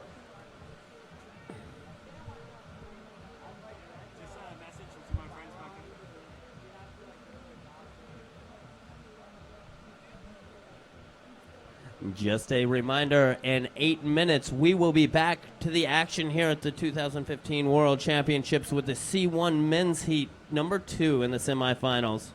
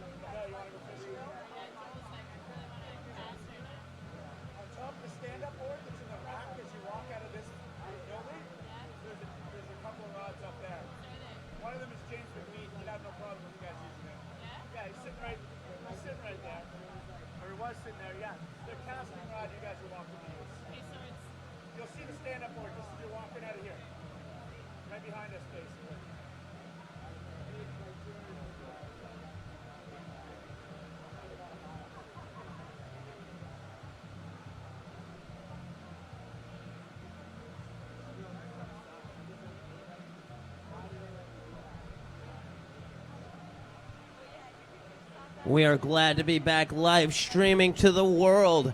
Our current standings for the C1 division are in 5th place, James Ibenton from the United Kingdom with a score of 110 points.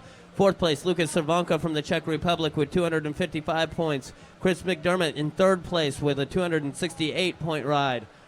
2nd place, Vincent Dupont from Quebec with a 286-point ride. And sitting in 1st place currently from Greenville, South Carolina is Brad McMillan with a score of 288 points. We are 5 minutes away from starting the action in heat number 2. In this heat, we've got some big names. These guys qualified in the top end of the preliminary heats. In this heat, we've got Jordan Poffenberger from the United States, Sebastian Deverat from France, Seth Chappelle from the United States, Zach Zwanenberg from Canada. We've got Dane Jackson also from the United States. That's pretty much the who's who of C1 paddling right there. For those of you that are wondering what the C1 paddling is all about, they're sitting on their knees in a closed cockpit boat. It's basically a kayak that's been re-outfitted to be able to paddle with a canoe paddle, give them a little bit more leverage, sits them up a little bit higher, and these athletes are using that leverage to throw down some of the amazing rides. Some of the biggest tricks ever seen in a C1 have been thrown down here on the Garburator wave over the past few days.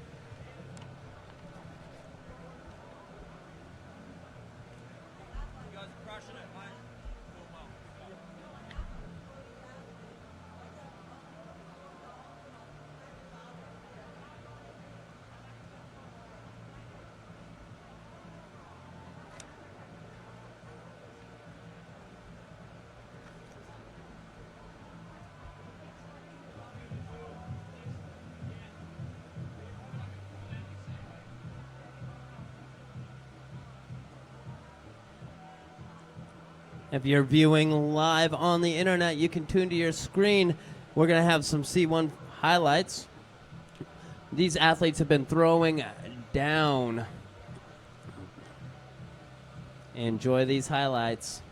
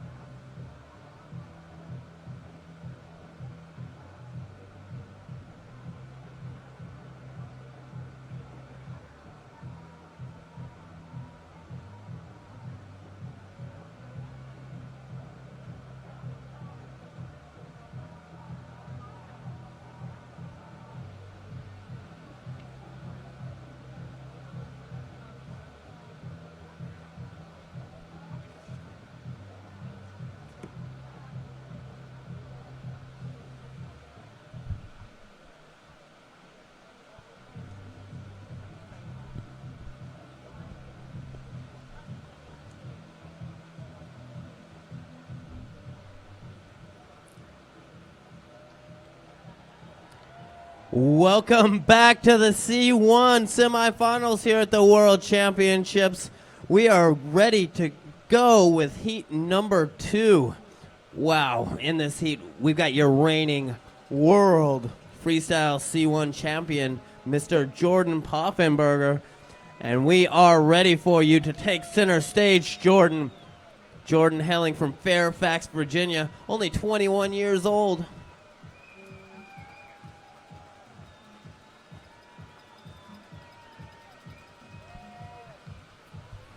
Jordan pulls out of the eddy and dropping onto that rapidly accelerating green water, down and into the foam pile, entering right out with a righty blunt, going for a lefty clean blunt. Spinning it around, getting his paddle nice and high in the air to show that he's doing that clean, going for a back roundhouse. Throwing that air screw, going for Pan Am to the left. Definitely getting his boat way up off the water. He knows he's got to throw down some big moves here to move on to that finals.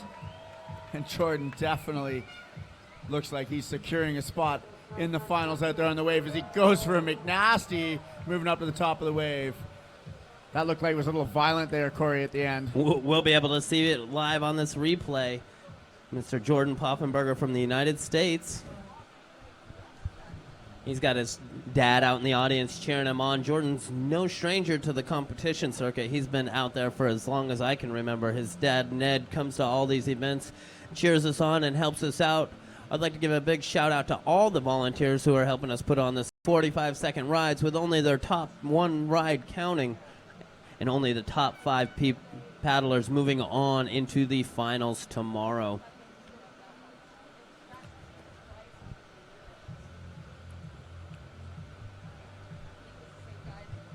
Jordan Poffenberger coming in with a great first ride score of 437 points. Our next paddler from France is Sebastian Deverad, 24 years old. He's been out here competing in the K1 division, the C1 division. Sebastian, definitely an amazing, strong paddler out here on the wave as he throws a nice left blunt. Throwing that left blunt again, maybe trying to get it around for a Pan Am. Going for a right blunt. Coming down the wave. Huge back Pan Am. Gotta love the graphics on some of these carbon boats. Looking amazing as he throws a lovely right back stab.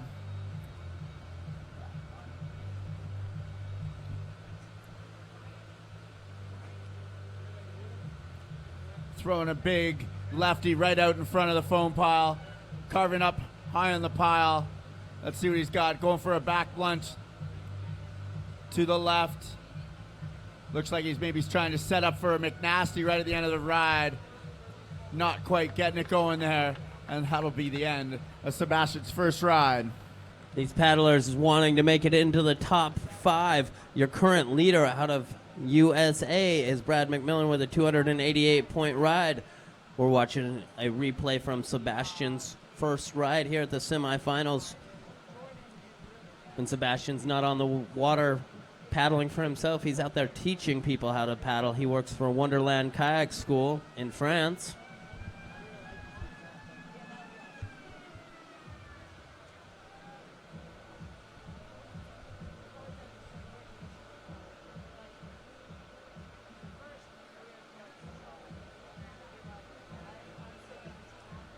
You see him throw a big back blunt there. Could have been a back Pan Am in the replay. That was a solid first ride for Sebastian Deverad of 488 points. Our next paddler hailing from the United States of America,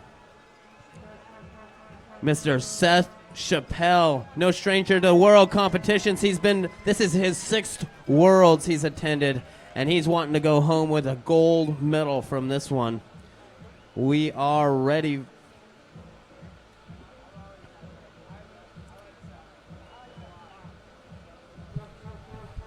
Seth, just an amazing C1 paddler. He's been paddling this discipline for a number of years, been to multiple world championships, throwing a nice lefty blunt off the left shoulder. Setting up nice and high on the pile, coming down, throwing the righty blunt, backing it up, going for a big righty back blunt as he carves up onto the shoulder. Spins it around, going for the back blunt to the left, using that spin momentum to get that back blunt going as he comes around with a nice left blunt. Oh, getting dangerous over there on that right shoulder as Seth brings it back onto the wave. He's got time for at least one more move here. Let's see what he's got for us. Going for a left Pan Am. And then into the McNasty on his edge. And that's it for Seth's first ride. Wow. Such a technician. We're going to watch Seth's replay when he is not out on the water. Seth works as an ER nurse in Maryland, stitching people up, and he's stitching together a solid first ride here in the preliminary heat, in the semifinal heats. Seth qualified for the semifinals in 3rd position. His first World Championships was in Graz, Spain.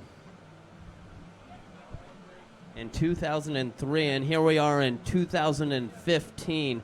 That's over 12 years of competing at a world-class level. It's phenomenal, though, that these athletes are able to perform at this high level. Our score for Seth Chappelle is 460 points.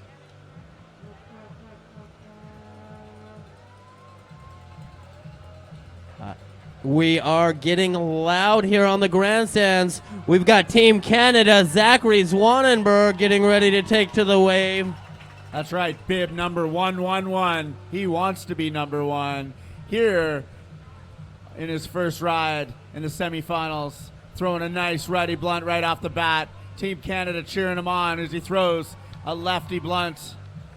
Getting both blunts on the board right off the bat here as he spins it around. Getting a little bit of a back roundhouse. Trying to set it up. Going for a back blunt to the left.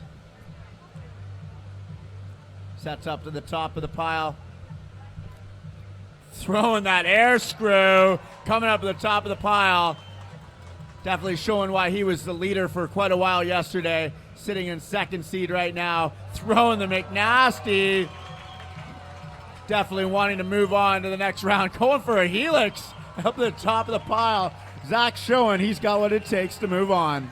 What a solid first ride for Team Canada, Zachary Zwanenberg. We're going to be taking a look back at some of the highlights of his first ride here.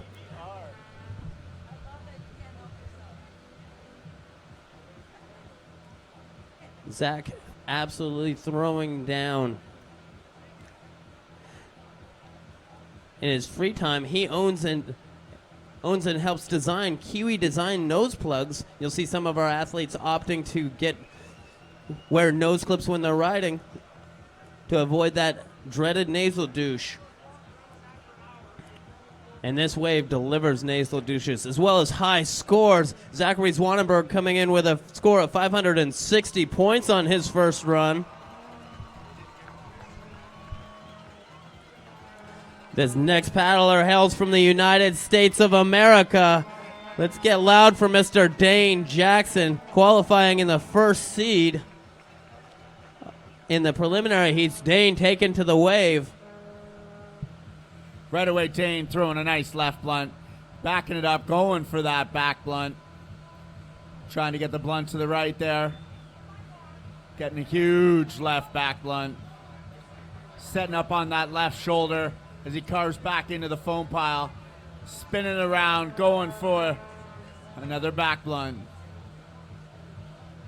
Dane, catching an edge. Dane bubbles off, headed downstream. Wow, that just goes to show how difficult this feature here on the Ottawa River really is.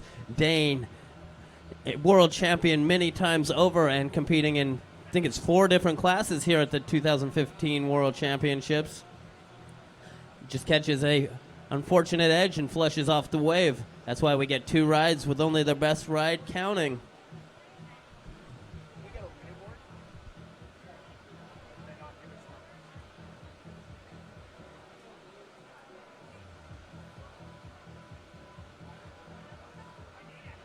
Dane posting a score. Pan Am.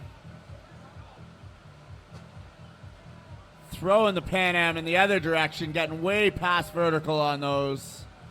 Great amplitude out of the C1er here.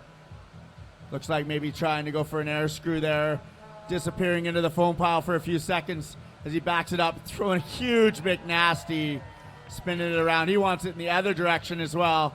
Catching a bit of an edge and bubbling off, headed downstream. Jordan happy to be here at the World Championships representing the United States of America. No stranger to competition. Jordan, a well-rounded canoe paddler. He's a freestyle paddler, as you can see on the screen right now, throwing some big blunts.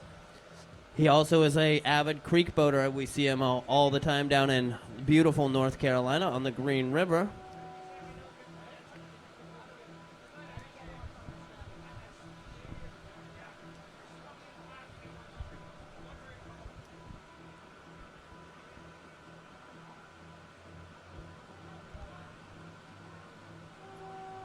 Jordan posting a second run score of 353, so he'll stick with his first run score of 436 points.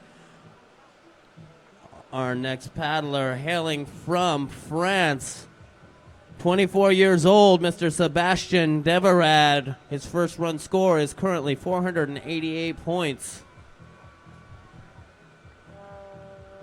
Sebastian out there representing Guigui Prod carbon fiber boats. You'll notice a lot of these athletes are paddling carbon fiber boats to allow them to accelerate faster and fly higher into the air. And a nice righty blunt there from Sebastian as he answers right back with a lefty blunt and bubbles off the wave, waving by to the crowd. He's going to stick with his first ride and rest up with a score of 488.33 points.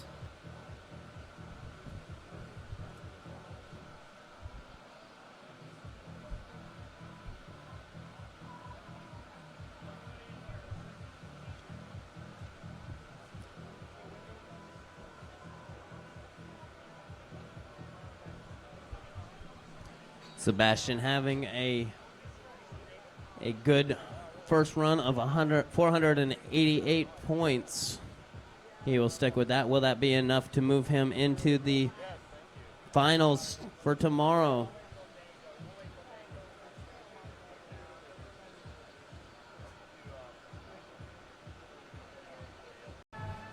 Seth grabbing a surf right away. Solid left blunt. Carving up to the top of the foam pile. Coming down. Nice right blunt. Backing it up, looking for that back blunt. And there it is. Throwing a nice back blunt to the right. As he surfs back up into the foam pile. Spinning around. Going for the back blunt in the other direction.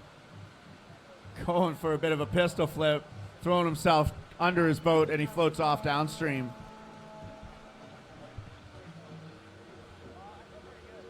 If you're watching live on the replay, you get to see Seth's second ride here in the semifinals. Seth starts off with a blunt. How cool is this? We get to watch replays live right after the rides, Matt.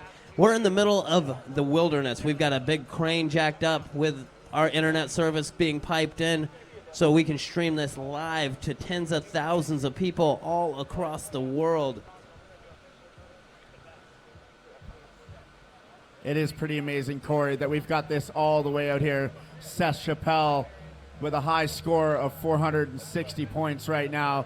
Let's see what his score was from his second run. It'll be coming up momentarily as we have the Canadian Zachary Zwanenberg on deck.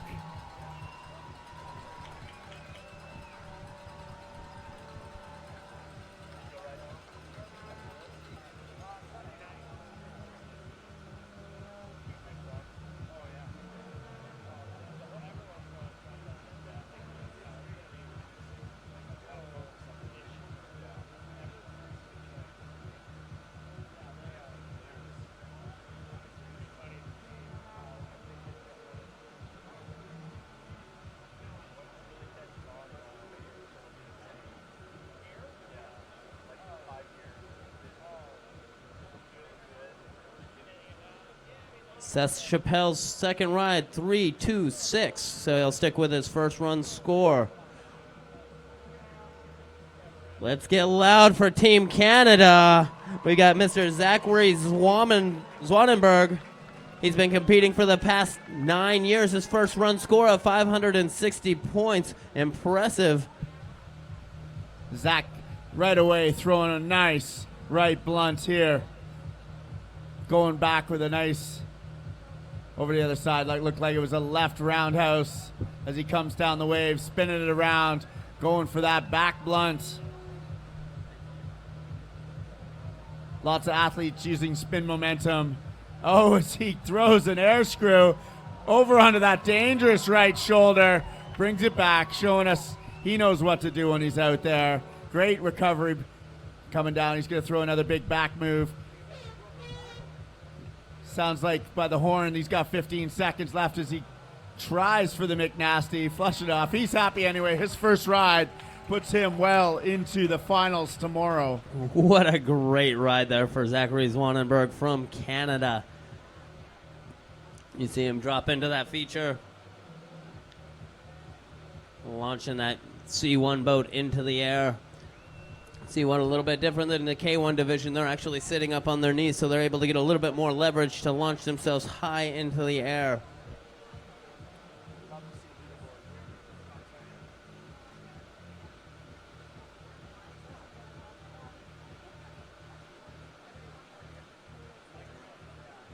Zachary Zwanenberg's second run score of 263.33. He's going to stick with his first run score of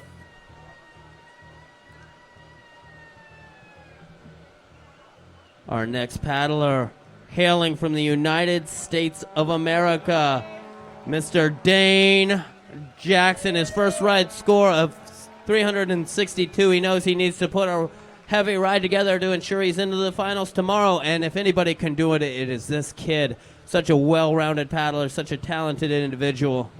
Throwing a left blunt into another back blunt. Spinning it around with a bit of a roundhouse to the right. Throwing a huge back blunt. Probably clean as he goes for a lefty Pan Am. Spinning it back down the foam pile. Setting up onto that left shoulder, trying to get nice and high. He wants to put some big points on the board. And here it comes with a big pistol flip.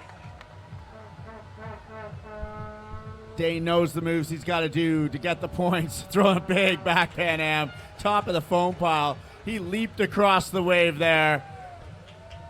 I'm not sure what that was, but maybe another Pan Am.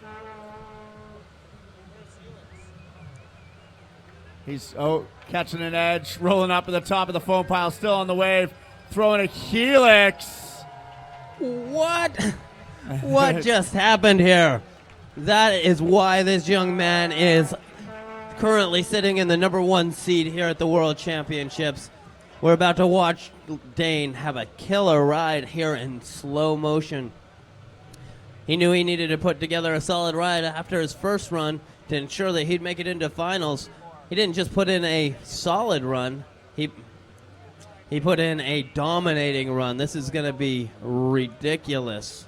We're waiting for his scores to come in, and then we will be going to our women's K1 semifinals.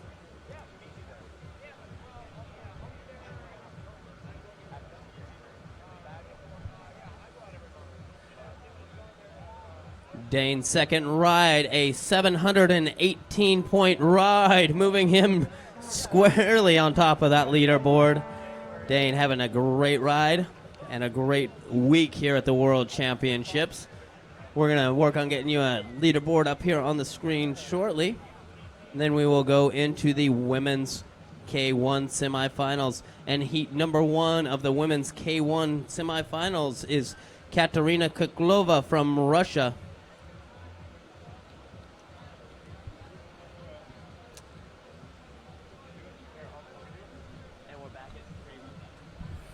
Awesome. Taking over there for a second from Corey Volt. We have our women's first heat. Should be getting on the water with Katerina Kuklova from Russia, Claire O'Hara from the United Kingdom, Noria Fontaine Amaso from Spain, the local Canadian Katie Kowalski, and Marlene Develez from France. You guys should be getting in the water. We'll be back with the first heat of women's in about 9 minutes here at 3 o'clock.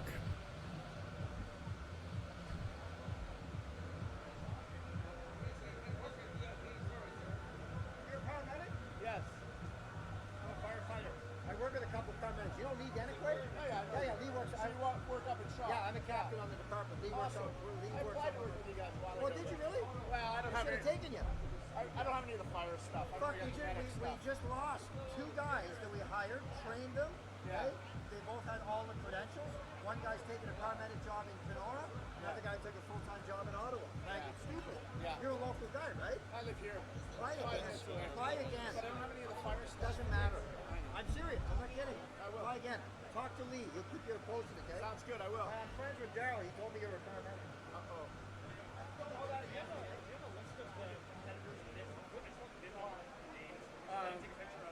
From the C1?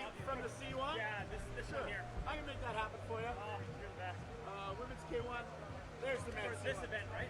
Yeah. Okay. You want the women's too? No, this is C1, right? Yeah, that was just the C1. You want the women's? What you got next? All right. Thanks, man. No problem.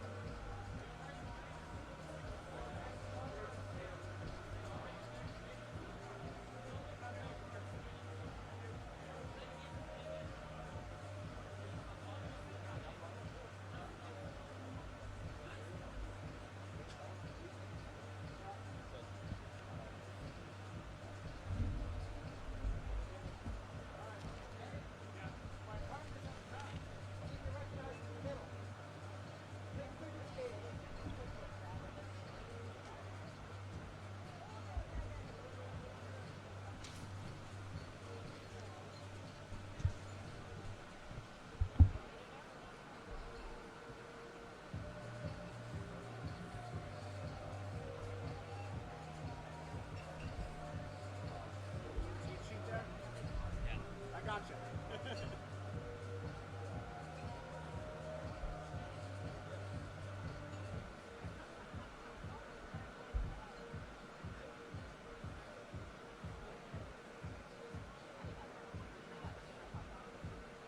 not announcing this, am I? No.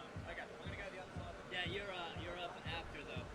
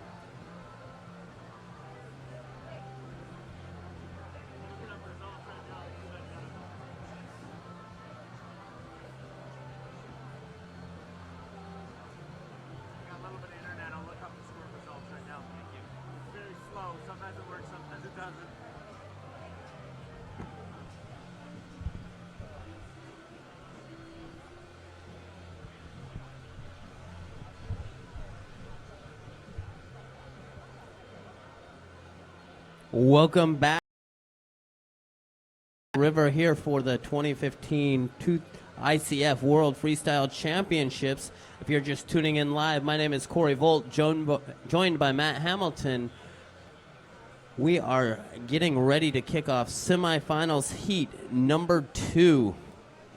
In this heat, we have Ronan Stewart from the United States of America, Emily Ward representing the United Kingdom, Hitomi Taku representing Japan, Emily Jackson representing the United States of America, and coming into the semifinals in the first place ranking from the United States of America is Adrian Levconnect.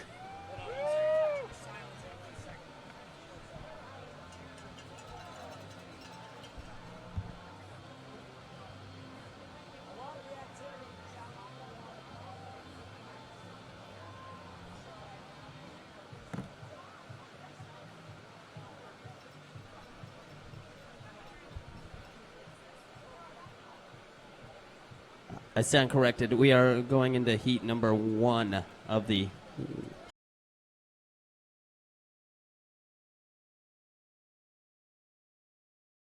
semifinals. Here for the women is Katerina Kuklova from Russia, Claire O'Hara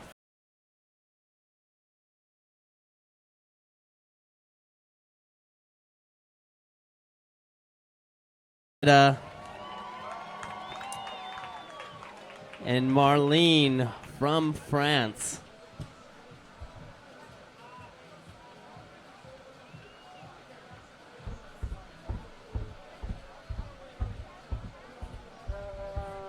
I'd like to thank everyone for tuning in live on the internet. We have tens of thousands of people watching us live on the internet, and we've got hundreds of people lining the banks of the Ottawa River.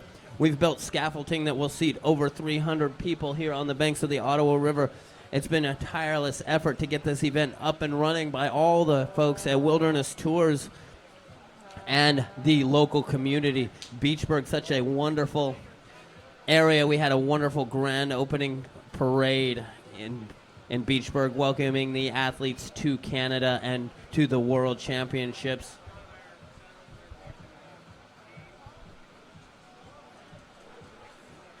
We are just 2 minutes from the action here on the Ottawa River.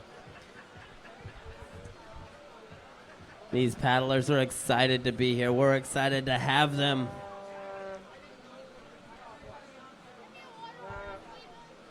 What a week it's been. We started off with 20 women. We cut to the top 10, and now here's where the rubber meets the road. We're going to cut from the top 10 to the top 5. So only the top 5 women will be competing in the finals tomorrow. It's been an epic week of action here on the Ottawa River. We've had the squirt class. We've had this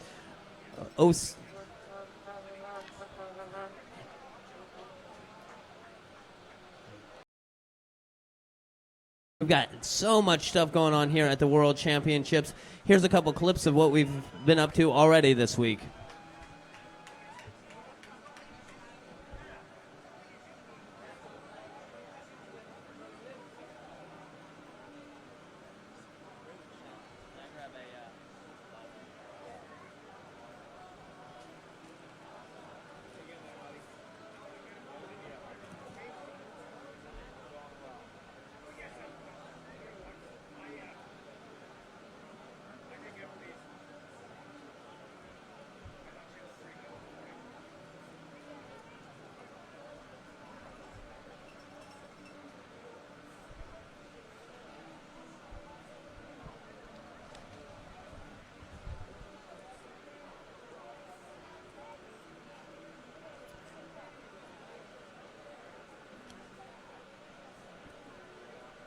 We're watching the highlights from earlier in the week up on the live show.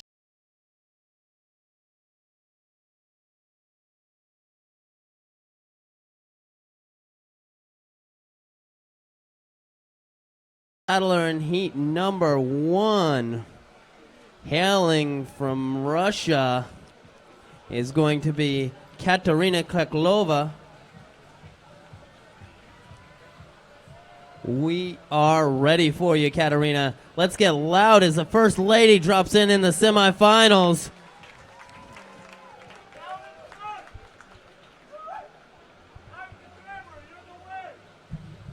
Katarina dropping into the wave, starting off her run with a blunt. There she goes, coming down the wave again, heading over to the other side, getting the lefty blunt. Setting up to the top of the foam pile as she bounces across the front of the wave. Setting up nice and high. She wants a big move here, going for a nice left blunt. Trying to get her boat off the air, score those air bonuses. Throwing a helix down in the bottom of the foam pile as she flushes off the back. If you're just tuning in, what you're tuning into is the women's semifinals, heat number 1. In the semifinals here at the World Championships, each of these athletes get 2 rides. Only their best ride will count, and only the top 5 athletes will be moving on to finals tomorrow.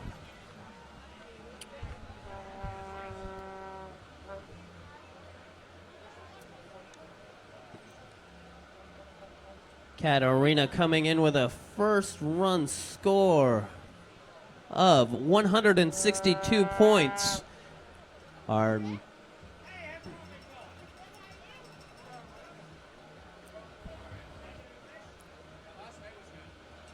next paddler, hailing from the United Kingdom, your reigning freestyle world champion, Miss Claire O'Hara. Claire accelerating down onto the carburetor wave. She is a 2-time champion as well as the reigning champion. Claire looking to improve on her day yesterday as she spins around, going for a McNasty and flushing through the wave. Very difficult to surf and perform at these levels. These are the top athletes in the world. Each of them are taking 2 45-second rides. Only their best ride will count to move them forward into the finals. Claire already winning a gold medal here at the World Championships in squirt boating. Her first run score is 3 points. Our next paddler hailing from Spain, Nuria Fontaine. She started paddling at 2 years old with her dad. Dropping into the feature is Nuria Fontaine from Spain. Right away throwing a nice righty blunt. Surfing around on the bottom of the foam pile there. Ride it out, trying to bounce her way up a little higher on the wave so she can generate a little bit of speed and energy to get a nice big blunt like that lefty there. As she works her way across, coming down, looking for a back blunt, throwing it down, catching an edge, and flushing out through the back of the wave.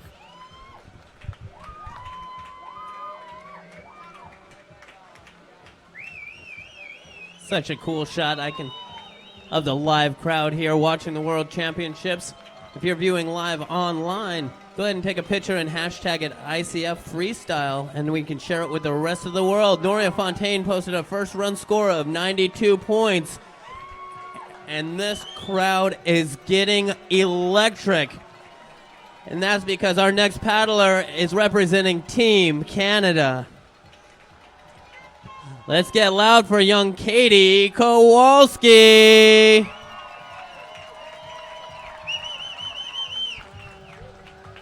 Definitely a hometown hero here on the Ottawa River, born right on the shores of the Ottawa River. Her family owns Wilderness Tours, our big event host here, as Katie sets up right away, going for a nice righty blunt, working to the top of the foam pile, bouncing it up, going for that righty Pan Am. Not sure she got past vertical on it. We'll see what the judges have to say. They're the ones scoring it all down there as Katie's trying to set up for another big move here on the wave.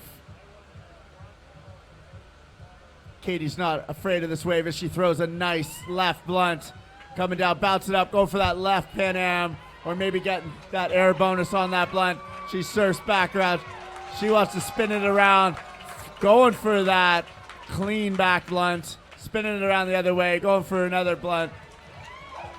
And that'll be it for Katie's first ride. Wow, the excitement is palpable here. It's electric here on the banks of the Ottawa River. If you're viewing live here on the internet, here is a replay of Katie's run. Katie starting her run off with a blunt.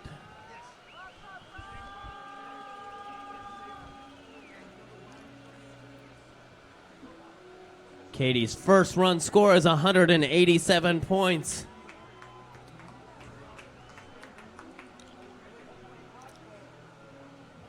Our next paddler from France, Marlene.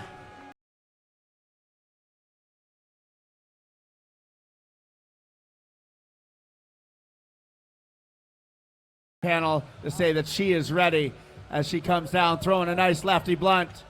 Surfing out way out on that shoulder. She works her way back onto the wave.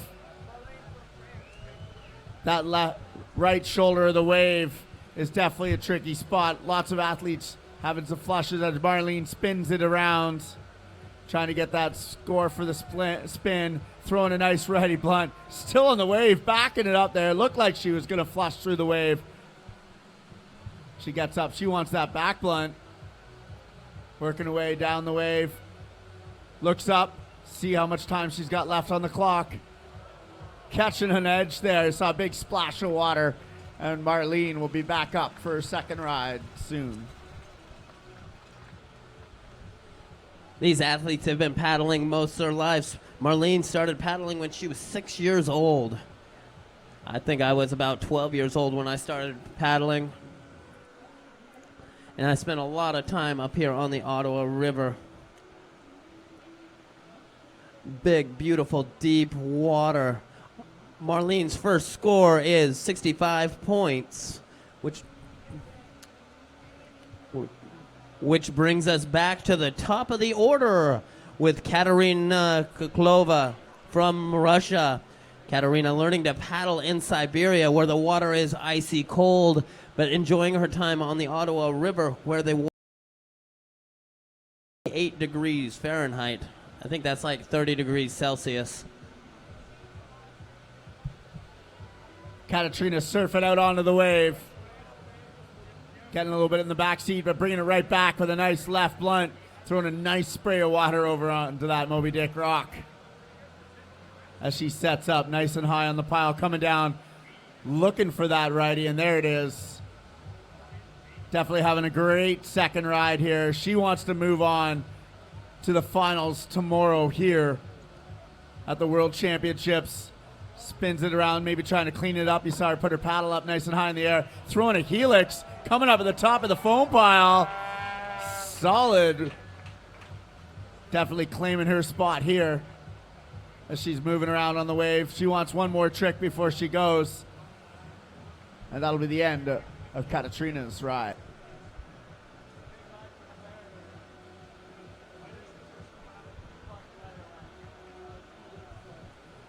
We've got a little bit of a replay from Katerina's second ride out there in her beautiful Gwigwi Prod carbon fiber boat. Sliding down, going nice and big on that move. The semifinals here on the World Championships is a nail biter. We've got 10 ladies competing for the top 10 positions. Only the top 5 will move on to finals tomorrow. Our score for Katerina's second ride is 243 points. And she will take that for her high score of 243 points. It was great to have Katerina up here on the Ottawa River. Our next paddler hailing from the United Kingdom and your current reigning world freestyle champion, Miss Claire O'Hara, taken to the wave. Claire wearing one of those beautiful leader bibs here. She is the reigning world champion out here on the carburetor wave all summer long. Right away throwing a nice blunt, showing why she's one of the best in the world. Sets up high on the pile, coming down. She wants another big blunt, and there it is, down into the foam pile. Claire surfing up onto that left shoulder, eyeing things up. She's gonna bring it around backwards, throwing a big back blunt, rolls up on the top of the pile, up, bring her in, guys. battling her way back into the wave. She is excited. She really wants this ride.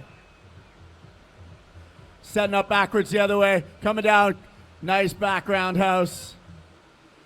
Going for that back blunt. Getting it. Bubbling off the back of the wave. That was a clutch ride there for Claire. Hopefully we'll put enough points on the board to move her into the finals. Claire having a great world so far. She's already won a gold medal in the squirt competition. And if you've been following the event on social media, she also won a diamond from Mr. Jez, getting engaged right here on the banks of the Ottawa River. That's right. You can see Jez over there clapping for Claire as we have the replay on the screen for those viewing online. Definitely lots of ladies out here. This is all about the ladies for the next half hour or so. Claire's score should be coming up on our screen here momentarily.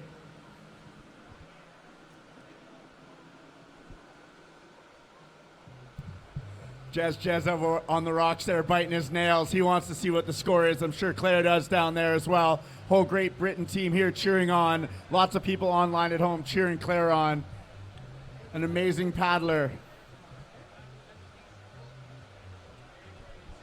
Claire coming in with a second ride of 266 points. Will it be enough to move her on to the finals? We'll find out here shortly. We're right in the middle of heat number 1 of the women's semifinals.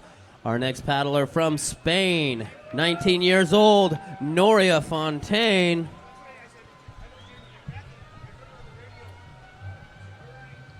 Noria looking to better her score of 92 points with a beautiful right blunt. Coming back with a nice left blunt there. She carves out onto that dangerous right shoulder, spinning it around, trying to get that spin point on the board.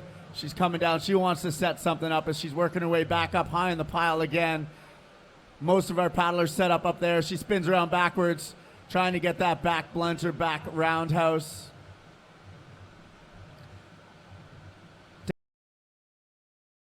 Again, spinning around. She maybe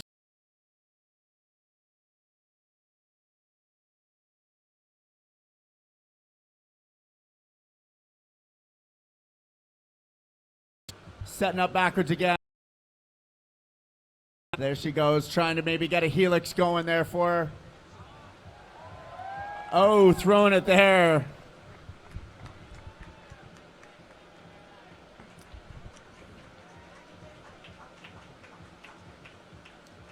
Nineteen-year-old Noria Fontaine. 19 years old, Noria Fontaine from Spain. Having a good second ride with a score of 125.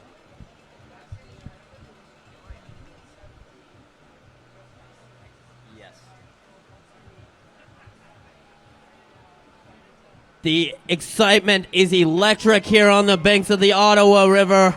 Our next paddler representing Team Canada, born here on the banks of the Ottawa River. Let's get fired up for young Katie Kowalski. She had a first run score of 187 points. We know she can do what it takes to get into the finals. Corey, I can hardly hear you talking there with the crowd roaring for Katie as she surfs down onto the carburetor. Bouncing it around. Getting that big righty blunt. Definitely trying for another one. Getting that lefty right away again. Setting up backwards, spinning around. Katie's been out here training all summer long, working as a raft guide, working as a kayak instructor. Setting up, throwing a nice lefty, trying to get it past vertical there for the Pan Am. She comes down, spinning it around, trying for that back blunt or back roundhouse. She's got just a few seconds left in her ride, so she's got time for one more big move. And that is going to do it for Katie Kowalski's second ride here in the semifinals. An impressively talented young lady, a great person. If you are in heat number 2, here's the replay of Katie's second and final ride here in the semifinals. If you are in heat number 2 of the women's semifinals, please be in your boat. If you're Ronan Stewart, Emily Ward, Hitomi Taku, Emily Jackson, or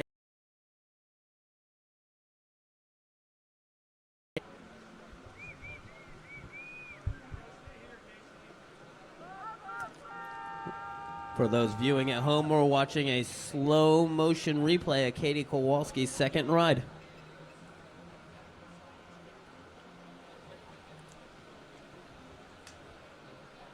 Katie Kowalski posting a 2:05 for her second run score.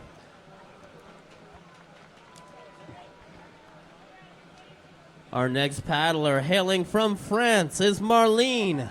She started paddling at 6 years old and is proud to be representing France here at the World Championships, taking to the wave.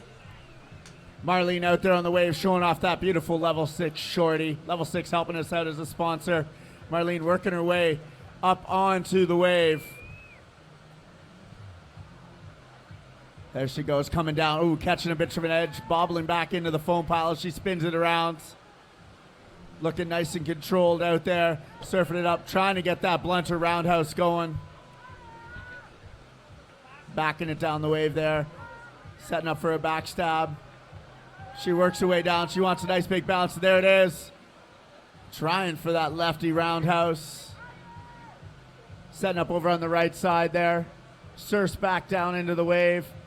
Nice big back blunt.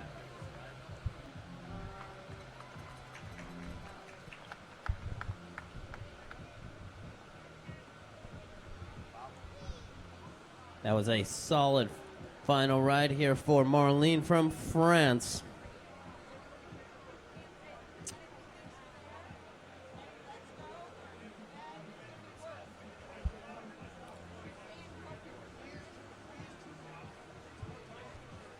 We're waiting for the judges to post the score for Marlene's second ride.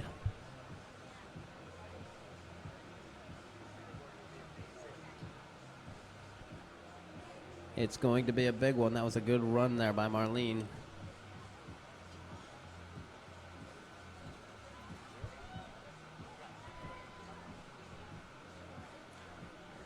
Her last ride not coming in. She scored a 65 on her first ride, so she will go. Her last ride was a 0. Marlene Develes from France. That will finish out heat number 1 of our women's semifinals.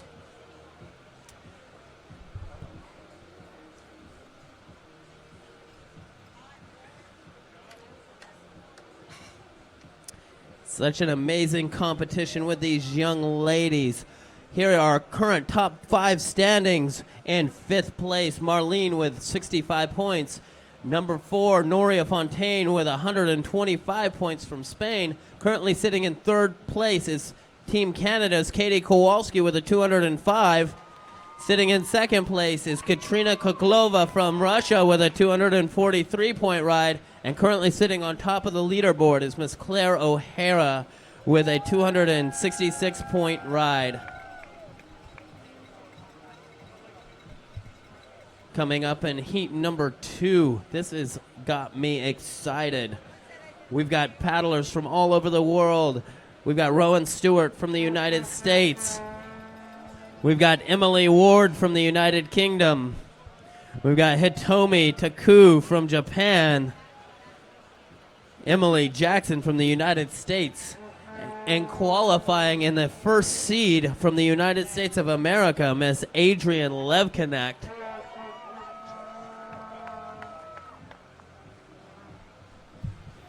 Hey, everybody up there in the crowd, I've got something to ask you guys. Did somebody drop a pair of bifocal glasses? If you did, come on down to the announcer's booth. I've got them here for you.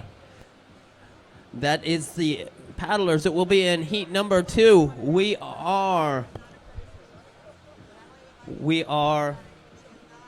going to be starting off heat number 2 at 3:30. The time currently is 3:22, so in 8 minutes we will get right back to the action here at the World Championships.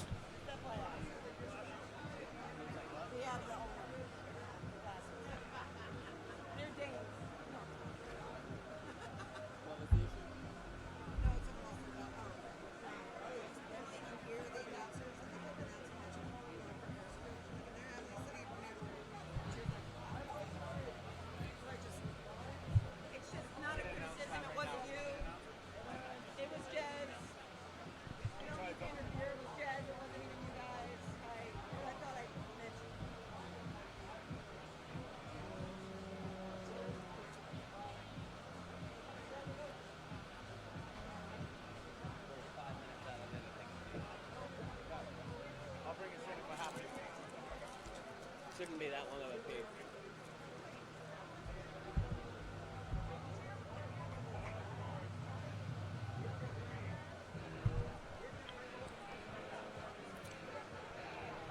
Zachary Zwanenberg, if you're in the audience, we have something very valuable to you. It's your wallet. Please come to the announcer's stand and retrieve it.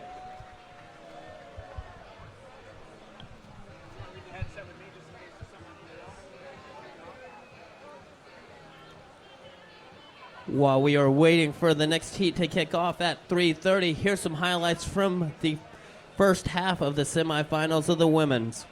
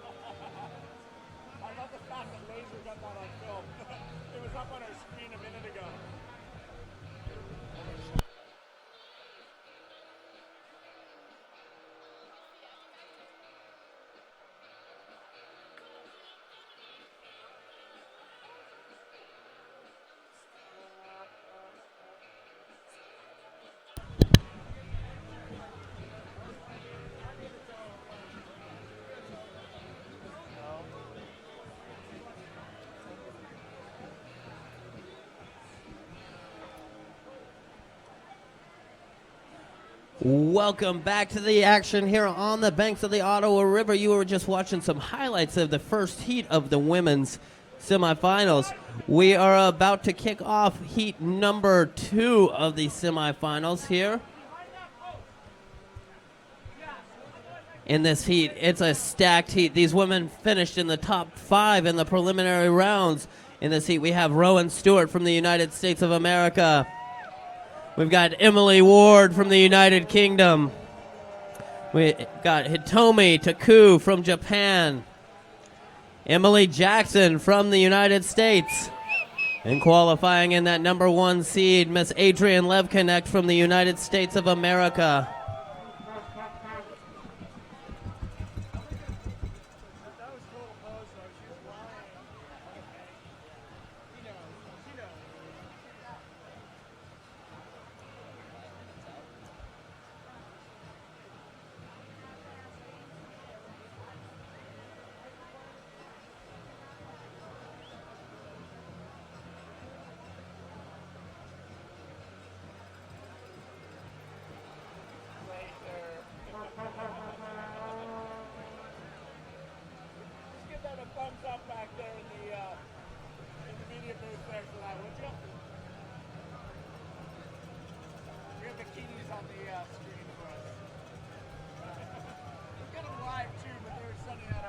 We are probably 2 minutes away from starting heat number 2.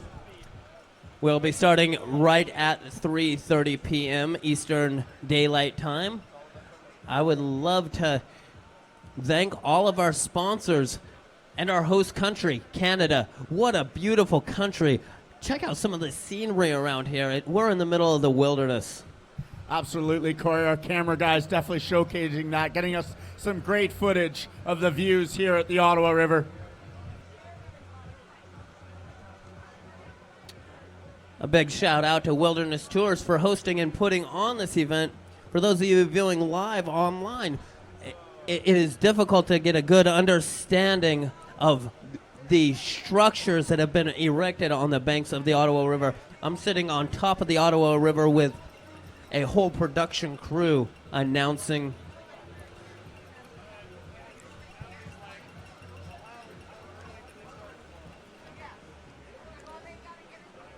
Let's get excited, Ottawa. These ladies are trying to make it into the finals, and we are ready for heat number 2 to kick underway.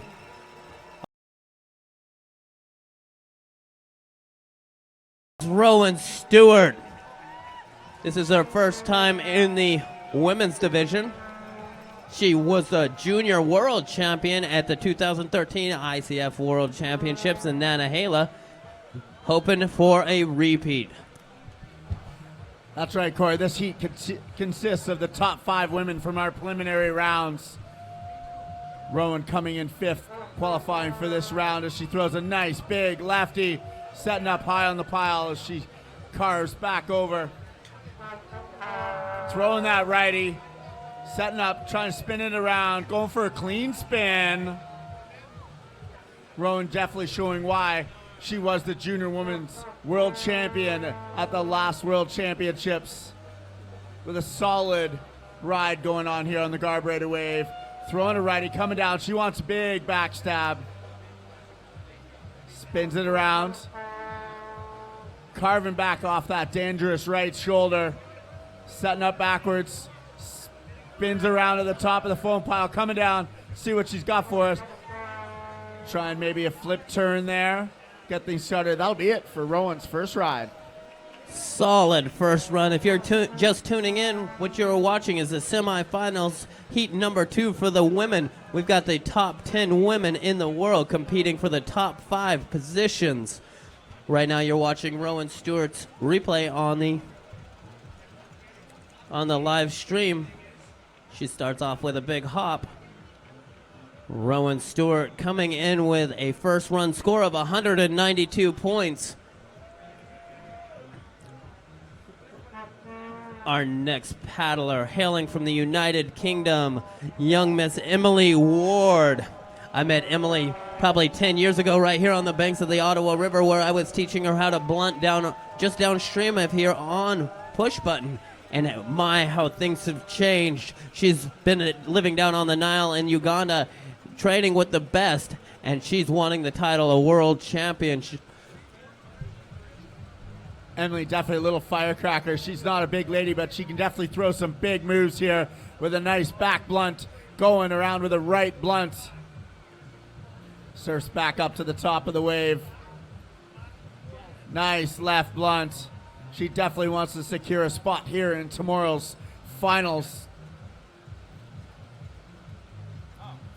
Going for the back blunt to the left. There it is. She definitely wanted to get that up. Looking to get those ends up above 45 degrees. And that'll be it for Emily's first ride. Racking up the points. Seeing if she'll make it into the semifinals. Here's a quick recap, replay of her first ride.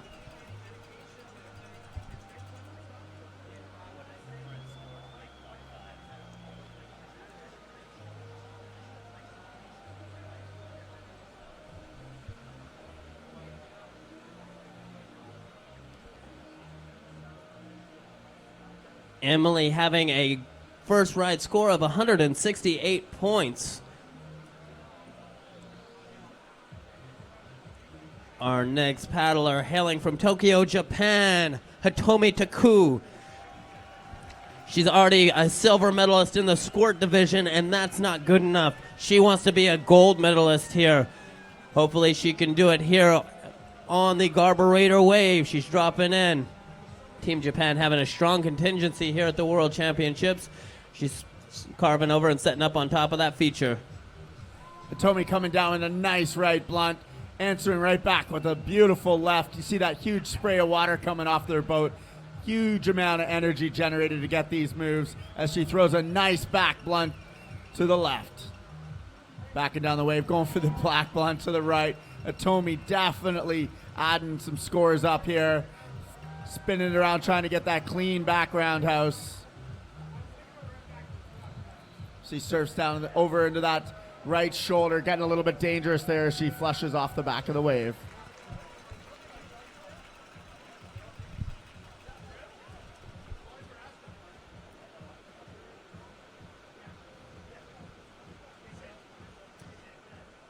Hitomi already getting a silver medal in the squirt division, hoping to secure her spot into the finals tomorrow.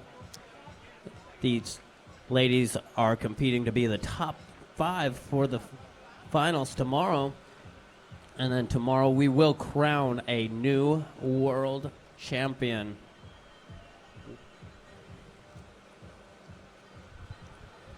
Our judges have their work cut out for them tallying these scores. We're using a new system called the Wave Monkey where you enter all the scores via a tablet. And then it goes right into a supercomputer, tallies it up, and makes sure that it is all correct with our head judge, Sneaky Pete, making sure that everything is done proper and up to par. Our current score is 283 points for Hitomi Taku. Our next paddler representing the United States of America, no stranger to the world platform,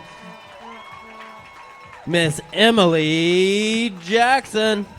Emily trying to rise up the crowd there. A member of the Jackson kayak family. She gets her name on her boat. Beautiful boat there. The graphics done by Murky Waters Kayaks down here in southern Ontario, Canada. As she throws a nice, clean backstab. Definitely selling it to the judges there. Doing it again. Throwing a nice righty blunt. Going for that lefty. She sets up high on the pile again. Coming down backwards. Going for ooh. I think she was trying to set up a back blunt there, and there it is. Emily having a solid ride here. Setting up back to the top of the foam pile. She's going to try and come down backwards. Nice big back blunt. I think she's trying to maybe get a back Pan Am set up. I'm not sure. Let's see what she's going here for us. Going for maybe an air screw or a trophy move. We're not really sure there. We'll see what the judges have to say.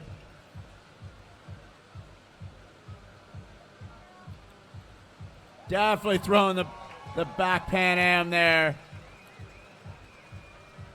And that looks like it's it for Emily's ride. A little bit of cheese for the crowd there. She surfs off the wave. Using her full 45 seconds here on the wave. These athletes each get 2 45-second rides with only their top ride counting. Here's a quick replay from Emily Jackson's first run.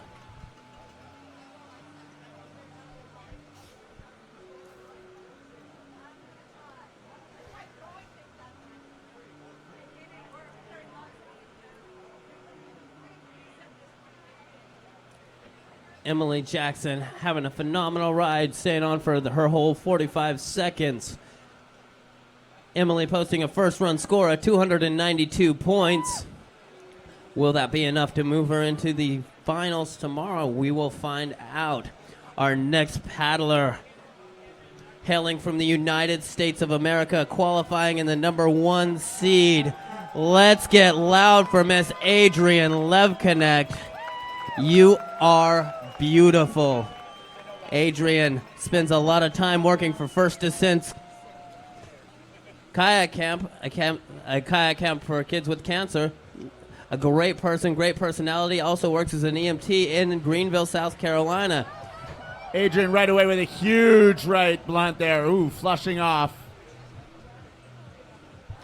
Remember, these paddlers each get 2 45-second rides with only one of their rides counting. This is a very technical feature here on the Ottawa River, the Garburator. There was something there that they wanted Emily to shout out when she comes on. Adrian posting a first run score of 70 points. That brings us back to the top of the order for a paddler from the United States of America, Rowan Stewart.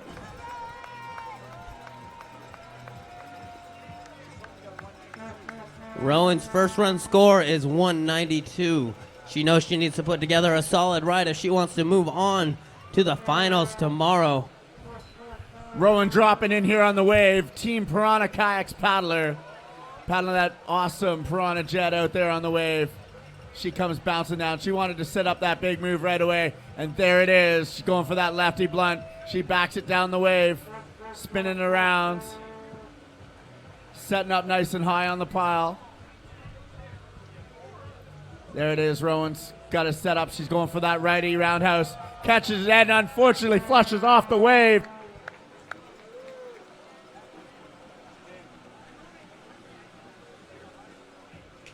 Here is a replay from Rowan Stewart's final ride in the semifinals.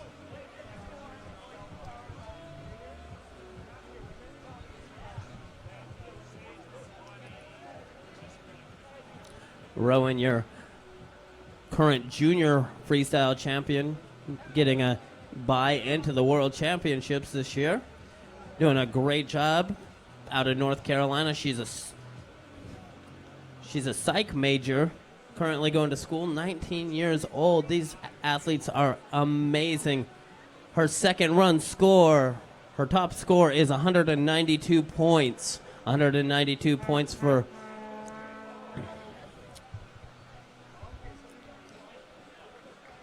her score. Her first score was, her second ride score was actually a 81. Her first ride score was a 192, so she'll stick with that for her final score. Our next paddler representing Team Uganda, Team United Kingdom, Miss Emily Ward. She wants to give a big shout out. Her family is watching live on the internet from all over the world. Her dad's watching live in New Zealand. Her sister Sarah and her grandparents are watching in the UK.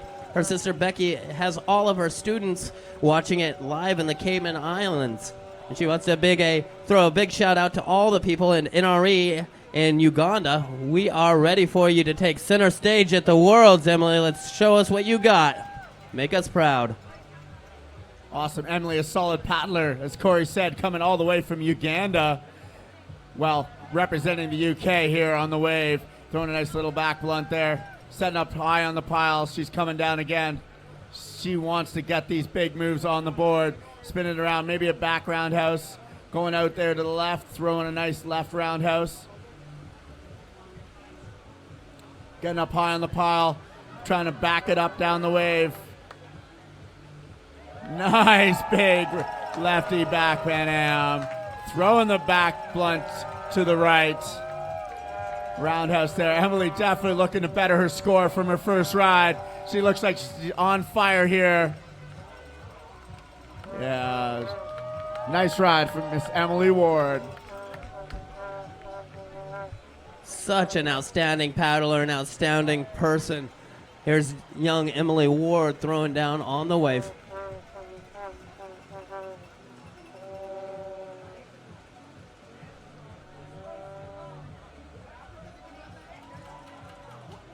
What score will get you in top 5? Right there. Corey, wrote it down.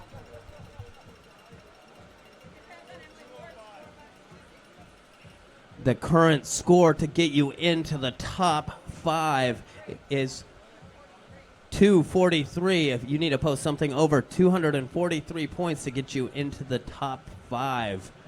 We're watching Emily Ward's second ride.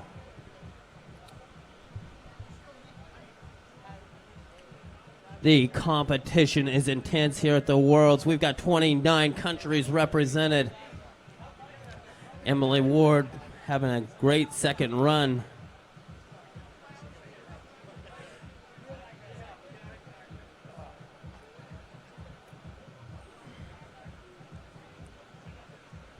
You actually need a 205 to make the top 5. What was Emily's score?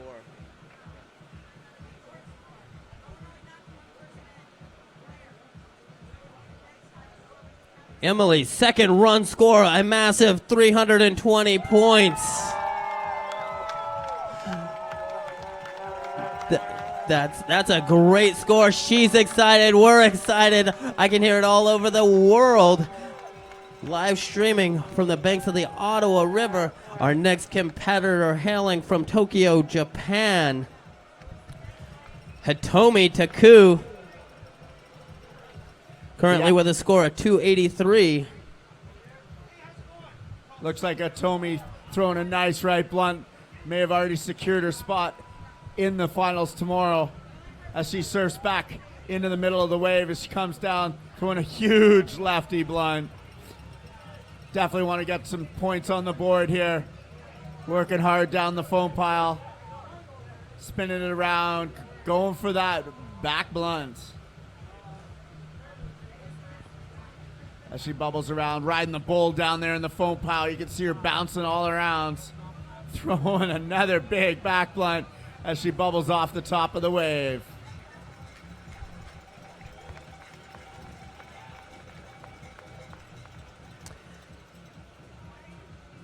Here is your replay as we let the judges deliberate We've got an esteemed panel of judges. The head judge, Sneaky Pete from the UK, making sure that all the tricks that these athletes are throwing are getting scored and scored properly. Remember, me and Matt are just calling them as we see them. We are not the judges.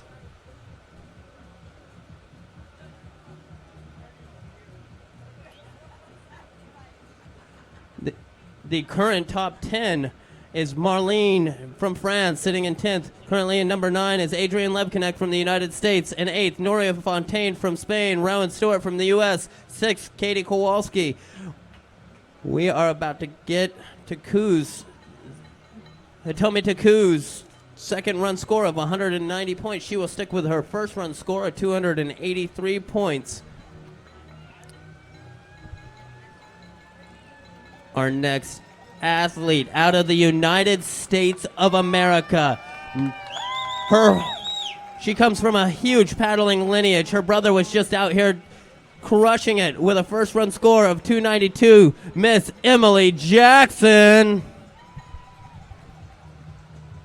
Emily riding down that reactionary onto the wave right away, spinning it around into a nice back blunt.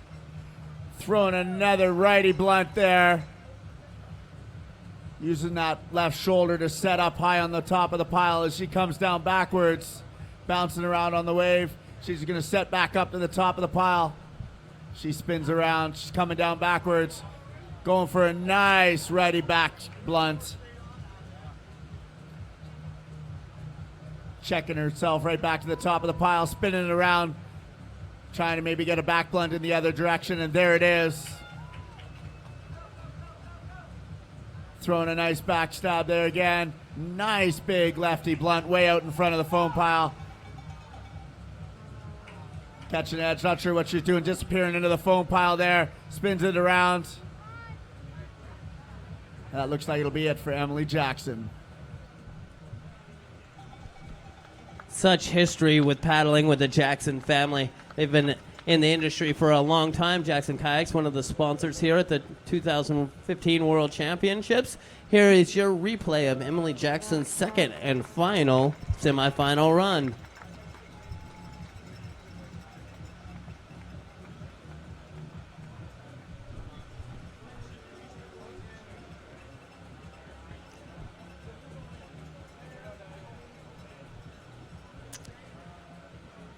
Emily Jackson posting a second run score of 283 points, so she will stick with her first run score of 291 points. This next paddler hailing from the United States of America, Miss Adrienne Levconnect, posting a first run score of 70 points. She knows what she's got to do. She ranked in the top for her first run. Catches that wave. And there she goes, coming down the wave. A little bit of a bobble there. She had to work hard to stay on the wave. Catching an edge, and Adrienne flushing off the wave. She looks disappointed with that one. That is what this World Championships is all about. These athletes have been training for years to be the top of the class. She came in first place. Here is the replay. Dropping into the feature. You see, she's so focused. She knows she needs to put in a high-scoring ride. She catches the bubble, almost flushes off the wave for her before she gets any moves down. Sets up, goes down the wave, sets up for a blunt, and ends up catching a edge. She's surfing, setting up for that perfect move, and catches an edge. Absolutely devastating. Adrienne will stick with her first run score of 90. This is not, that was not her score. We are back. That is going to do it for our heat number 2 in the women's preliminary heats. We've got our top 10 getting ready to come up to the screen if you're viewing online. In 10th place, Marlene from France. In 9th place from the United States, Adrienne Levconnect. In 8th place, Noria Fontaine from Spain. In 7th place, Rowan Stewart. In 6th, Katie Kowalski from Canada. In 5th, Katarina Kuklova. So moving on to the finals tomorrow will be Katarina Kuklova from Russia, Claire O'Hare from the United Kingdom, Hitomi from Japan. In second place is Emily Jackson from the United States, and currently sitting on top of the leaderboard from the United Kingdom with a score of 320 points, Miss Emily Ward. Thanks, Corey. What a great run by all these ladies out here. Lots of excitement here at the World Championships. We'll be moving on to the men's here in a few minutes. We'll be passing the microphones on to our friends and co-workers here at the World Championships, Ken Hovey and Jez.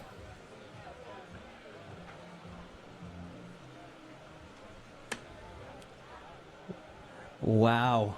When competing at the world-class level, these athletes have trained for their entire lives for the moment to prove that they are the best in the world. All of these ladies are now ranked at least top 10 in the world, which is a feat in itself. This carburetor feature, a very difficult feature, and in semifinals, you only get 2 rides with one of the rides counting.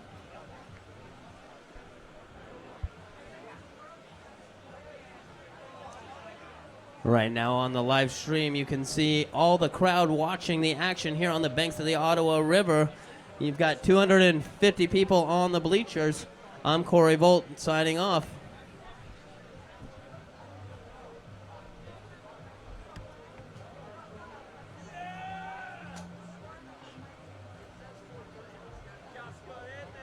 Yeah, but Adrian's gonna be fucking. Oh, yeah, oh my gosh. I was expecting her to actually. Yeah, everybody was.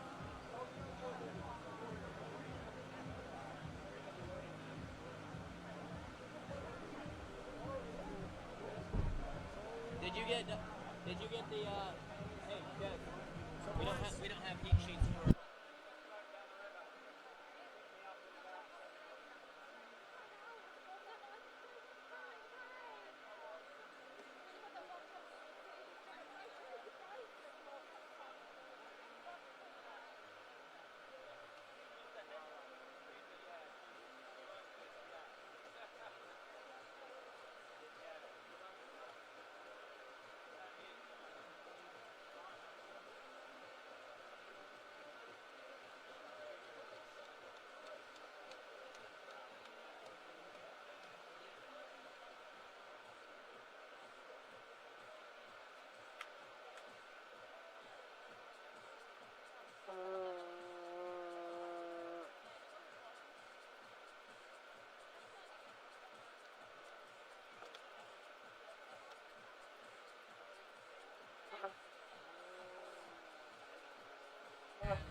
We will be taking a short break until 4:30 with the K1 men's. So come back at 4:30 to tune in for the K1 men's heat.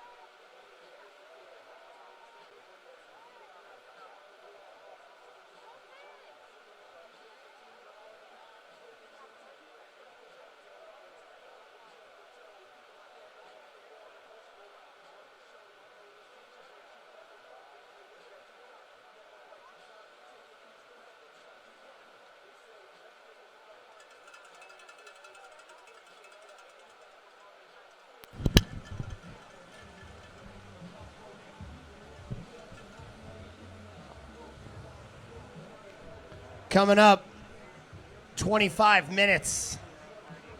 The K1 Men's Heat 1 semifinal. Ladies and gentlemen, I'd like to give a big round of applause for the young lady out there on the feature right now, Adrian Levconnect. I know there's a bit of heartbreak right now. She was sitting in first going into that round. Unfortunately, not making the finals. But let me tell you something. It has nothing to do with skill. As we've mentioned several times here, this feature can be an unforgiving foam pile. And it happened to her. But she's out there having a good time.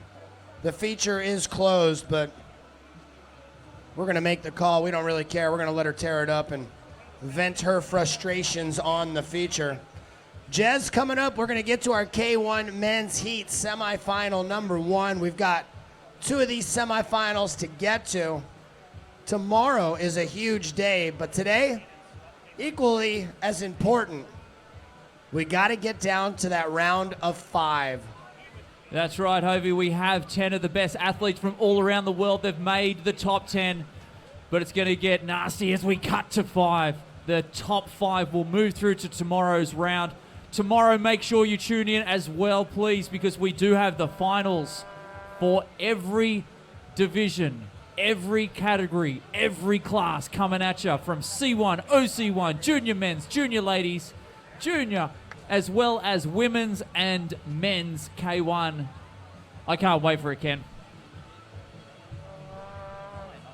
We're going to be bringing it to you live tomorrow, but we're not done today.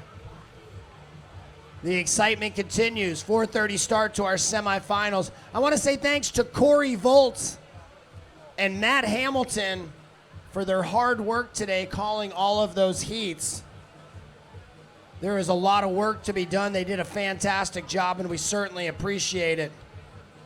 Matt Hamilton, a local paramedic and guide here on the Ottawa River, and of course Corey Volt, a former professional kayaker himself, now turned gun expert. You should see him shoot. It's really pretty crazy. He's tactical. So thanks to those guys.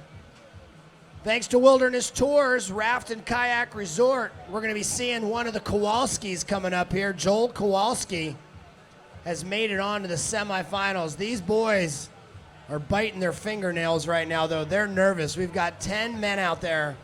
And these 10 men, Jez, they are the best. This is absolutely the best freestyle kayakers. I'll just say best kayakers in the world. I have said many times in the past, I consider Dane Jackson, this is in my opinion, I consider Dane the top paddler in the world. He is a awesome freestyler, creek boater, waterfall runner, instructor. But then you've got Caleb Grady, Joel Kowalski, the Europeans are in this. There are a lot of very awesome paddlers. Matu is going to be out there, so it is going to be intense here coming up. Can I add one more name to that list, please, Hovey? Yes, sir. And he's as local as it comes, and that is Nick Troutman. Oh, yeah. He's currently number 1, by the way. Nick Troutman is definitely one to watch because he spent his entire growing up, his entire adolescence, growing up on this feature. And it comes down to this. They've been thinking about it for weeks, months, probably even years since it's been named that the Ottawa River would be home to the 2015 championships. So we're going to wrap it up for a moment. Just Jez and I, we're going to shut the mics down. We're going to turn your attention to the monitors as we're going to show you some highlights from everything that's been going on. We're about 20 minutes away from our start. Thanks for joining us. Check out what's been going on here on the Ottawa. And if you're tuned in, if you just got off of work around the world, book a plane ticket, short notice, fly into Ottawa, come on out. It's all kinds of awesome up here. Have a look.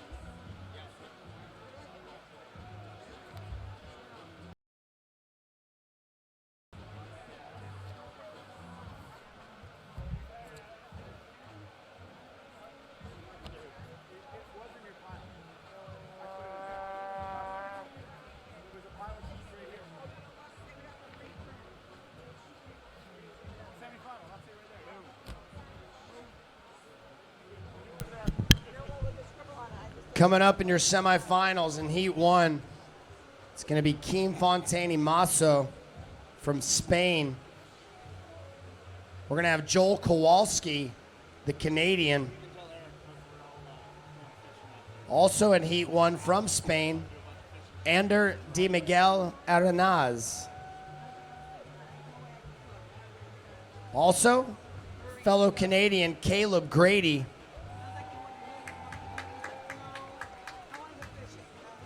And then also representing Uganda, it'll be Sam Ward.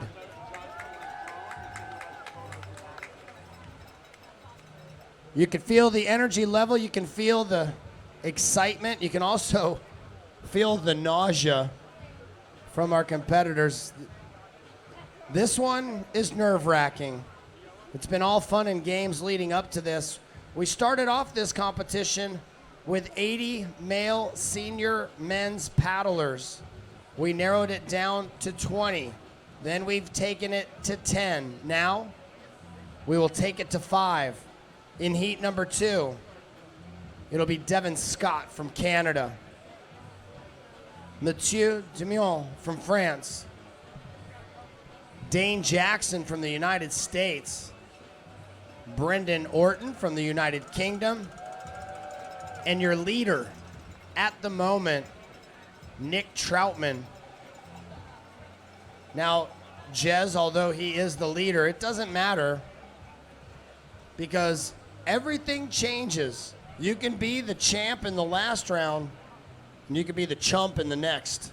That's right. The pressure does start to ensue. As you can see, the top 10 athletes for the men's will be coming down to the river left side of the Ottawa River. The idea is to try and get as many points on the board. Only the top 5 will move through. They are seeded at the moment as how they sit from the quarterfinals. They're going from last place through to first place. The idea being that the people at the top position, because they've worked hard to get there, they've got the added advantage of watching the others go and seeing what the score is to beat so that they can move on to the next round. So always advantageous to try and be at the top, the pointy end, if you will, of the heats, the prelims, and the semis. If you're tuned in at home, this starts at 4:30 Eastern time. To my friends and family back in Colorado, I want to say hello. 2:30 start time there. My kids are getting out of school early to check this one out. The nice thing about technology is that we are slinging this message around the world on the web. The World Freestyle Kayak Championships has been an incredible endeavor due to the fact that as you see this on the web, it looks like this happens every day. That is not the case. Everything that you see on your screen has been brought in by boat, hiked in, driven in. We're kind of in the middle of nowhere, but also not that far from everywhere. It is pretty easy to get here. Once you arrive into Ottawa, you head west down the highway about an hour and a half. You'll find Wilderness Tours. You can jump on a shuttle and go about another 20 minutes further. You get to the parking lot, then you do a little bit of hiking, and here you are. There is really no cell phone coverage here. Some people are picking up maybe one bar. So they brought in all the technology and rigged up a crane, put a sling box on it. They're sending the message a few miles away to the web and then reconnecting it to the stratosphere. So a lot has happened just to bring this broadcast to the masses. Can I also mention I don't have very good service, but I have got a couple of brief messages through from some people who are checking in on the interwebs from Australia and New Zealand, all the way around the other side of the world. Stoked to see it. We've had some messages come in from Team Ireland, from actual Ireland, which is awesome to see. We've seen a whole bunch of people hashtagging ICF Freestyle through their Instagram and Facebook accounts. But also, I say this every time I grab the mic, because I want this to be big. I want this to be a massive world. Please share and like and let everyone know what the live stream is so that they can check out the action. We know how cool freestyle is, but we want to let the rest of the world know what freestyle is all about.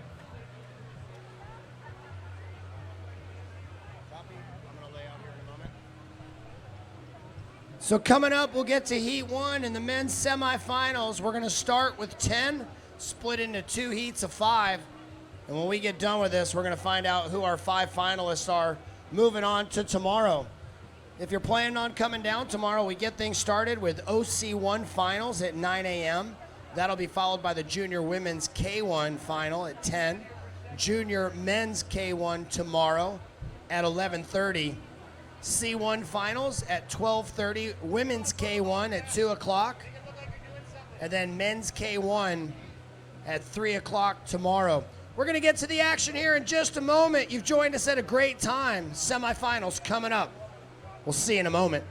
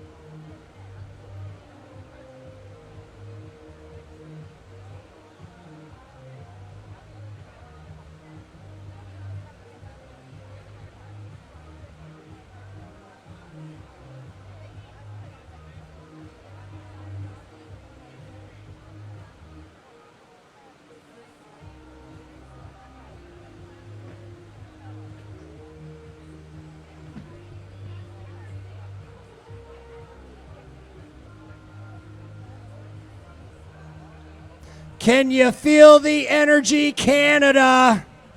Are you ready to light it up, Ottawa River Valley? It is nearly time to push the play button, sit back, and watch as we have 10 of the top paddlers in the world sitting in the river left eddy, ready to throw down. Thanks for joining us, everyone. I'm Ken Hovey, along with Jez. Jez out of Australia, also one of the international paddlers here. I'm just a good old boy from Colorado that loves a good time and big high-flying action on the carburetor.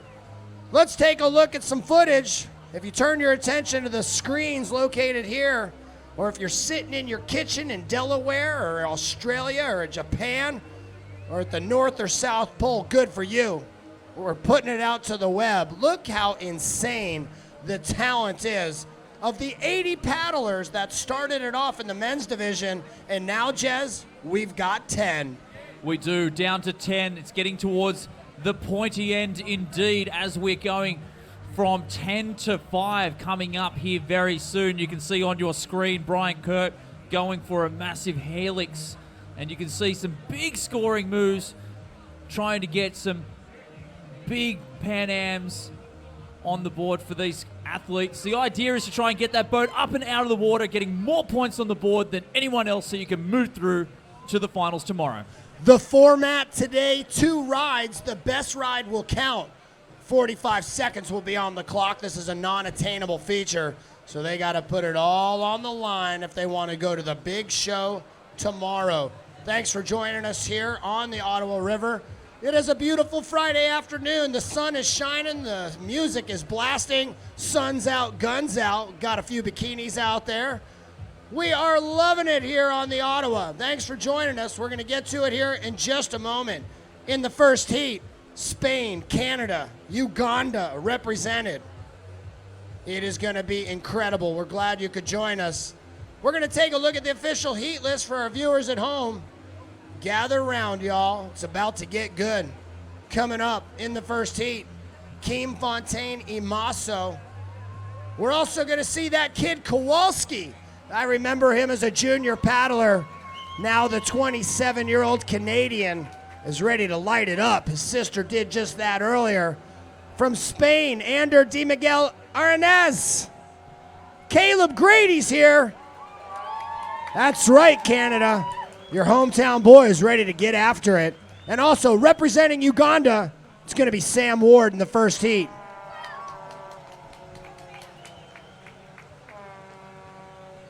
In the second heat, we're going to be looking out for these characters. We're going to see Devin Scott qualifying, coming into the semifinals out of France. Mathieu Demion, also the reigning world champion, none other than Dane Jackson. Out of the United Kingdom, this guy was flying high. He's someone to watch, Brendan Orton. And then your current leader, he's going to go last in the second heat. Listen to the crowd when I say the name, Nick Troutman. The Canadian powerhouse is ready, and Jez, so are we. I am so excited to be here, being joined by Jez. I got goosebumps, my friend. I'm ready to watch the big show. And why not? I'll tell you, this is going to be such a big gun show. Remembering we've got 10 of the best athletes. We're going to cut them down to 5. The idea is going to have 2 runs, of which their best one counts. That's right. So we're going to have our music maestro bring up the tunes, and we're set to push play here at the 2015 IFC Freestyle World Championships. And I know that we've done this several times, but I want to do it again. Hey, crowd, see that handsome guy behind you in the red shirt with the big mustache? Looks like Tom Selleck.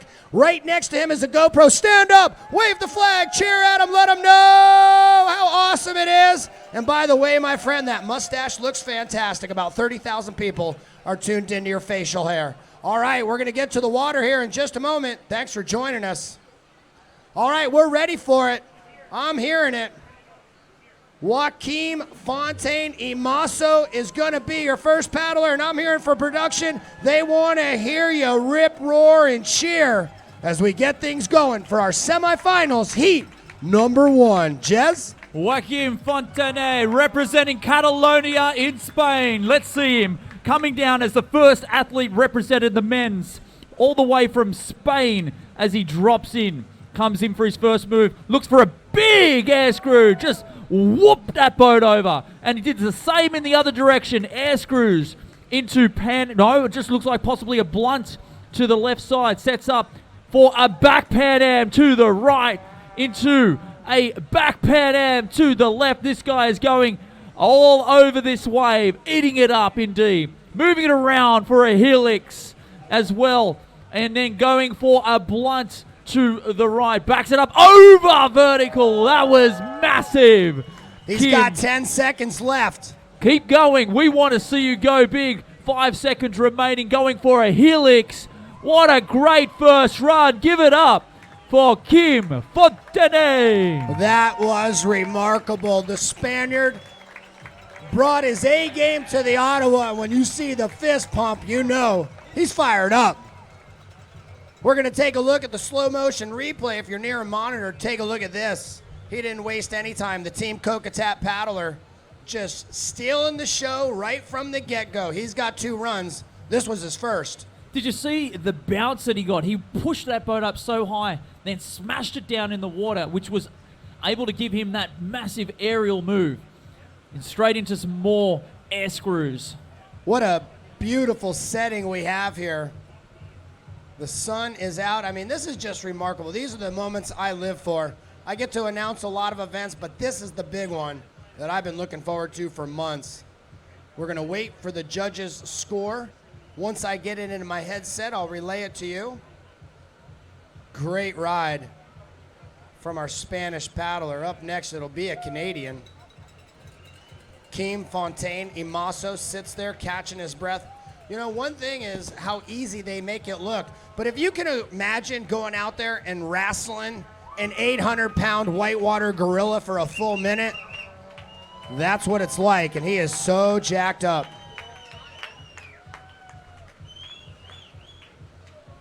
I always love it when it takes the judges a little bit of time to get those scores because they got the supercomputer piped right in to us. And whenever it takes a while, you know that score is going to be high.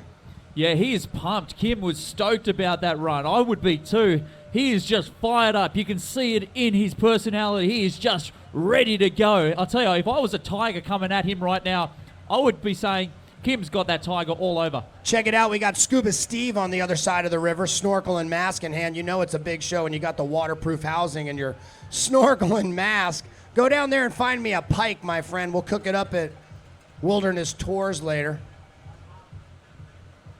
Yeah, Kim just getting back into the zone there. He is fired up. I haven't seen him fired up like this in a long time, and I've seen him in a lot of competitions. He is pumped. He is ready to explode.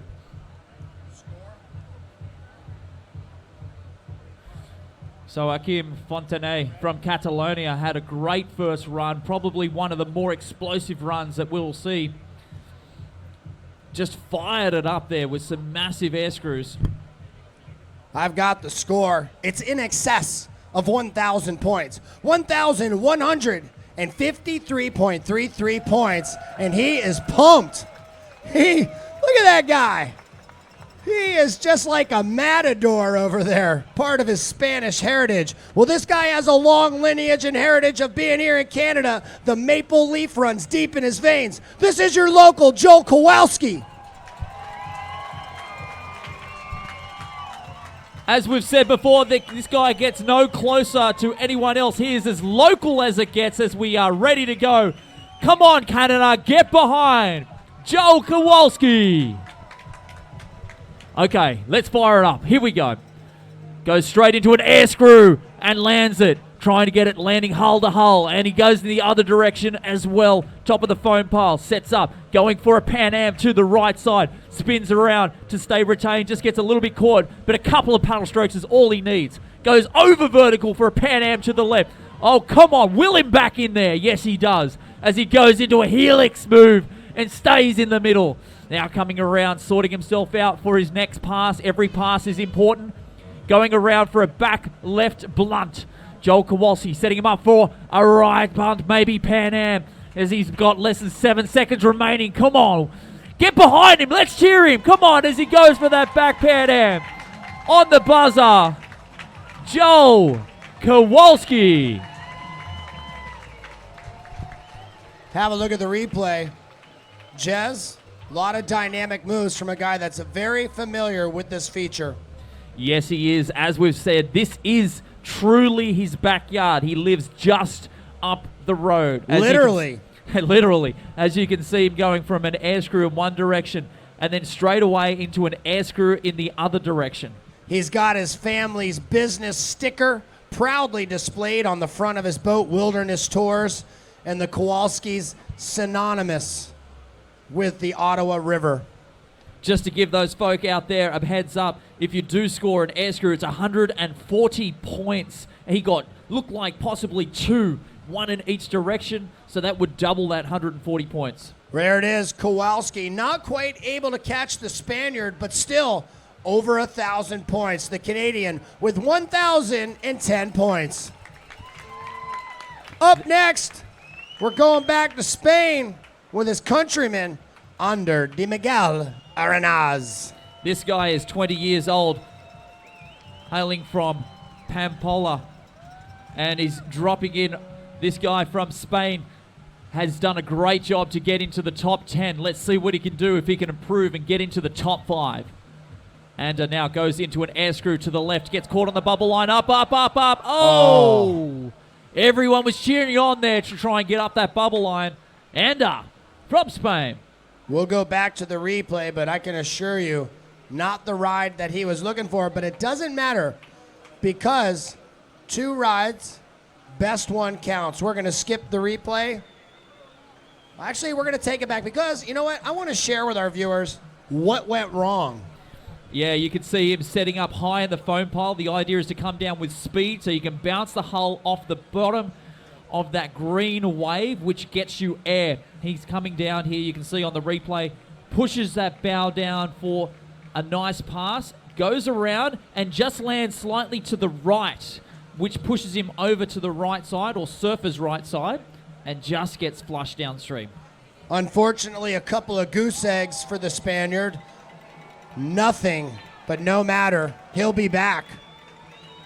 Coming up, our first ride from a guy that is near and dear to my heart. I'm a big fan of this young man. He is a remarkable resource to you here locally.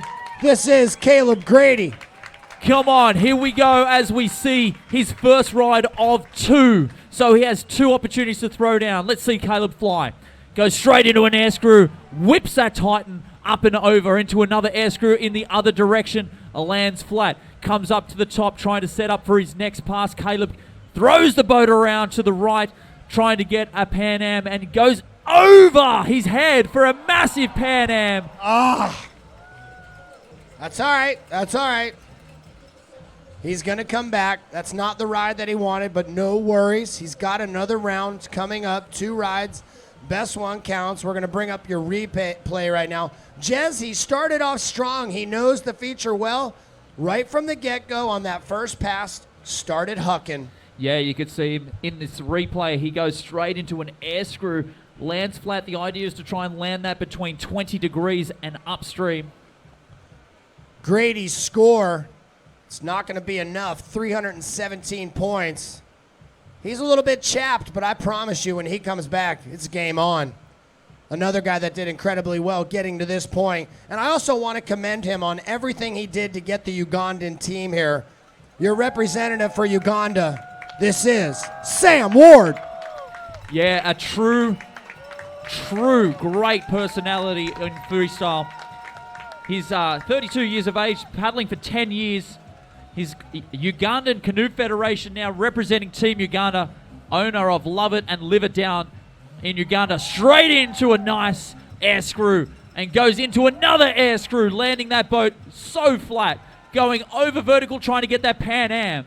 That boat just whipping around there to the right, possibly for a right blunt. Now coming back blunt into a helix, and he catches the bubble. A couple of paddle strokes, yes! Stays in for a helix in the other direction. Sam is doing a great job staying retained and right in the guts of Garb. Comes in backwards, over vertical, back Pan Am. This guy is lighting it up with 7 seconds remaining as he goes into a back move, into possibly a spin. Backs it up, trying to go in the back left blunt, and that'll do it. Well done, Sam Ward. He's pumped about that. The audience is fired up. We take a look at the replay right now. Sam Ward used every bit of that 45 seconds, Jez. He did indeed. That composite boat sporting kayak denial all over it. You can see him whipping that boat around and actually landing completely upstream, selling it to the judges to prove that he landed between 20 and 20 degrees. Throwing it around to the other side, throwing that air screw, landing it and stomping it. Stomping it with style. You can't do that unless you know that move very, very well. There's our crowd once again on the river right-hand side of the Ottawa River.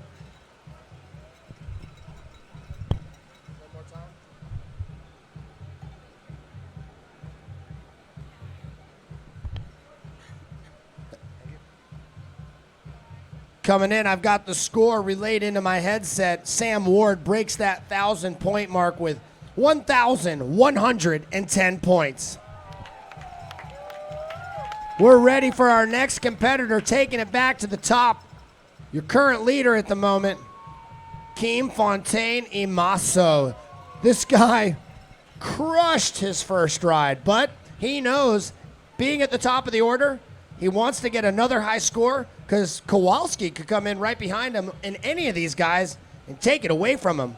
He is fired up. Keem Fontaine from Catalonia in Spain. This guy is ready to go. Let's see him fired up and get dialed in here at Garb as he goes straight over vertical for a Pan Am and goes to the other side for a nice air screw. Lands it and going for a Pan Am to the left. Sets up in a back move, going over vertical for a back Pan Am into a helix as well. Stomping this boat around. Going into a helix in the other direction.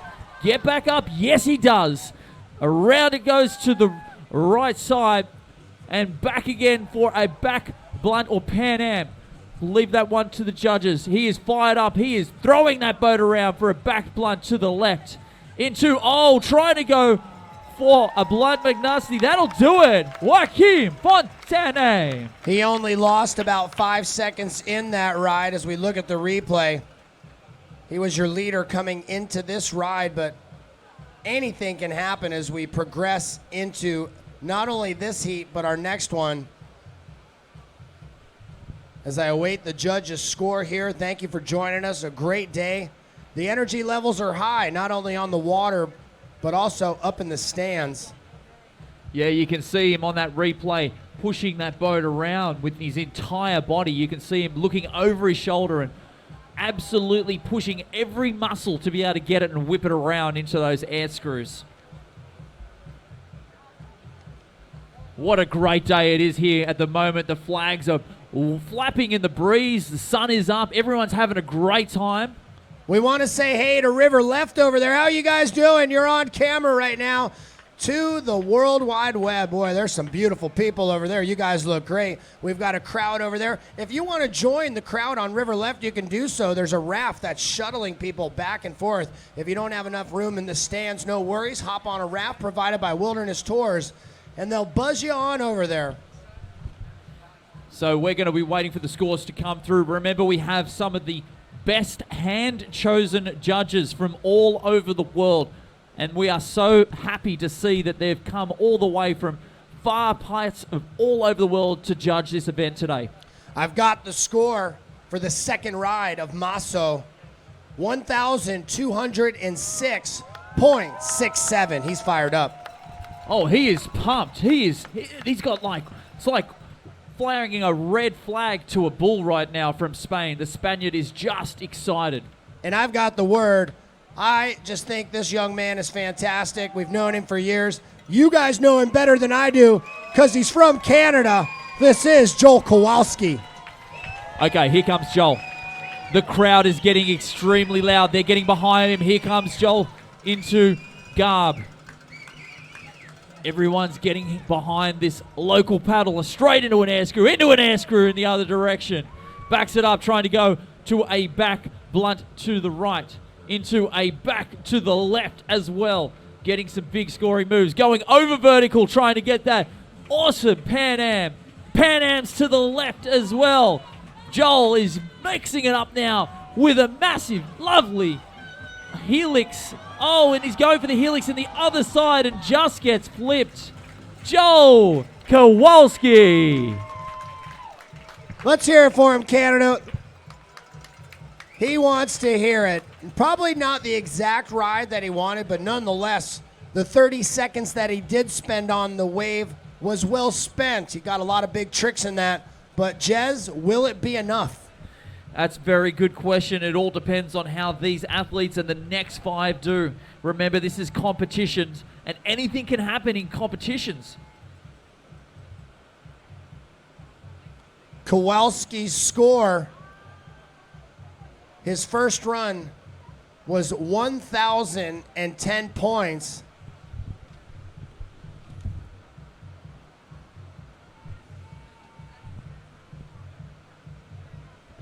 He'll keep that first run. His second score, not quite enough, 853 points. This takes us back to Spain once again under De Miguel Arenaz. Spain is heavily represented in this heat. Looks like we are good to go as we can see him getting excited and fired up in the eddy.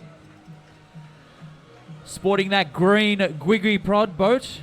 His first score did not put anything on the board. He needs this ride. He does indeed, as he goes straight into an air screw and backs it up with another air screw on the other side. A couple of strokes. Yes, stays in the middle. Goes over vertical for that Pan Am. Comes to the top. He's ready to go as we go to a back blunt to the right. Into a helix and stays in the middle. Come on, Spaniards, let's hear him as he goes to a helix in the other side. He is fighting like a spawning fish back upstream. It is all or nothing for Arenaz. And he goes for the blunt McNasty. Taking a look at the replay, Jez, he knew coming into this one, with no score on his first ride, he needs to break into that 1,000-point range in order to make it to the finals or even come close. Yeah, you can see him on the slow motion replay going in for his first pass into an air screw, That seems to be the product of this competition. Air screws at the start is a great way to get big scoring moves straight away on the board, and it gives you a lot of motivation and confidence for your next few passes. As you can see there, the big Pan Am.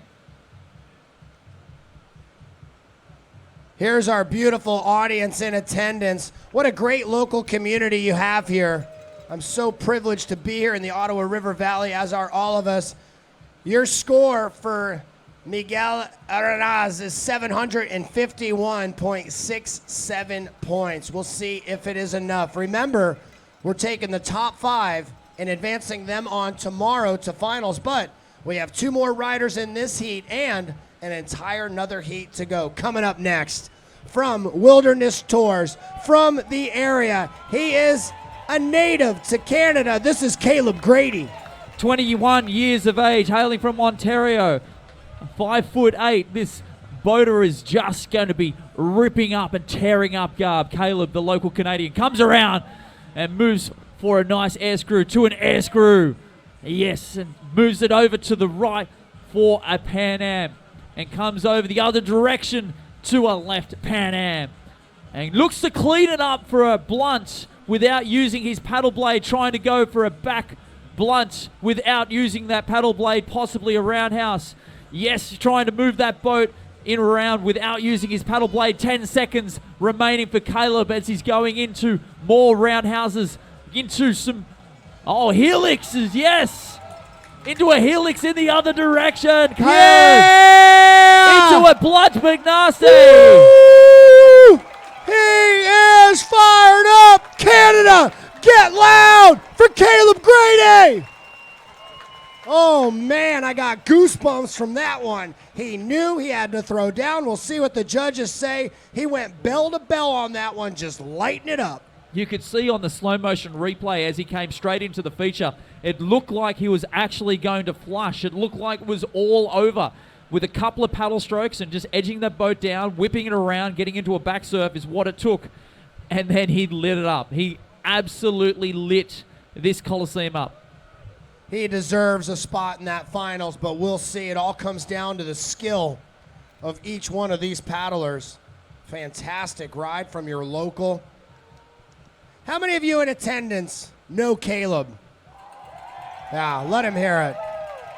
I'll tell you what, I've just met him in the past few years, and I'm already a big fan. I consider him one of the top paddlers in the world. He did it extremely well with the Grand Prix, and also, I have his score. Here it comes. It's popping up. Caleb Grady with a score of 980 points. That is fantastic. 3 times what he scored on his first run. I think he's happy with that, but he knows it's going to be close. Coming up next, representing Uganda, and they're going to go crazy on the banks of the Nile River right now when I say his name, and I expect you to go ballistic here. It's going to be Sam Ward. This guy, 32 years of age, representing Uganda, paddling for 10 years. His sponsors include Kayak the Nile and Love It, Live It, and Brussels Airlines. As you can see it sported on the front of his kayak. He goes straight into those nice air screws in both directions and stomps it down. Going into Pan Ams, that one to the left side. Coming in to a back blunt, possibly a back Pan Am. Sets up, going for the helix. And does he stay on it? Up, up, up. Oh, Sam Ward. Wow. That's all I can say about right now. I love being here. I'm so excited to be able to convey what's going on and off the water and the excitement that's happening up here in Eastern Canada. Sam Ward right now. His first ride was fantastic. We'll see. Was his second ride, Jez, do you think it was as good as his first? I don't think so. I think he's going to remain with his first ride, and it was a great score for his first ride, but we'll leave that to the judges and see what they've come up with. As you can see, Sam, see how he just pushes that boat down, stomping it with his feet to be able to get that height. As Sam works his way back up the eddy, indeed, that is the fact. His first run, nearly double his second run. His first run score was 1,110 points. His second, 573 points. He was very conservative out there when we read out the 1,000 points. I mean, that's a great score, and he just gave the thumbs up. Very conservative, very stylish man indeed. Take a look at our top 5. In 5th place, it'll be Ander Di Miguel Ardenaz with 751 points. In 4th, your local Caleb Grady with 980. In 3rd place currently after 2 rides in the first heat, it's Canadian Joel Kowalski. In 2nd place from Uganda, Sam Ward. And in 1st place, no surprise, he threw down. He went at a blistering pace. It will be Joaquim Fontaine Imaso, but up next, getting into the water, it's going to be Devin Scott, Mathieu Demion, Dane Jackson, Brendan Orton, and Nick Troutman. But a quick video replay in slow motion, Jez, of that last heat. There was a lot of excitement. There were some tense moments, a few flushes, but also this guy going big. I'm going to call this guy a bullfighter because that's what he's got. He's got the fire in his belly when he's out there. You can see him. He's just like throwing that red flag to a bull. He just throws that boat around. He gets off the water and he is pumped. Kim Fontaine. And you can see now Joel Kowalski in the replay getting into some big back Pan Ams. Getting massive air as he's going for those big Pan Ams. The Spaniard just gets an unfortunate flush as Caleb, you can see in this replay, goes for those air screws. Seems to be the nature of the beast. Everyone's going for air screws on their first couple of passes. And then, of course, Sam Ward. Sam Ward throwing that boat around, trying those helixes and Pan Ams as well. Into those nice big back blunts. Helixes for days. Helixes for days. I've never done a helix. I don't know if it'll ever happen. It's just like I've never dunked a basketball. It's never going to happen. But what is going to happen is I'm going to get the crowd rallied. I'm going to start on river left. You guys on the far side, you look beautiful in the sunshine. Let's hear it over there. Let's get some cowbell and some screaming going. I see the Canadian flag flying, the German, the Brits are here. Awesome. Good to have you guys over there. Hopefully are you enjoying this? Is this not fantastic? I love the fact that Wilderness Tours brought in bleachers. They brought in an arena. They set up an amphitheater here for all of us to enjoy the high-flying action. And the wonderful thing, when this event is over, it's going to go back to looking like nothing happened. They're going to tear everything down and move it out. But for right now, this is where the action is. You can see the next 5 athletes warming up in the eddy over there on River Left next to where the coaches are. You can see those Wilderness Tours rafts. All those coaches are down there supporting their athletes, giving them last-minute pieces of advice. Sometimes it's just what's needed to be able to get out there and throw down big.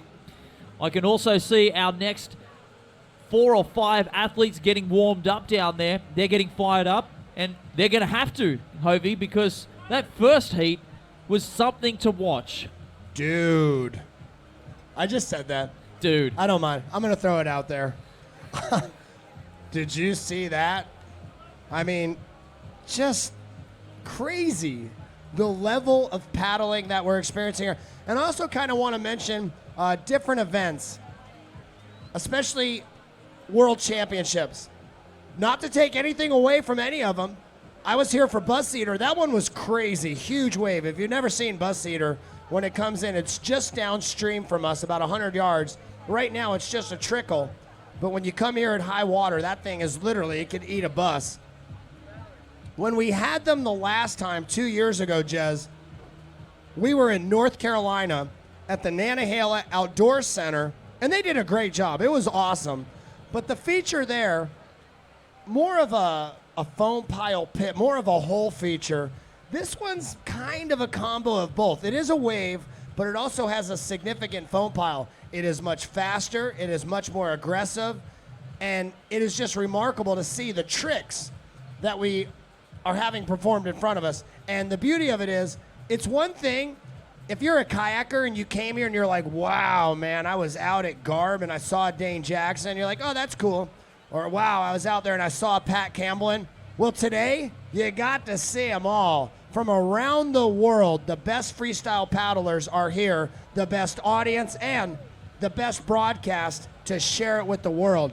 Coming up, it's going to be the Canadian Devin Scott, Mathieu Demion from France, Dane Jackson from the United States, Brendan Orton from the United Kingdom, and your current leader, he's from Canada. It's Nick Troutman.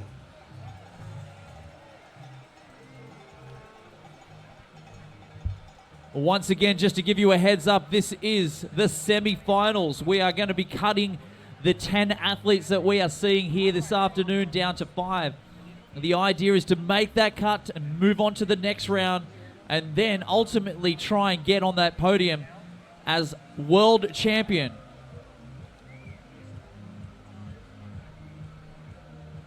I'm getting word over my headset that we're ready. Crowd, are you ready for a Canadian to get out there and get after it? A lot of Canadian pride here. I can't blame you. You live in one of the most beautiful places I've ever been, the Ottawa River Valley, Beachburg. Such a fantastic place, wonderful people, and man, world-class competition. All right, Devin Scott, this guy, Airborne Athletics crew, paddling for 9 years, 24 years of age. Devin, local boater, comes in, drops in to try and get, oh, that was a beautiful, beautiful air screw.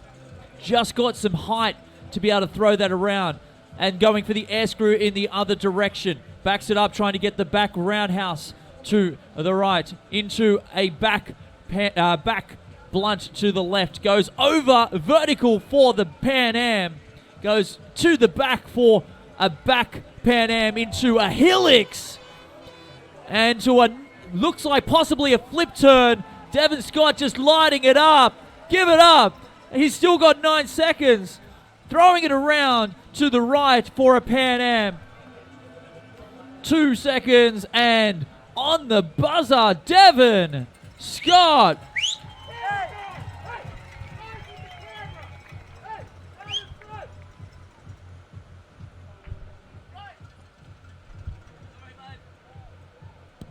As we take a look at the video replay in slow motion, you got to slow it down because, man, they are going fast. Huge tricks, big scores.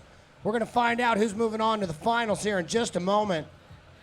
Woo, Jez, I don't know about you, but actually I do know about you. You're as excited as I am. I am fired up. I've got goosebumps just like you do. Every time I come to these world events, I am very fortunate to be part and help out announce. And every time, it just blows me away. Every year, there's something different. Every year, there's a new combo. There's a new link. There's something new. There's something different.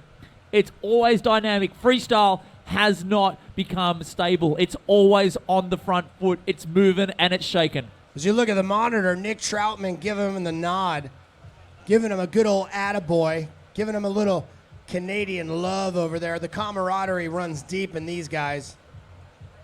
Waiting for the judges' score. Looking down in that eddy, man, look who's out there. Mathieu, Dane, Brendan Orton, Nick Troutman. I've been so impressed with all these paddlers. I'll tell you right now, I'm a big fan of Nick Troutman's, but Dane Jackson's out there. And Brendan Orton, I mean, come on. Do you recall what happened a couple of hours ago as he qualified coming into this? He was going large. He was going bigger than large. I would say massive. Here's your score. The Canadian coming in with 1,087 points. That brings us up to this next fella. He's as talented as he is good looking. From France, it's Mathieu Demion. Mathieu, this guy is a 2 times European champion, got 4th at the Bus Eater Worlds just here. He's Adidas Sickline team athlete, 28 years of age, hailing from France, paddling for 10 years. Let's see Mathieu shine. Paddling the Jackson Kayak Rockstar in carbon. He is off. Oh, that was probably one of the biggest air screws we've seen here yet. Into a small air screw to the other side. It was huge. That air screw was just fantastic. Going into Pan Ams in both directions. Backs it up now, setting himself up. Going for Pan Ams. Yes, going for more. Going into a helix. Oh, nice helix. Through another helix the other direction. Just gets a little bit flush, but stays in there. That's the one he's looking for that helix in the other direction, cleaning up to the right, trying to get that clean blunt. 7 seconds remaining. Mathieu going over vertical for an over vertical back Pan Am. 2 seconds. Mathieu from France. Ha ha ha. Hey, Mathieu, I should probably share with these people. It was last year at the Payette River Games. I took him to the side and I said, dude, this one's yours. Go out there and light it up. And I was like the Tony Robbins of kayaking. I don't have to give him a pep talk now. What do you think, Canada? How sick was that? Massive air right off the bat. He never stopped. Flying Frenchman, crushing the carburetor. He's an amazing whole boater and proving that he can come back and do just as well in the waves. Mathieu was, that first air screw was mind-blowing. Yeah. I couldn't believe I saw it with my own 2 eyes. So awesome. Judges are working hard right now. He seems happy with it. We'll find out if the stoke will remain.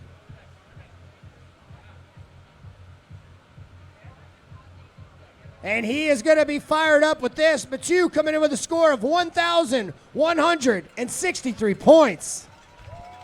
You know what he's thinking, though? He's happy, but he says, I can go bigger. I'm a big fan, Mathieu. Nice work, my friend. All right. This is going to take us to your reigning world freestyle kayak champion, someone that everyone's familiar with. If there was a household name in kayaking, it'd be this guy, Dane Jackson.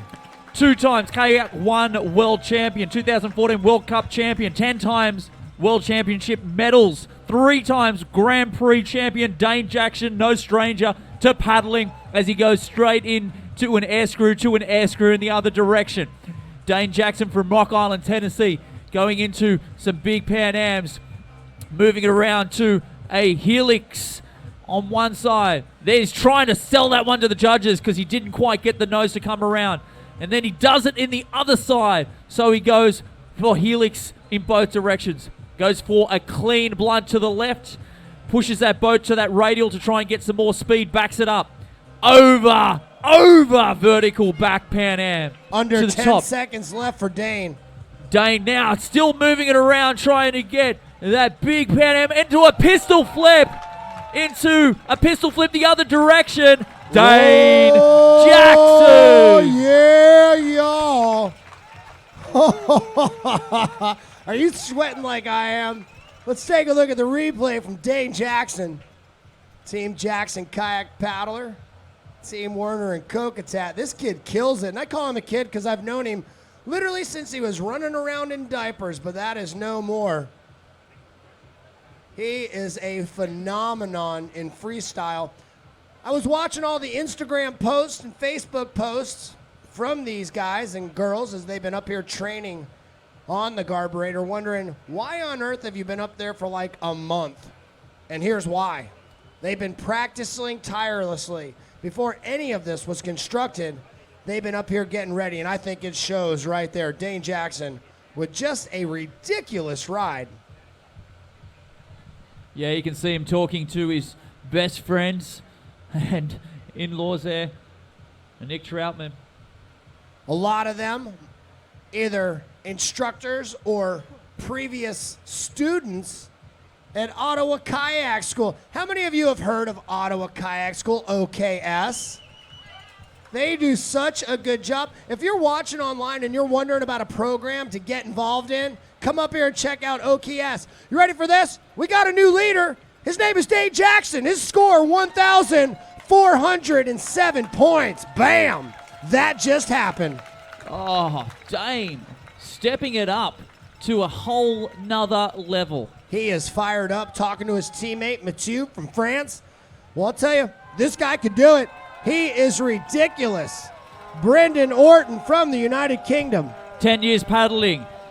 This kid has just come up to the seniors from the juniors and goes straight into an air screw. Brendan Orton from the UK goes into the other side for another air screw.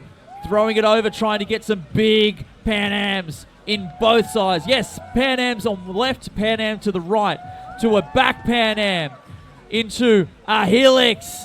Oh, Piranha Crew. Brendan Orton is just lighting it up, trying to get that helix in the other direction to a flip turn possibly. Mixing it up there, trying to sell that flip turn as he's got 13 seconds remaining. Bren mixing it up. Come on, Bren. As he goes to a back blunt to the left side.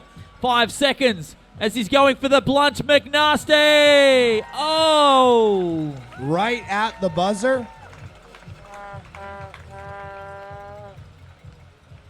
Taking a look at the crowd. All the beautiful people are here. They're also watching online. But this guy, he's on a mission.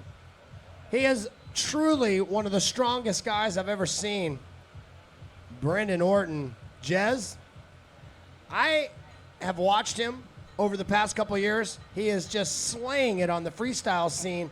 He went big here. I think he can do better in his second ride. What do you think? Yeah, I've seen him in his prelims, and I believe it was the quarters go even bigger. So I have to say that was a fantastic ride, and most athletes would be happy with that, but I think he's still got a little bit more in the bag. No doubt.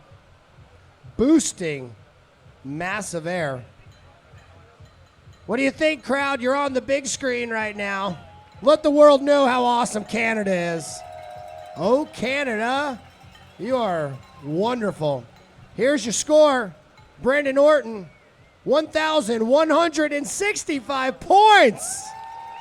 That is an awesome score. And I also don't want to undermine what I said earlier, but I know that he has it in his repertoire to get a 1,500-point ride, as do all of them. But right now, this guy, he's your leader coming into this heat. He is from Canada. The Maple Leaf proudly on his helmet.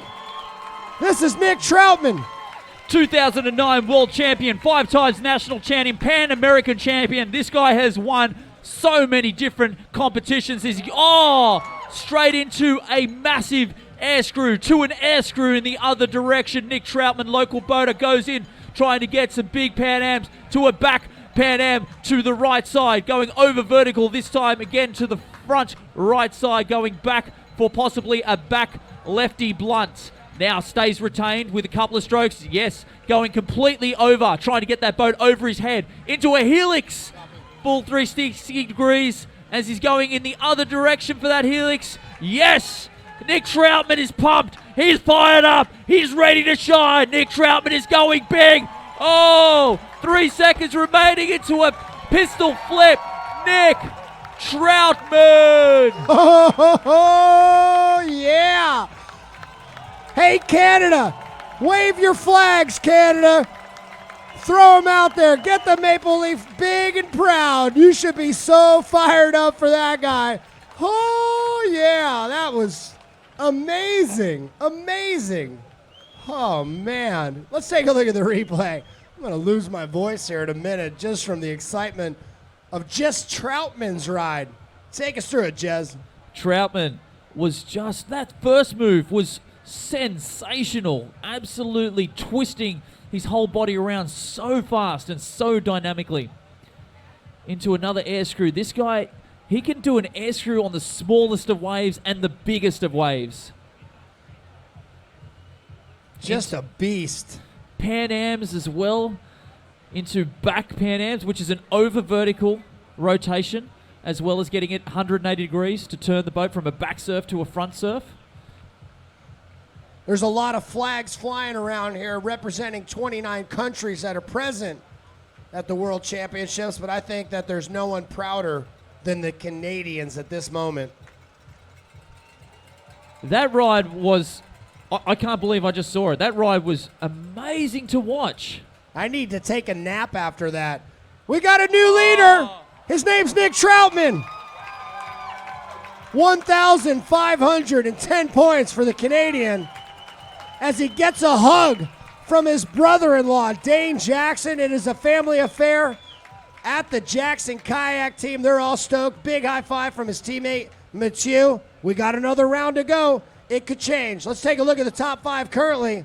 If we were to end this right now, your top 5 would advance on, but we still have another ride. Here it is.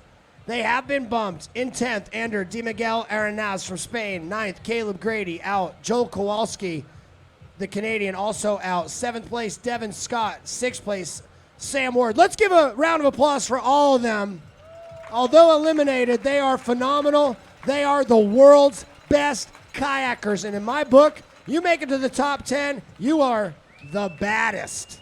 But we do have to round it down. As of right now, advancing on Mathieu Dumillon, Brandon Orton, Joaquin Fontaine, Masso, Dane Jackson, and Nick Troutman. But it doesn't matter. We have another round to go.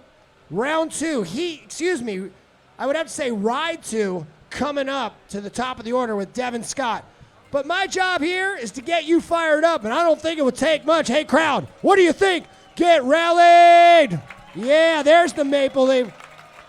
Want to remind you to share your photographs. Use the hashtag ICFFreestyle on Instagram and Facebook as well as Twitter. We want to see your images. Let's get back to it. We're ready for another Canadian, Devin Scott. All right, Devin Scott paddling for 9 years, hailing out of Ontario, Canada. 24 years of age. Time to get loud for your Canadian athlete. Come on, cheer him on. Devin Scott drops in, going for a nice air screw to the left, going around to the air screw to the right side. Uses the radial to get to the top to get some speed, going into a back blunt to the right side, to a back blunt to the left. Going to the top, trying to get some more speed to get some bounce, and he does. Going for that Pan Am into a back, trying to get that over vertical.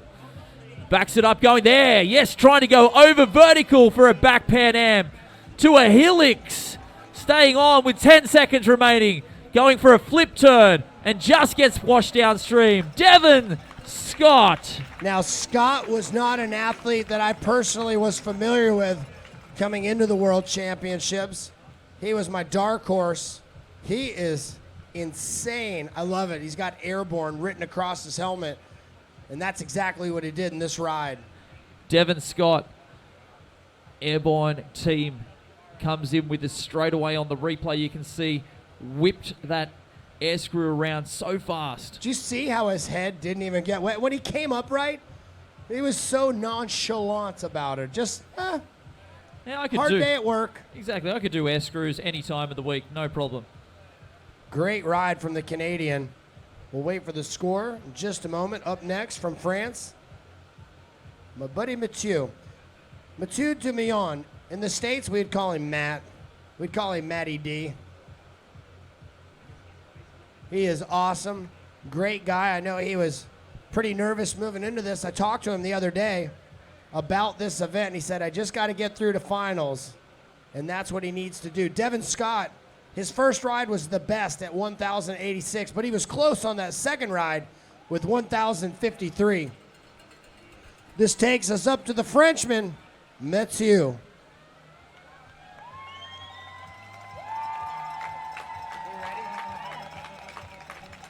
And we're ready for Mathieu to drop on in. The smiling man from France is ready. The guy at the top of the leaderboard giving him a fist pump and getting him fired up. We should do the same. Let's hear it for Francis Mathieu Dumillon. 28 years of age, 2,000 times European champion, going straight into an air screw. A couple of strokes, stays in the middle. Comes around trying to get the air screw the other direction, selling it to the judges. Trying to look for that Pan Am. Didn't quite get the bounce he wanted. That's the bounce he was looking for, trying to get that Pan Am to the right side. Going over vertical once again for the other Pan Am in the other direction. And if you're wondering why the high five happened, he went huge right there. If you're wondering why he was so fired up, he already knows he's made it to the big show, the finals tomorrow. So this is just like a show for the audience. He knows he's through. He goes into a helix. That was a massive back Pan Am halfway through that ride. Going into more helixes with 1 second on the board. Cleaning it up, Mathieu from France. We're going to see him tomorrow. It's kind of funny, our athletes, when they get a victory lap, when they know they're in, I actually think that they go bigger when they know that they're already in, and Mathieu does exactly that.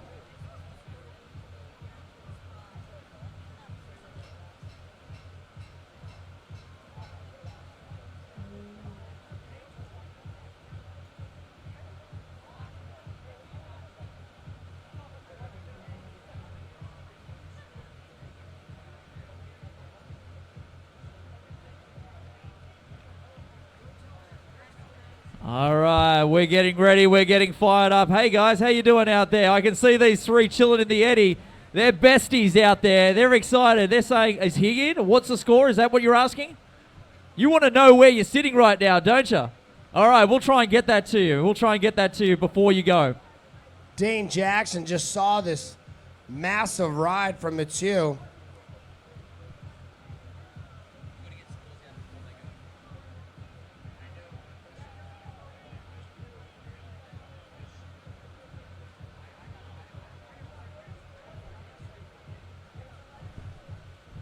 Dane Jackson sitting there smiling. He's going to be up next. Mathieu betters his first run. His score, 1,193 points. He is in. Coming up, it's going to be Dane Jackson. He's next. He is fired up. Dane Jackson with a score right now of 1,407 points. Team Werner paddle, Jackson kayaks, Kokatat. I paddle the same brands. I love them. This guy could probably paddle a rowboat better than I could, though. He's a GoPro and Red Bull athlete. We're ready for the champ, Dane Jackson. Already got 10 World Championship medals, 22 years of age, hailing out of Rock Island, Tennessee. Goes straight into some air screws in both directions. Dane Jackson lighting it up, going over vertical, trying to get that Pan Am. Going and backing it up, getting that over vertical back Pan Am into some helixes. Oh, Dane is fired up, going into another helix in the other direction. Going in, yes, selling it to the judges to show that he can actually perform that with style, and going into a roundhouse. Cleans it up. That was a massive clean blunt to the left. He just fell out of the sky for that move. Over vertical again, trying to get those big Pan Ams into a pistol flip. Dane Jackson, 5 seconds to go. Pistol flip the other direction, ladies and gentlemen. He's wearing the #1 jersey for a reason. He's the defending champ, and he's feeling pretty secure about that ride. Wow. Here's your replay coming in from above. Probably about the 75,000th time he's ever done this in his life. Yeah, he knows this feature so well. He spends so much time up here practicing, dialing in the feature, practicing his moves for these big wave competitions, such as Grand Prix, as well as these Worlds. I mean, who would have known that we would have such a great competition here on the mighty Garburator feature? I'm pulling for our next competitor as well. I like this guy, Brandon Orton. Such a cool dude. How many folks are here from the UK? You guys are incredible. You've got a few people on hand. You've got one of your ladies in the finals tomorrow for the women, Claire O'Hara.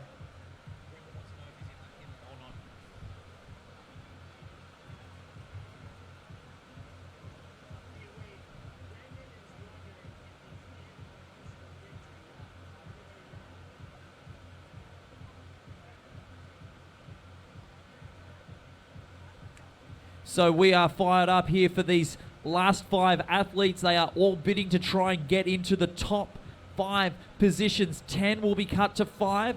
We will have amazing monster party for those that do not make the cut at Wilderness Tours. Tomorrow we will have the finals coming at you. Dane Jackson will keep his first run of 1,406 because his second lap was 1,403 points. So just a couple of points in it. All right, Brendan, listen, I'm just going to throw this out there. I know you're wondering if you're automatically in. I asked for you, my friend, through my comm set, and they weren't exactly sure. They're trying their best. So my suggestion, kill it. Crush it. Here's our current unofficial leaderboard. Brendan Orton in 5th, Mathieu in 4th, 3rd, Joaquin Fontaine Masso, 2nd, Dane Jackson, 1st, Nick Troutman. I'm going to give you a suggestion, bud, because I don't know the facts right now. I'm going to tell you to go in there and treat it like you're not in. Work for it, son. Just go big. Just go big, Brent. Come on. Fire it up. Let's get behind him. Brendan Orton. Let's see him go big. Come on, Brent. All right, Brent. Team Piranha goes. Oh! What was that? Was that a massive air screw or what? Oh.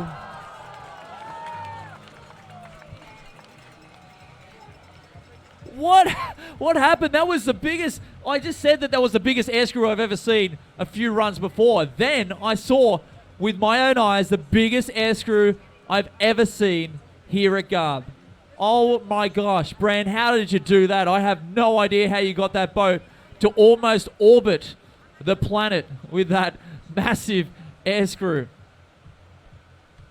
Well, Brendan Orton, to my understanding, is in. I'm sure he's stressing in the eddy, probably about as much as I am here in the announcer's booth.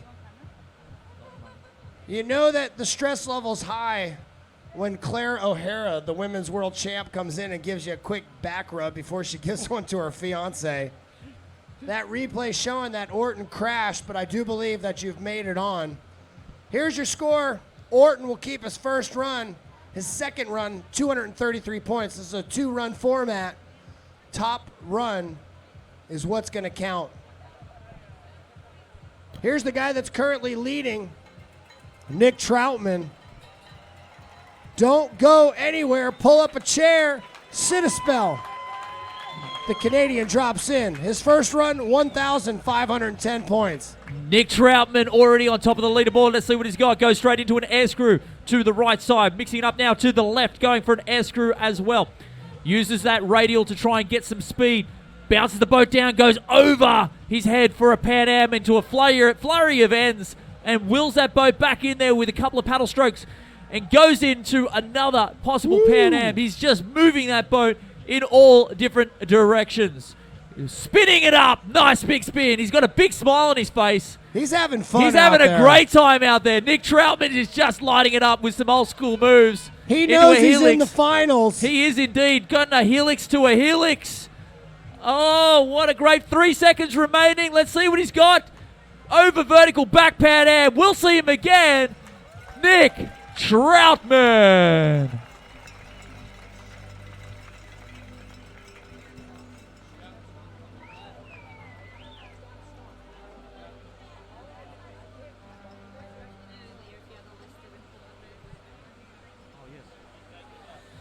So once again, we're trying to give you the scores as they come through. We're watching the replay here in slow-mo for those people at home.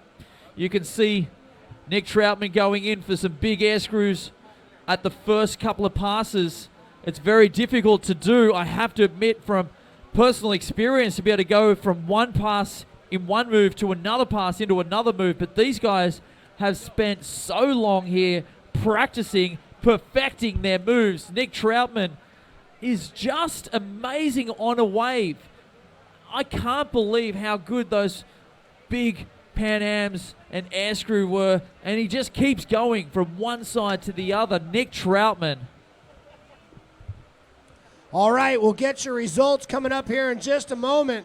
I'm all verklempt over here. I'm emotionally choked up. All right, if I could get Scuba Steve out of there, your submarine's looking for you. Nick Troutman's going to keep his first ride of 15:10. His second ride, 8:66. He's going to advance on. We have got 5 different countries in the finals. How awesome is that? The Canadians on the leaderboard right now. Remembering this is unofficial scores. Obviously, we are waiting for the judges to come through. Here's who advances on. Out of the United Kingdom, it's going to be Brendan Orton. From France, Mathieu Demillon. In third place, from Spain, it's Joaquim Fontaine Imaso. From the United States of America, it'll be Dane Jackson. In Canada, get loud and proud for your boy. It's going to be Nick Troutman in first place. Well, that was insane. We're going to take a look at some highlights here in a moment. Thank you guys for coming out. That concludes our competition here for our semifinal round in all the disciplines. Thank you for coming out. As you exit the area, take your time. And also, I want to let you guys know, we have a lot of the locals out here, but we also, I'll just be quite frank, we have some of our older generation of spectators. Help them out. Help them through the rocks, help them get through the trees, help them get down the stairs. Let's be cordial and let's show our Canadian friendship and hospitality. Pick up some trash on the way out. Leave Canada beautiful as you exit. And tomorrow, Jez, I'm going to go home, eat a whole bunch of Ricola, hang out, have a beer, and get ready. It's a big day. That's right. Tomorrow we're going to start things off 9 a.m. at the OC1 Finals. Make sure you tune in. That's Eastern Standard Time here at Canada. And then coming in at 10 o'clock, Junior Women's K1 Finals. That will be going at 10 o'clock. Junior Men's K1 Finals will be happening at 11:30. Don't forget to miss the C1 Finals, which will occur at 12:30. Women's K1 Finals will happen at 2 o'clock, and at 3 p.m. tomorrow, the men's K1 Finals will finish it off.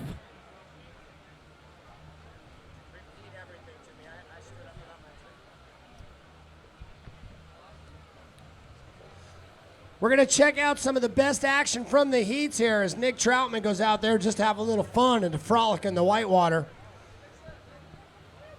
You want to talk about highlights, there were a ton of them. But tomorrow, there's going to be more highlights.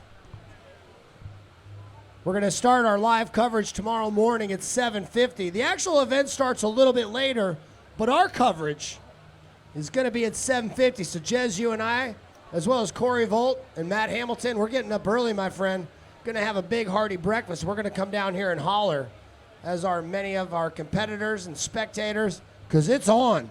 Live finals coverage tomorrow here on the web at 7:50. Dane Jackson tearing it up in the slow motion replay. Jez, there's probably nobody more in the world I'd rather share this moment with than you. Thanks for putting up with me all afternoon.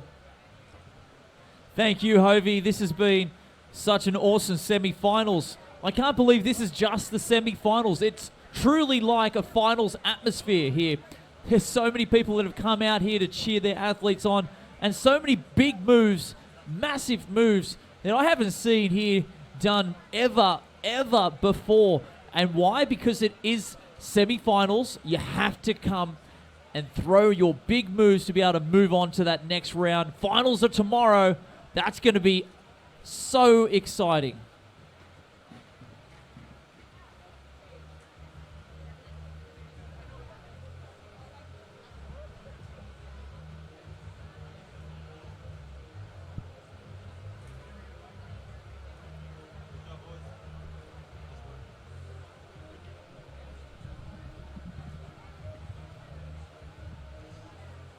Well, thanks for joining us out here at the Garburator on the Ottawa River. Remember, tomorrow live finals coverage starts online at 7:50 in the morning. And then we're going to get to it with our competition. Our first heat is going to be the OC1 finals. Tomorrow, nothing but finals. There have been so many great moments, and we still have another day of competition. Come on out and join us here for the best freestyle event in the world. On behalf of Corner Wave Media, Jez, Corey, Matt Hamilton, and all of us here in the beautiful Ottawa River Valley, I'm Ken Hovey signing off. We'll see you over at Wilderness Tours.